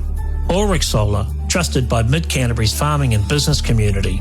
warwickelectrical.co.nz. The equestrian world comes together for Equifest, October 17th to 19th. As New Zealand's premier equine festival, you'll enjoy world-class education, thrilling competitions, night shows and a trade village packed with the latest gear. Explore clinics and demos, catch up with mates and celebrate everything there is to love about horses. Get your Equifest tickets now and learn from the industry's best experts. At the Fiberfresh National Equestrian Centre in Taupō, October 17th to 19th. Visit equifest.co.nz. Score massive courtside savings at Chemist Warehouse. Save $20 on Healthy Care Odorless Fish Oil, 2,000 milligram 400 caps, now $44.99. And save 25% on the Physio Cream Solugel range, starting from just $4.50. Chemist Warehouse, great savings every day. It's 6 more to Mitchell. Welcome back to the Summer of Cricket on Sport Nation. You're listening to live ball-by-ball commentary. This is the Black Caps against Australia, the 2020 series for the Chappell-Hadlee Trophy on Sport Nation. For Bracewell. Hat-trick ball. Mitch Owen is the new batsman. He's a right-hander. Where is the slip? Where are the 3 slips in a gully and a man under the helmet? Oh, inside edge onto the pad. It almost was for Jimmy Neesham. Oh, making things happen, yeah, Jimmy Neesham, making things happen. Good, hard, heavy length ball. Just outside off. Mitch Owen goes for a cut shot, inside edge, and it's just saved by an inner thigh. A bit of boot, the ball rolls away. Hands on the head by Jimmy Neesham. He knows, goodness, he was close. Knowing Mitch Marsh as you do, how does he play this? With everyone folding at the other end. He's still backing himself, and he gets in his zone and he will take it on. He waits and tries, but straight into the wicket on the bounce to Neesham, and now every dot ball is being applauded. The fans are just becoming more and more engaged. Game number 1, they were never really involved in the game after Australia had New Zealand 6 for 3, and the way Marsh played in the power play in the second innings. Such a shame that game 2 rained out, and here we are with a nice little spectacle on the cards, and 10.3 overs into the game, and there's still movement on offer. That ball there from Jimmy Neesham just jagging back into Mitch Marsh. Neesham charging it from over the wicket, goes fuller. Big appeal for LBW, inside edge, I think. Umpire turned it down quickly. Neesham sort of appealed 3/4 and then realised he's not going to get it. They get a run. Wow, so close. Saved by the inside edge. If it wasn't for that, that's all 3 reds. Again, cross seam sort of delivery, sort of tailing back in. Big inside edge into the front pad. Jimmy Neesham making things happen here. As I see in the corner of my eye, Matt Henry warming up. There's no doubt that Michael Bracewell will lean to his strike bowler, his leading bowler, to come from the top end, probably next over. 2 balls remaining in his third over. Neesham 4 for 8. This one's hit powerfully over extra cover and came off the bat.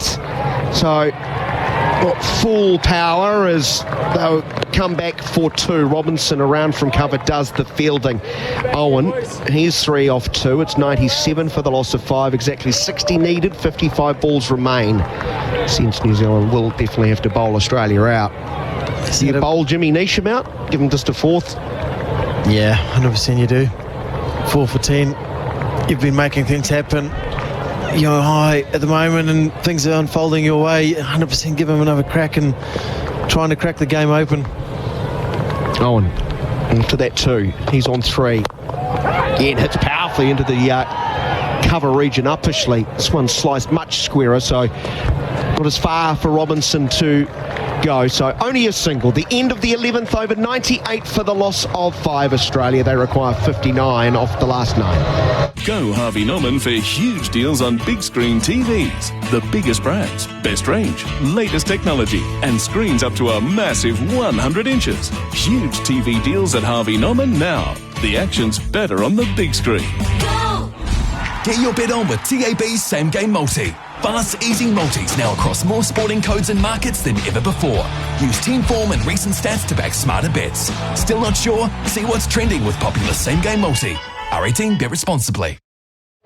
Australia are 98 for the loss of 5. 11 overs have been bowled. Mitch Marsh is 65 off 29. A bit of a lone wolf out there. The rest of the Australian top order has not fired tonight.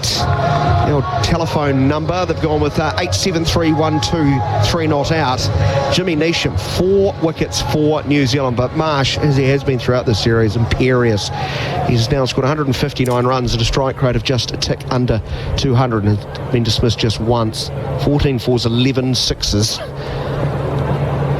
And he's at the non-strikers end. Henry's back into the attack. He goes short and it's pulled, but very straight through mid-on for a single. Owen moves to 5. It's 99 for the loss of 5. Yeah, Matt Henry coming back into attack. Michael Rasolino, his experienced strike bowler. 1 wicket away from going into the bowlers. And one thing you know of this Australian lineup is they're going to keep coming hard. All of them swing hard, they come hard.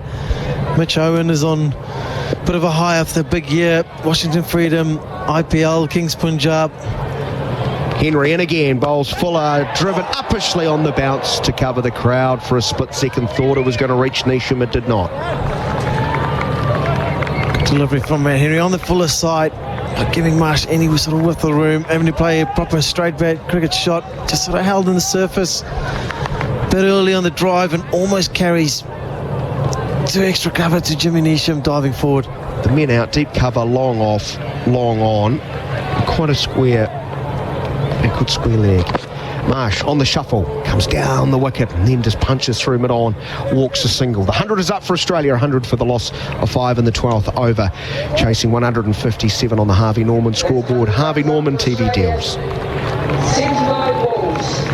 Getting quite a full delivery from Matt Henry, asking Mitch Marsh to straight bat down the ground, not getting any sort of room or width to get underneath the ball. Use those long levers, show the power that he's been showing all night, all series. Big moment, big over in the game this. Let's try and break it open. Henry bowled 3 up top. This is 4th and final over. None for 25. Here's ball muscled from Owen, uppishly through mid-on the bounce to the boundary fielder, just for a single. And you're so right, Neil, despite that they could knock it around. It's only 6.5 runs and over. It's almost like we need to get there inside 15. It's probably what they would have done. That change room was probably give themselves a target or put pressure on themselves to try and do it quickly. I don't know. That's just the way, the nature of how these Australian players play. They play aggressive. They go hard at it. They try and hit it far. Marsh waits. He gets a bouncer. That's slippery. They hurried onto him and he rightly bailed out of the shot. Well bowled from Henry. 101 for 5 it remains. Good fast bouncer, but like we said, they're going to play their shots, they're going to go after it, but Mitch Marsh playing a captain's knock, just decide to let that one go. He's going to take calculated risk. Mitch Owen looks like the guy who's going to try and take it on and score and take the pressure off. Henry's last ball.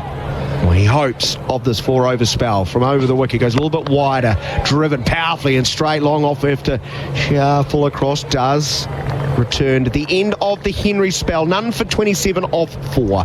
Australia after 12, chasing 157 at 102 for 5. Since the 1970s, Roundup's seen it all in the Kiwi backyard. The Paisley prints, the short shorts, the backyard cricket, the conversations with the lawnmower, the Barbies, and the outdoor lifestyle we still love today. We've been helping Kiwis keep weeds down year after year with a product for every job, from paths and lawns to those hard-to-kill weeds. Roundup makes it simple. Roundup, part of Kiwi backyards since 1976. To banish weeds now, reach for the Roundup.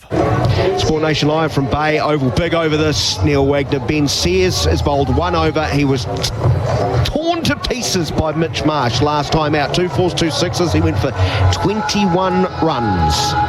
Coming from the Papamoa Hills end, and I think it's a better end that might suit him. Just suits his style. He's had success from this end here against Pakistan a few months ago. And hustle, bustle, hits the deck hard, bowls quick. Neesham out of the attack. He has one up his sleeve. First ball driven powerfully on the grass towards the New Zealand captain at long off. 103 for the loss of 5 on the Harvey Norman scoreboard. They've definitely trying to bowl a fraction fuller to Mitch Marsh. Everyone has just bowled on the fuller side to him. He's had that powerfully down the ground though. 137 kilometres per hour by Ben Sears, first ball back. Mitchell Marsh is seeing it like as big as a beach ball at the moment. Doesn't look too phased. As Mitch Owen is on strike. This is a big over in the context of the game. You get a wicket here, break it open, get into the bowlers. And like Nation says, a bit fuller, a bit more along the wicket, isn't he? He leaps high, goes full, sliced over the gully region. No third man, so short third man has to sprint off, retrieve, sliding the knee, gets stuck in the turf again. That was Jacob Duffy. They'll come back for two, just two. Owen, he's almost swung hard at every ball of the six he's faced. Yet to hit one really in the middle, but he's still there, importantly for Australia. He's 8 off 6. Absolutely clearing the front leg, throwing everything at it. And Jacob Duffy sprinting down, giving everything. Big fast bowler, gets down the dive. Matt Henry there with him to collect the ball, throwing everything at it, try and save every run. Sears away from us. Lean, tear-away fast bowler, leaps high, bowls a slower ball, wider of off stump, and through the stroke too early was Owen, through to Seifert, who collects on the bounce, a dot, 52 off 45, that's the equation. Yeah, nice skills from Ben Sears. Nice little off-cutter, just sort of drifts a little bit in the air, goes away from the bat, throws it out nice and wide, take it away from Mitch Owen's swinging arc, clearing that front leg big. He's looking to try and go sort of cow corner area. Right-hander waits, bat raised nice and high, swing across the line, and a miss, and it nipped back and almost tickled the top of the bail. Very close to the stumps. Good return to the bowling crease for Sears. It's like a three-quarter off-cutter, sort of, again, slow cutter delivery. It almost grips on the surface and goes towards off stump, just misses the stump, so close. And Mitch Owen is clearing his front leg, trying to swing to the moon at the moment. They've got a plane to catch. Sears in again, bouncer, hit high towards long on. Neesham goes back on, another gentleman's been sconed in the head. He's tried to dive and he's lost shape, and he's up, he's okay. 6 runs, let's worry about the game. 111 for the loss of 5. For a split second I thought he just got underneath it, but Owen is power. Yeah, takes it in short, pace on delivery. Mitch Owen clears that front leg, he gets all of that. Gets bummed off. And a rebound taken. Great rebound catch. Great rebound catch. Diving in the wet out in the wet grass embankment and straight to his phone to go see who's picked it up and who's going to text which one of his mates. Hit high towards cover. Should be taken.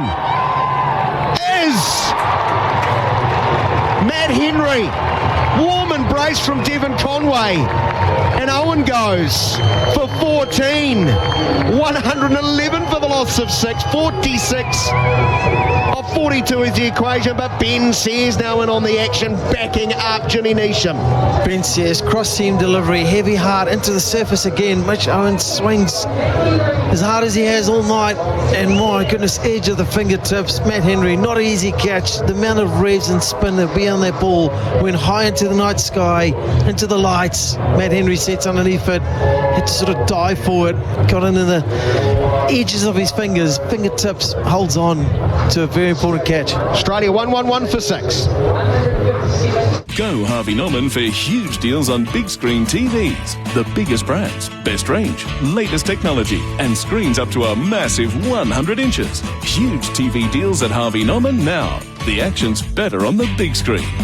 Discover the thrill of thoroughbred racing at loveracing.nz and celebrate the heroes of our sport. Follow our equine superstars from the breeding barn to the racetrack, through to their life after racing. Be a part of the action. Loveracing.nz, your home of thoroughbred racing.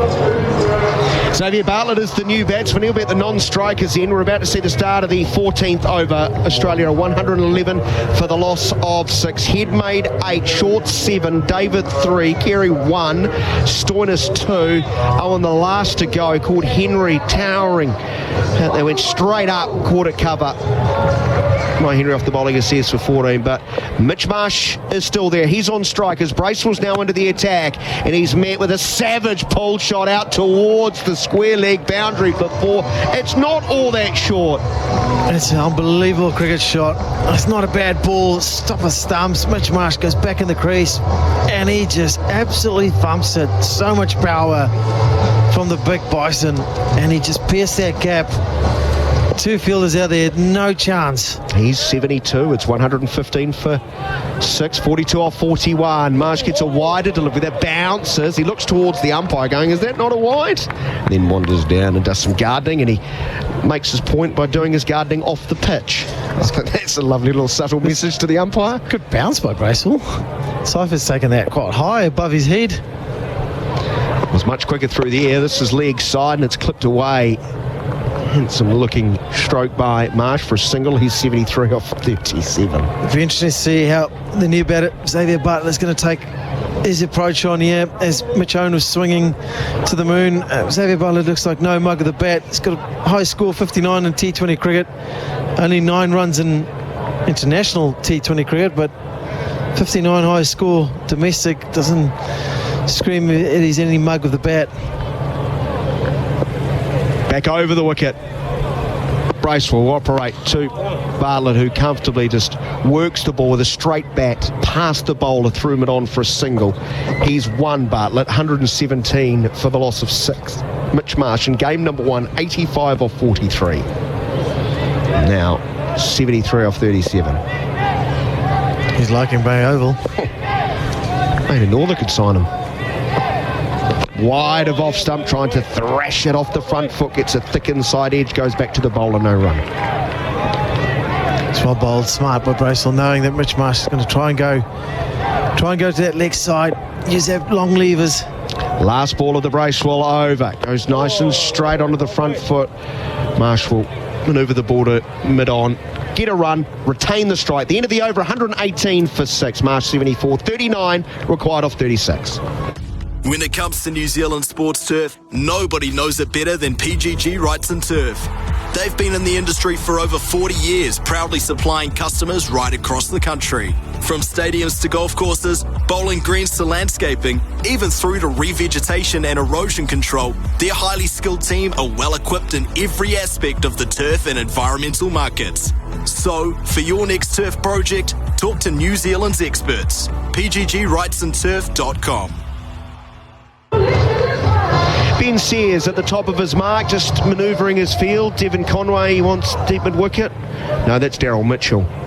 He wants Sodhi to come from short fine leg forward of the umpire, and in fact all the way over on the 30-metre rope towards the wicket position.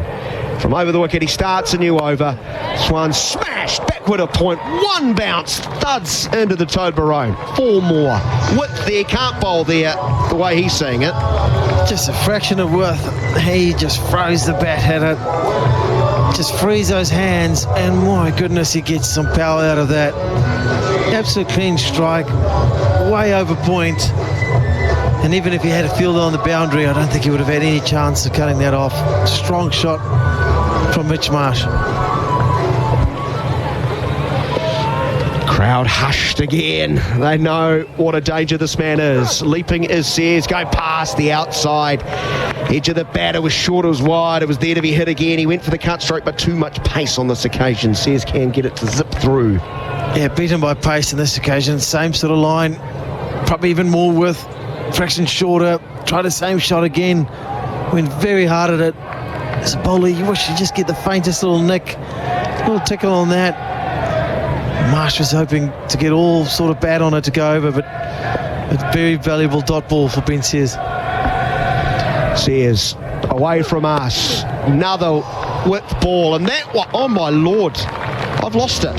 It's gone to the fence for 4. Are my eyes failing me, or has he just hit that even harder than the others? 126 for 6. He's 82 or 42. Stop it, Mitch. I don't think I've seen a ball been hit harder and faster to the boundary than that ball just then. The deep cover point fielder had absolutely no chance of cutting that off. It was only 1.5 meters, 2 meters away from him.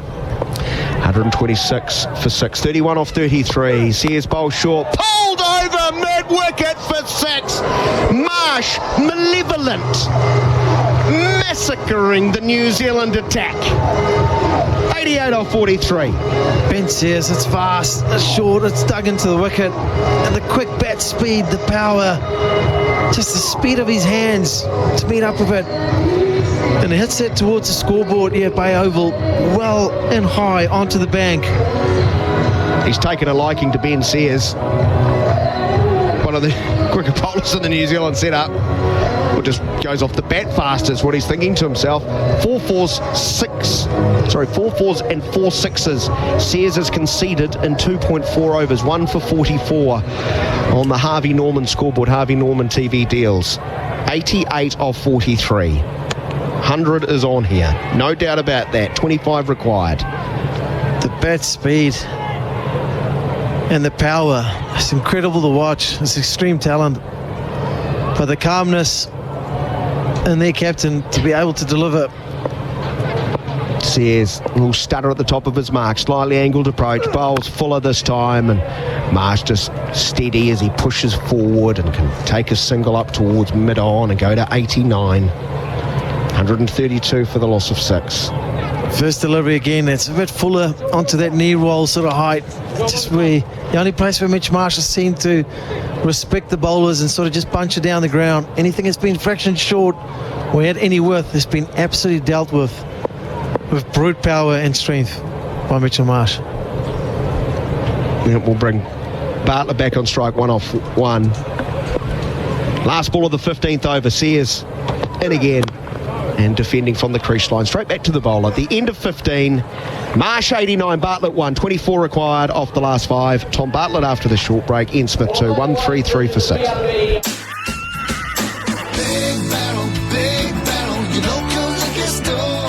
Hawke's Bay Brewing Co. Peach or Berry Bomb Ginger or Lemon Fusion 4-pack cans, $17.99. Long White 10-pack bottles range, a hot 2 for $55. Tiger Ultra 12-pack cans, $23.99. For more info, visit www.bigbarrel.co.nz. Big Barrel, big range, bigger deals. Big battle, your local liquor store.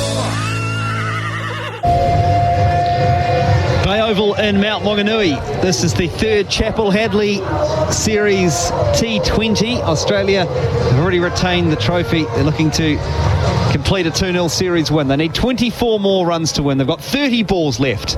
And Jacob Duffy is back into the attack from the Mount Maunganui end. He's bowling to the right-handed Marsh, and Marsh is playing this one to mid-wicket and will trot through for a single, take his score to 90, 134 for 6. The equation now 23 more runs to win from 29 balls. And I know I'm stating the obvious here, Smithy, but the Black Caps need to dismiss just going to call him Sean Marsh, Mitch Marsh, if they have to stand any chance in this game. Yeah, absolutely right. And they do that, somehow get him out. That makes a really nice little contest. Bowlers against bowlers to sort it out. But Marsh has been sublime, hasn't he? He's just stood above everyone else. First night, outstanding. This tonight, even better, accepting the responsibility to almost do it single-handedly. Brilliant. He's 90 and a total of 134. Duffy into Xavier Bartlett, and Xavier Bartlett's swinging hard, but can't beat Neesham, who misfields but doesn't concede the single, moving to his right at mid-wicket. 134 for 6. Doesn't have to do that, does he? Bartlett doesn't have to do that. He just has to make sure that someone is there with Marsh, and they'll be home. But in all honesty, he does not need to get out slogging. He's 1 from 3. He's got a skipper on 90 from 45. Duffy into Bartlett. He's swinging anyway. It's gone up in the air. Someone's got to get themselves under it. And the ball's gone down. Sodhi went under it, but he looked to be hesitating. And perhaps that's what caused the drop catch. He just wasn't committed to it. Then he was committed to it. And at mid-off, the catch goes down. The opportunity missed. Was that a dot ball, or did they get back for 2? I think it's a dot ball, isn't it? I don't think Marsh moved. No, he didn't. And Marsh looked disgusted, actually. And he's come down and had a word to Bartlett. You just don't need to do that, son. Duffy over the wicket to the right hand of Bartlett, swinging and swinging hard. It's in the air. It's going to be caught, is it? Yes, it is. Tim Robinson at deep backward square.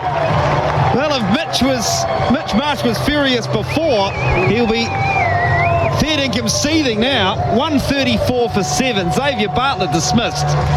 And the equation for Australia, 23 from 26. And they've got 3 wickets in hand. Well, that's just bad batting. I mean, you're given a life. You just don't need to do that. Nice catch by Robinson in the deep. He's a good outfielder. And a wicket for Duffy. But why? Why? Hang your head, son. To me, you just had to be not out 1 and you win the game. They lose that. I mean, that's the kind of thing that costs you your place in the side. If you're trying to make your way and get into a team, that won't do him any favours at all, I'll tell you. Duffy gets the wicket, his second. And the equation for Australia, 23 more to win, 26 balls left, 134 for 7 is the score. Sean Abbott, who can hold a bat for sure, is out in the centre to join Mitch Marsh. Will he, with his significantly more experience, be able to guide Mitch Marsh and the Australians through to this victory? I'd send Hazelwood out. At least he knows how to... I've seen him in test matches occupy the crease while others do the damage. So Abbott on strike. Here's Duffy into Abbott, and Abbott is playing from the crease. He's put it just in front of point. Conway comes to his right, but cannot stop them getting through for a single, and that's what Xavier Bartlett needed to do. It's 135 for 7. 1 ball left in the 16th over. I mean, he was just given an opportunity by Sodhi. He was handed on the plate a second chance. Very next ball, he takes it on again, and this time, no mistake made in the deep. Robinson took a good catch, but it was just a very poor piece of cricket by Xavier Bartlett. It really was. Marsh is on 90 as well. I mean, goodness me. 22 more to win for Australia. 25 balls remaining. Here's Duffy, full to Marsh, clipping behind square. And the fielding will be done by Ben Sears. They take 1, and that ends the over. The 16th of the innings. 136 for 7 Australia. Marsh 91. Abbott has 1. Australia need 21 more to win. 24 balls left. Since the 1970s, Roundup's seen it all in the Kiwi backyard. The Paisley prints, the short shorts, the backyard cricket, the conversations with the lawnmower, the Barbies, and the outdoor lifestyle we still love today. We've been helping Kiwis keep weeds down year after year with a product for every job, from paths and lawns to those hard-to-kill weeds. Roundup makes it simple. Roundup, part of Kiwi backyards since 1976. To banish weeds now, reach for the Roundup. 21 more to win. 24 balls for Australia to do it. And New Zealand's golden arm tonight, Jimmy Neesham, 4 for 11 from 3. He will bowl the 17th over of the innings. The target is 157, 136 for 7. And Mitch Marsh on 91. Facing up to Neesham. Full. Marsh drives firmly. Out to the sweeper, Robinson. And it's just the 1 run. Marsh 92, and the Australian total 137 for 7. They need 20 more. Sigh of relief there from New Zealand's point of view. That was quite a nice, juicy full toss that could have gone anywhere. And if it not been that Australia are under pressure here in 7 down, Marsh would have normally dispatched that over mid-off or over extra cover. But he just has to be a little bit more conservative. The best result, a single, and Marsh out of the play down at non-striker's end. Sean Abbott, who's faced 1 delivery, has a single. Sweeper on the offside. A backward square. Both mid-off, mid-on, up inside the ring as Neesham bowls to Abbott, and he just casually turns it behind square. Runs the first one hard. Chapman is quick to the ball from the boundary, and it's just the 1. Abbott 2. 138 for 7 Australia. They need 19 more from 22 balls.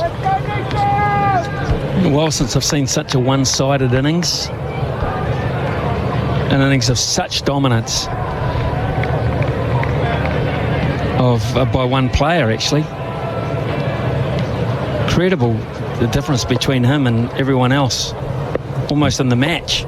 92 from 47 deliveries. He's on strike as Nation Bolson has pulled it. Has he got enough? Yes, he has. Just enough to go over Chapman at deep backward square. So 6 to Marsh. 98.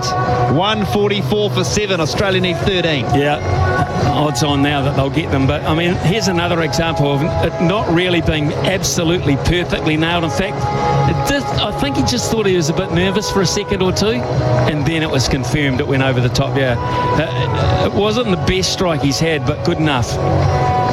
Only 3 or 4 metres over that rope, well clear of Chapman, but not far away. Neesham into Marsh again, who plays a driving shot out to the sweeper. Will only get 1, so we'll take his score to 99. And Australia to 145 for 7. They need just 12, 20 balls left.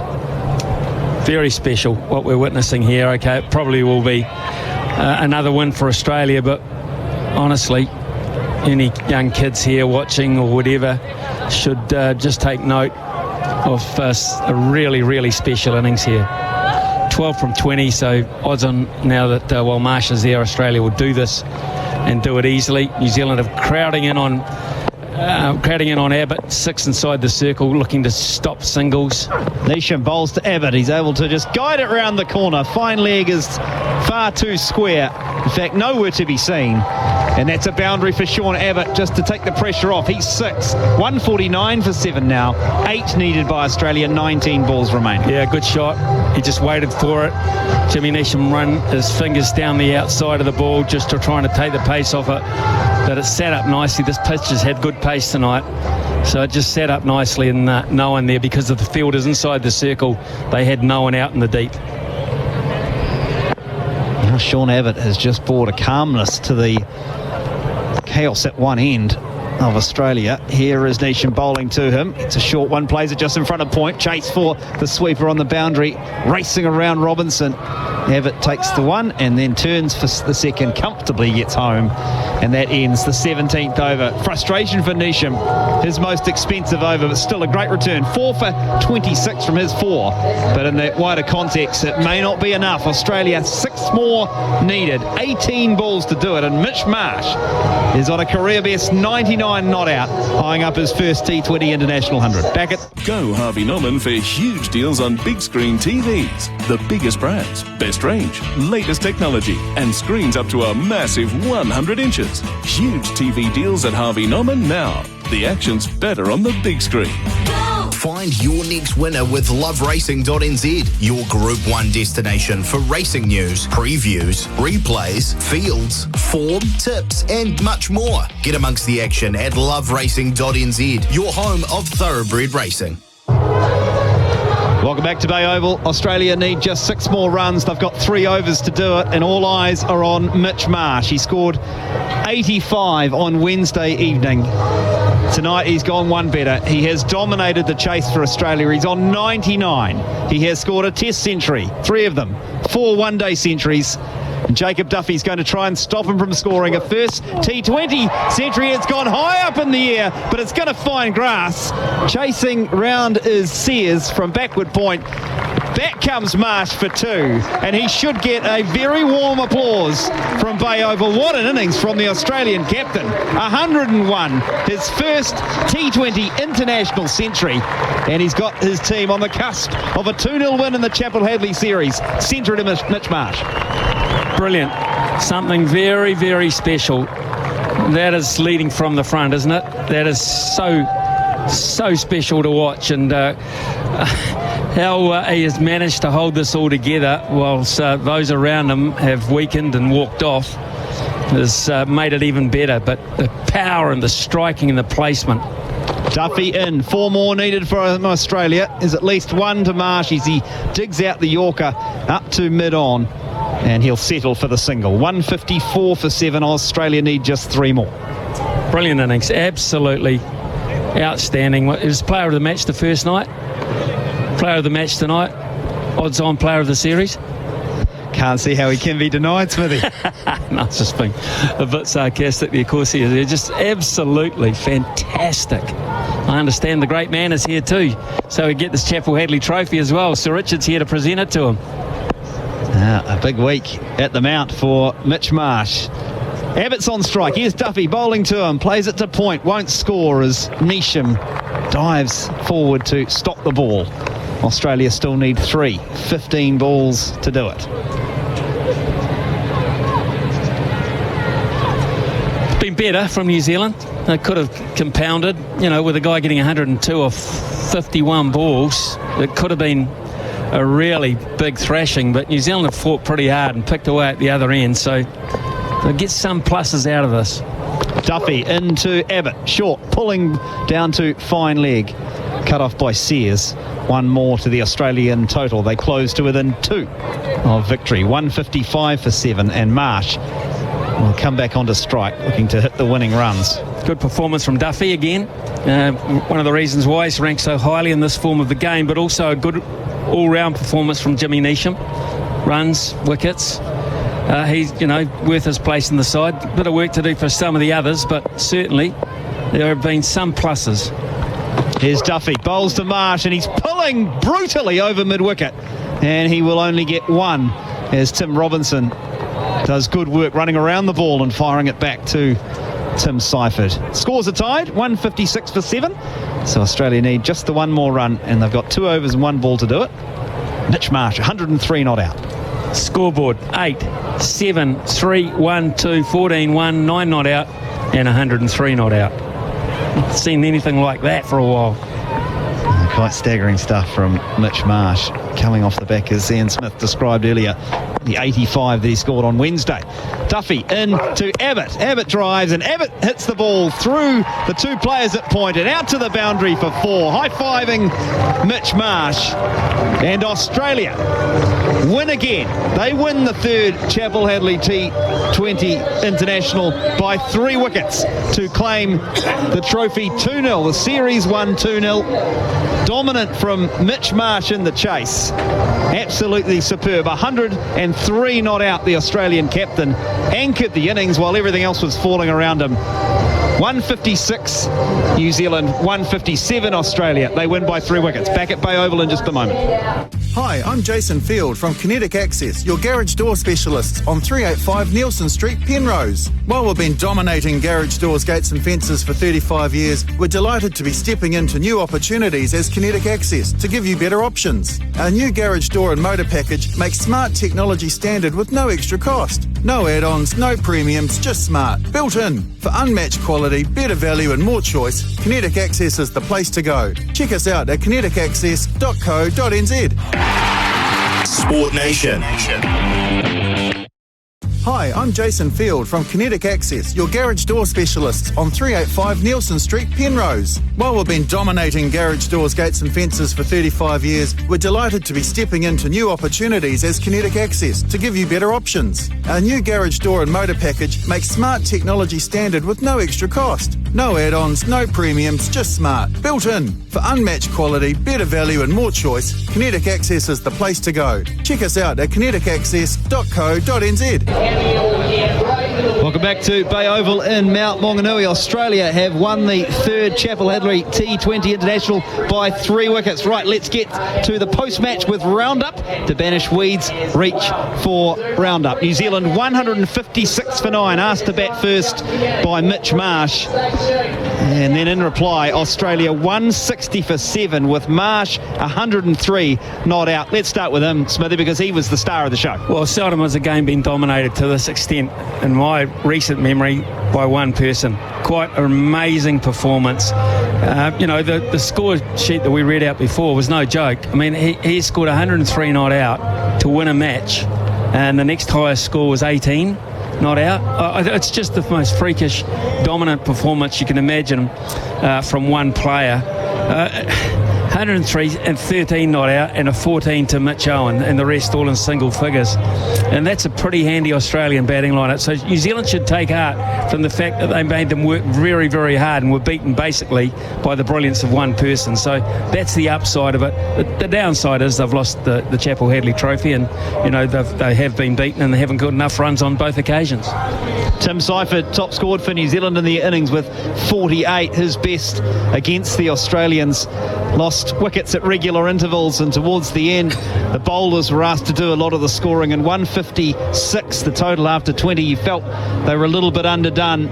Certainly put a good performance with the ball together, New Zealand. Duffy 2 for 29, Jimmy Neesham 4 for 26. And when you look down the fall of wickets at 28, 62, 80, 85, 5 for 93, 6 for 111, New Zealand were right in with it, but they couldn't dismiss the Australian captain Mitch Marsh, his maiden T20 international century, 103 not out, and he leads Australia to a 3-wicket win in this third Chappell-Hadlee T20. Australia win the series 2-0, and Ian Smith, you just can't argue with the fact that Mitch Marsh in particular, dominant in the series, but Australia perhaps just a little further along in the season, but deserved of their 2-0 win. Yeah, they had played more cricket. They'd been put under pressure on more occasions than New Zealand had, and they've responded to that, and they're the better for that. They just seem just a notch above New Zealand at the moment, whether that's an all-round ability as well. It's a very strong side with other players to come into it. You know, when you consider that Pat Cummins isn't here, Josh English isn't here, Glenn Maxwell isn't here, you know, they've got some really key players that they can throw back into the mix. So there's no doubt their power and their strength is deeper than New Zealand's at the moment. But New Zealand will... there have been pluses. I mean, it hasn't been completely demoralising. They just, the fact of the matter is they know they have to get more runs to be competitive against a side like Australia. They have to be scoring 200 plus to give themselves a real shot and give the bowlers a real shot. Tonight was I think the wicket was a little bit more interesting, a little bit more friendly towards the bowlers, but you just can't. I mean, I'll wake up tomorrow morning and think about this, and Marsh just dominates your thoughts, doesn't he? I mean, he's a towering figure of a man in terms of his presence, but his ability is even more so at the moment. It seems he's just quite staggering the way he's going about things, and the power that he's showing at the moment is just brilliant, absolutely brilliant, and the placement as well. This is not a small ground, but he has just monstered it. Thoughts there of former Black Cap Ian Smith summarising Australia's 3-wicket win in the third Chappell-Hadlee T20 International. Australia win the series 2-0. That was the post-match wrap, thanks to Roundup. We will take a short break here on Sport Nation. It's 19 minutes past 11. When we come back, Daniel McHardy and Neil Wagner to wrap up the series and look ahead to what's coming with Sport Nation's Summer of Cricket. When it comes to New Zealand sports turf, nobody knows it better than PGG Wrights and Turf. They've been in the industry for over 40 years, proudly supplying customers right across the country. From stadiums to golf courses, bowling greens to landscaping, even through to revegetation and erosion control, their highly skilled team are well equipped in every aspect of the turf and environmental markets. So, for your next turf project, talk to New Zealand's experts. PGGWrightsandTurf.com. From Nectaron and Motueka hops. Cheers. Give it a taste. A good beer needs a good story after all. Find Captain's Beer Hazy IPA at all good supermarkets and liquor stores. R18, drink responsibly. Those in the know already know about Saddlery Warehouse Cambridge. They're the racing experts supplying everyone from race clubs to studs, trainers to jockeys, so they can help you to up your game with quality personalised products you won't get anywhere else. Like racing silks, which have just landed in store from just $199. That's why those in the know call Saddlery Warehouse Cambridge on 0800 4 Racing. Saddlery Warehouse Cambridge, gearing you up for success. 0800 4 Racing. The Choices Flooring Style Without Limits sale is here, bringing you fresh flooring and window furnishing ideas to transform every space in time for the festive season. From bold statements to timeless neutrals, discover real style, real expression and real inspiration for your home. Plus, buy any Genero Collection product and you could win a Dyson Wash G1 2-in-1 wet floor cleaner each day. Download the catalogue at choicesflooring.com or visit your local showroom today. Holy, my ride's going to be how much? Should have used Your Ride. Your Ride is the smartphone app that connects you to Blue Bubble partner Blue Star Taxis in Invercargill. They're safe, dependable, and they never have surge pricing, even at peak times. You can better rely on a Blue Bubble nationwide taxi with Your Ride.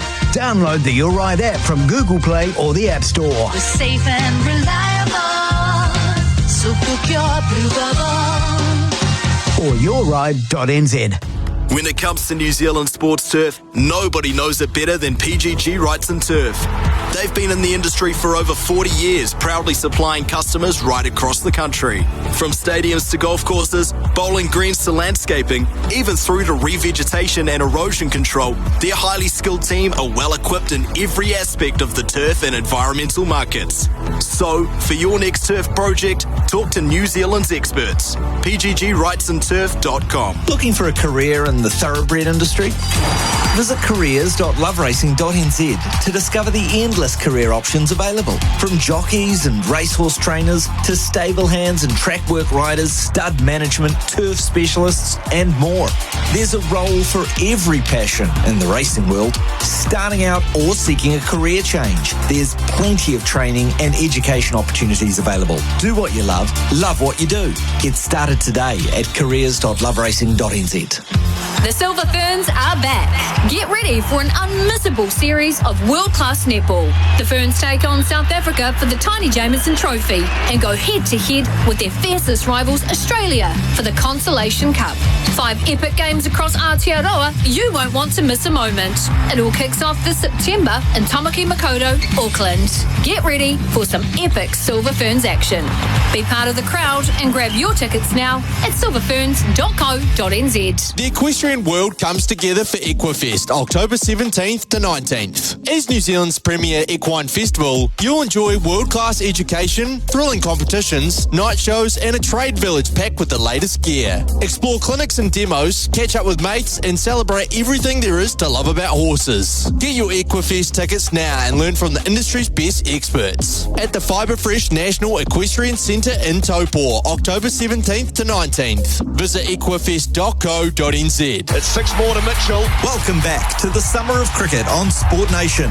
You're listening to live ball-by-ball commentary. This is the Black Caps against Australia, the 2020 series for the Chappell-Hadlee Trophy on Sport Nation.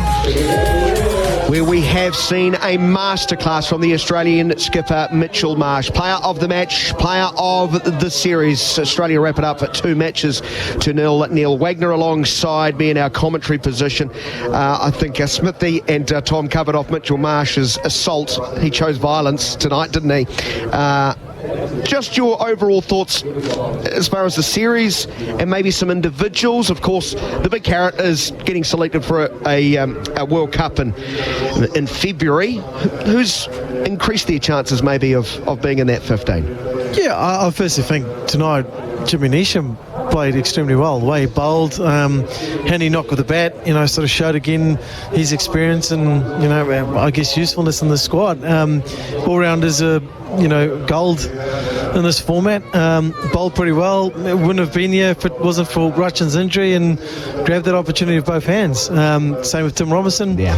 Probably wouldn't have got the opportunity, grabbed it with both hands. Shows again the depth that's around, which is pretty good. But yeah, exciting time for New Zealand cricket. There's a lot of players putting their hand up, and there's only 11 spots, and it's a good head scratch to have, but you want those guys to start figuring out what is their roles, clarity around their roles, and start getting, I guess, a bit of game time, a bit of experience, and a bit of a feel for, what they need to do. Yeah, there's a number of players unavailable for this series. I must admit, I didn't even have Jimmy Neesham on my list a couple of days ago. Completely remiss of me, but England in a couple of weeks' time, it's a good thing, isn't it? That sort of external pressure. Players who aren't in the current squad make players perform who are in the squad. 100%. And then these guys, there's an injury list. You've Glenn Phillips, Will O'Rourke, those sort of guys. So a lot of guys have to come back, and hopefully soon. Will O'Rourke is obviously still a wee way away, but it's exciting time for New Zealand cricket just now. Hopefully you start seeing these guys perform, put their hands up and show where they're at. But a lot of positives still to take from this. Not all doom and gloom. I think some positives in performance, but also in guys finding out their roles and clarity around it. But the Australians have also showed the bar is very high, isn't it, if you want to compete with the very best. Individuals can win it on the day, and Mitch Marsh has done that. Wags, great to see you, my friend. We'll see you during the English series. Looking forward forward to it, Yeah, mate. fantastic. Thanks for your knowledge, local knowledge. He knew it. He had no doubts. And I still can't see Mount I Maunganui. can still see them out, mate. Neil Wagner, former New Zealand fast bowler, part of the Sport Nation commentary crew, alongside Ian Smith, has provided wonderful analysis. That wraps things up as far as the Chappell-Hadlee. The Chappell-Hadlee trophy remains firmly in Australian hands. Congratulations to them, and particularly man of the match and man of the series, Mitch Marsh. He was magnificent. We'll catch you in a couple of weeks' time for the Black. Since the 1970s, Roundup's seen it all in the Kiwi backyard. The Paisley Prince, the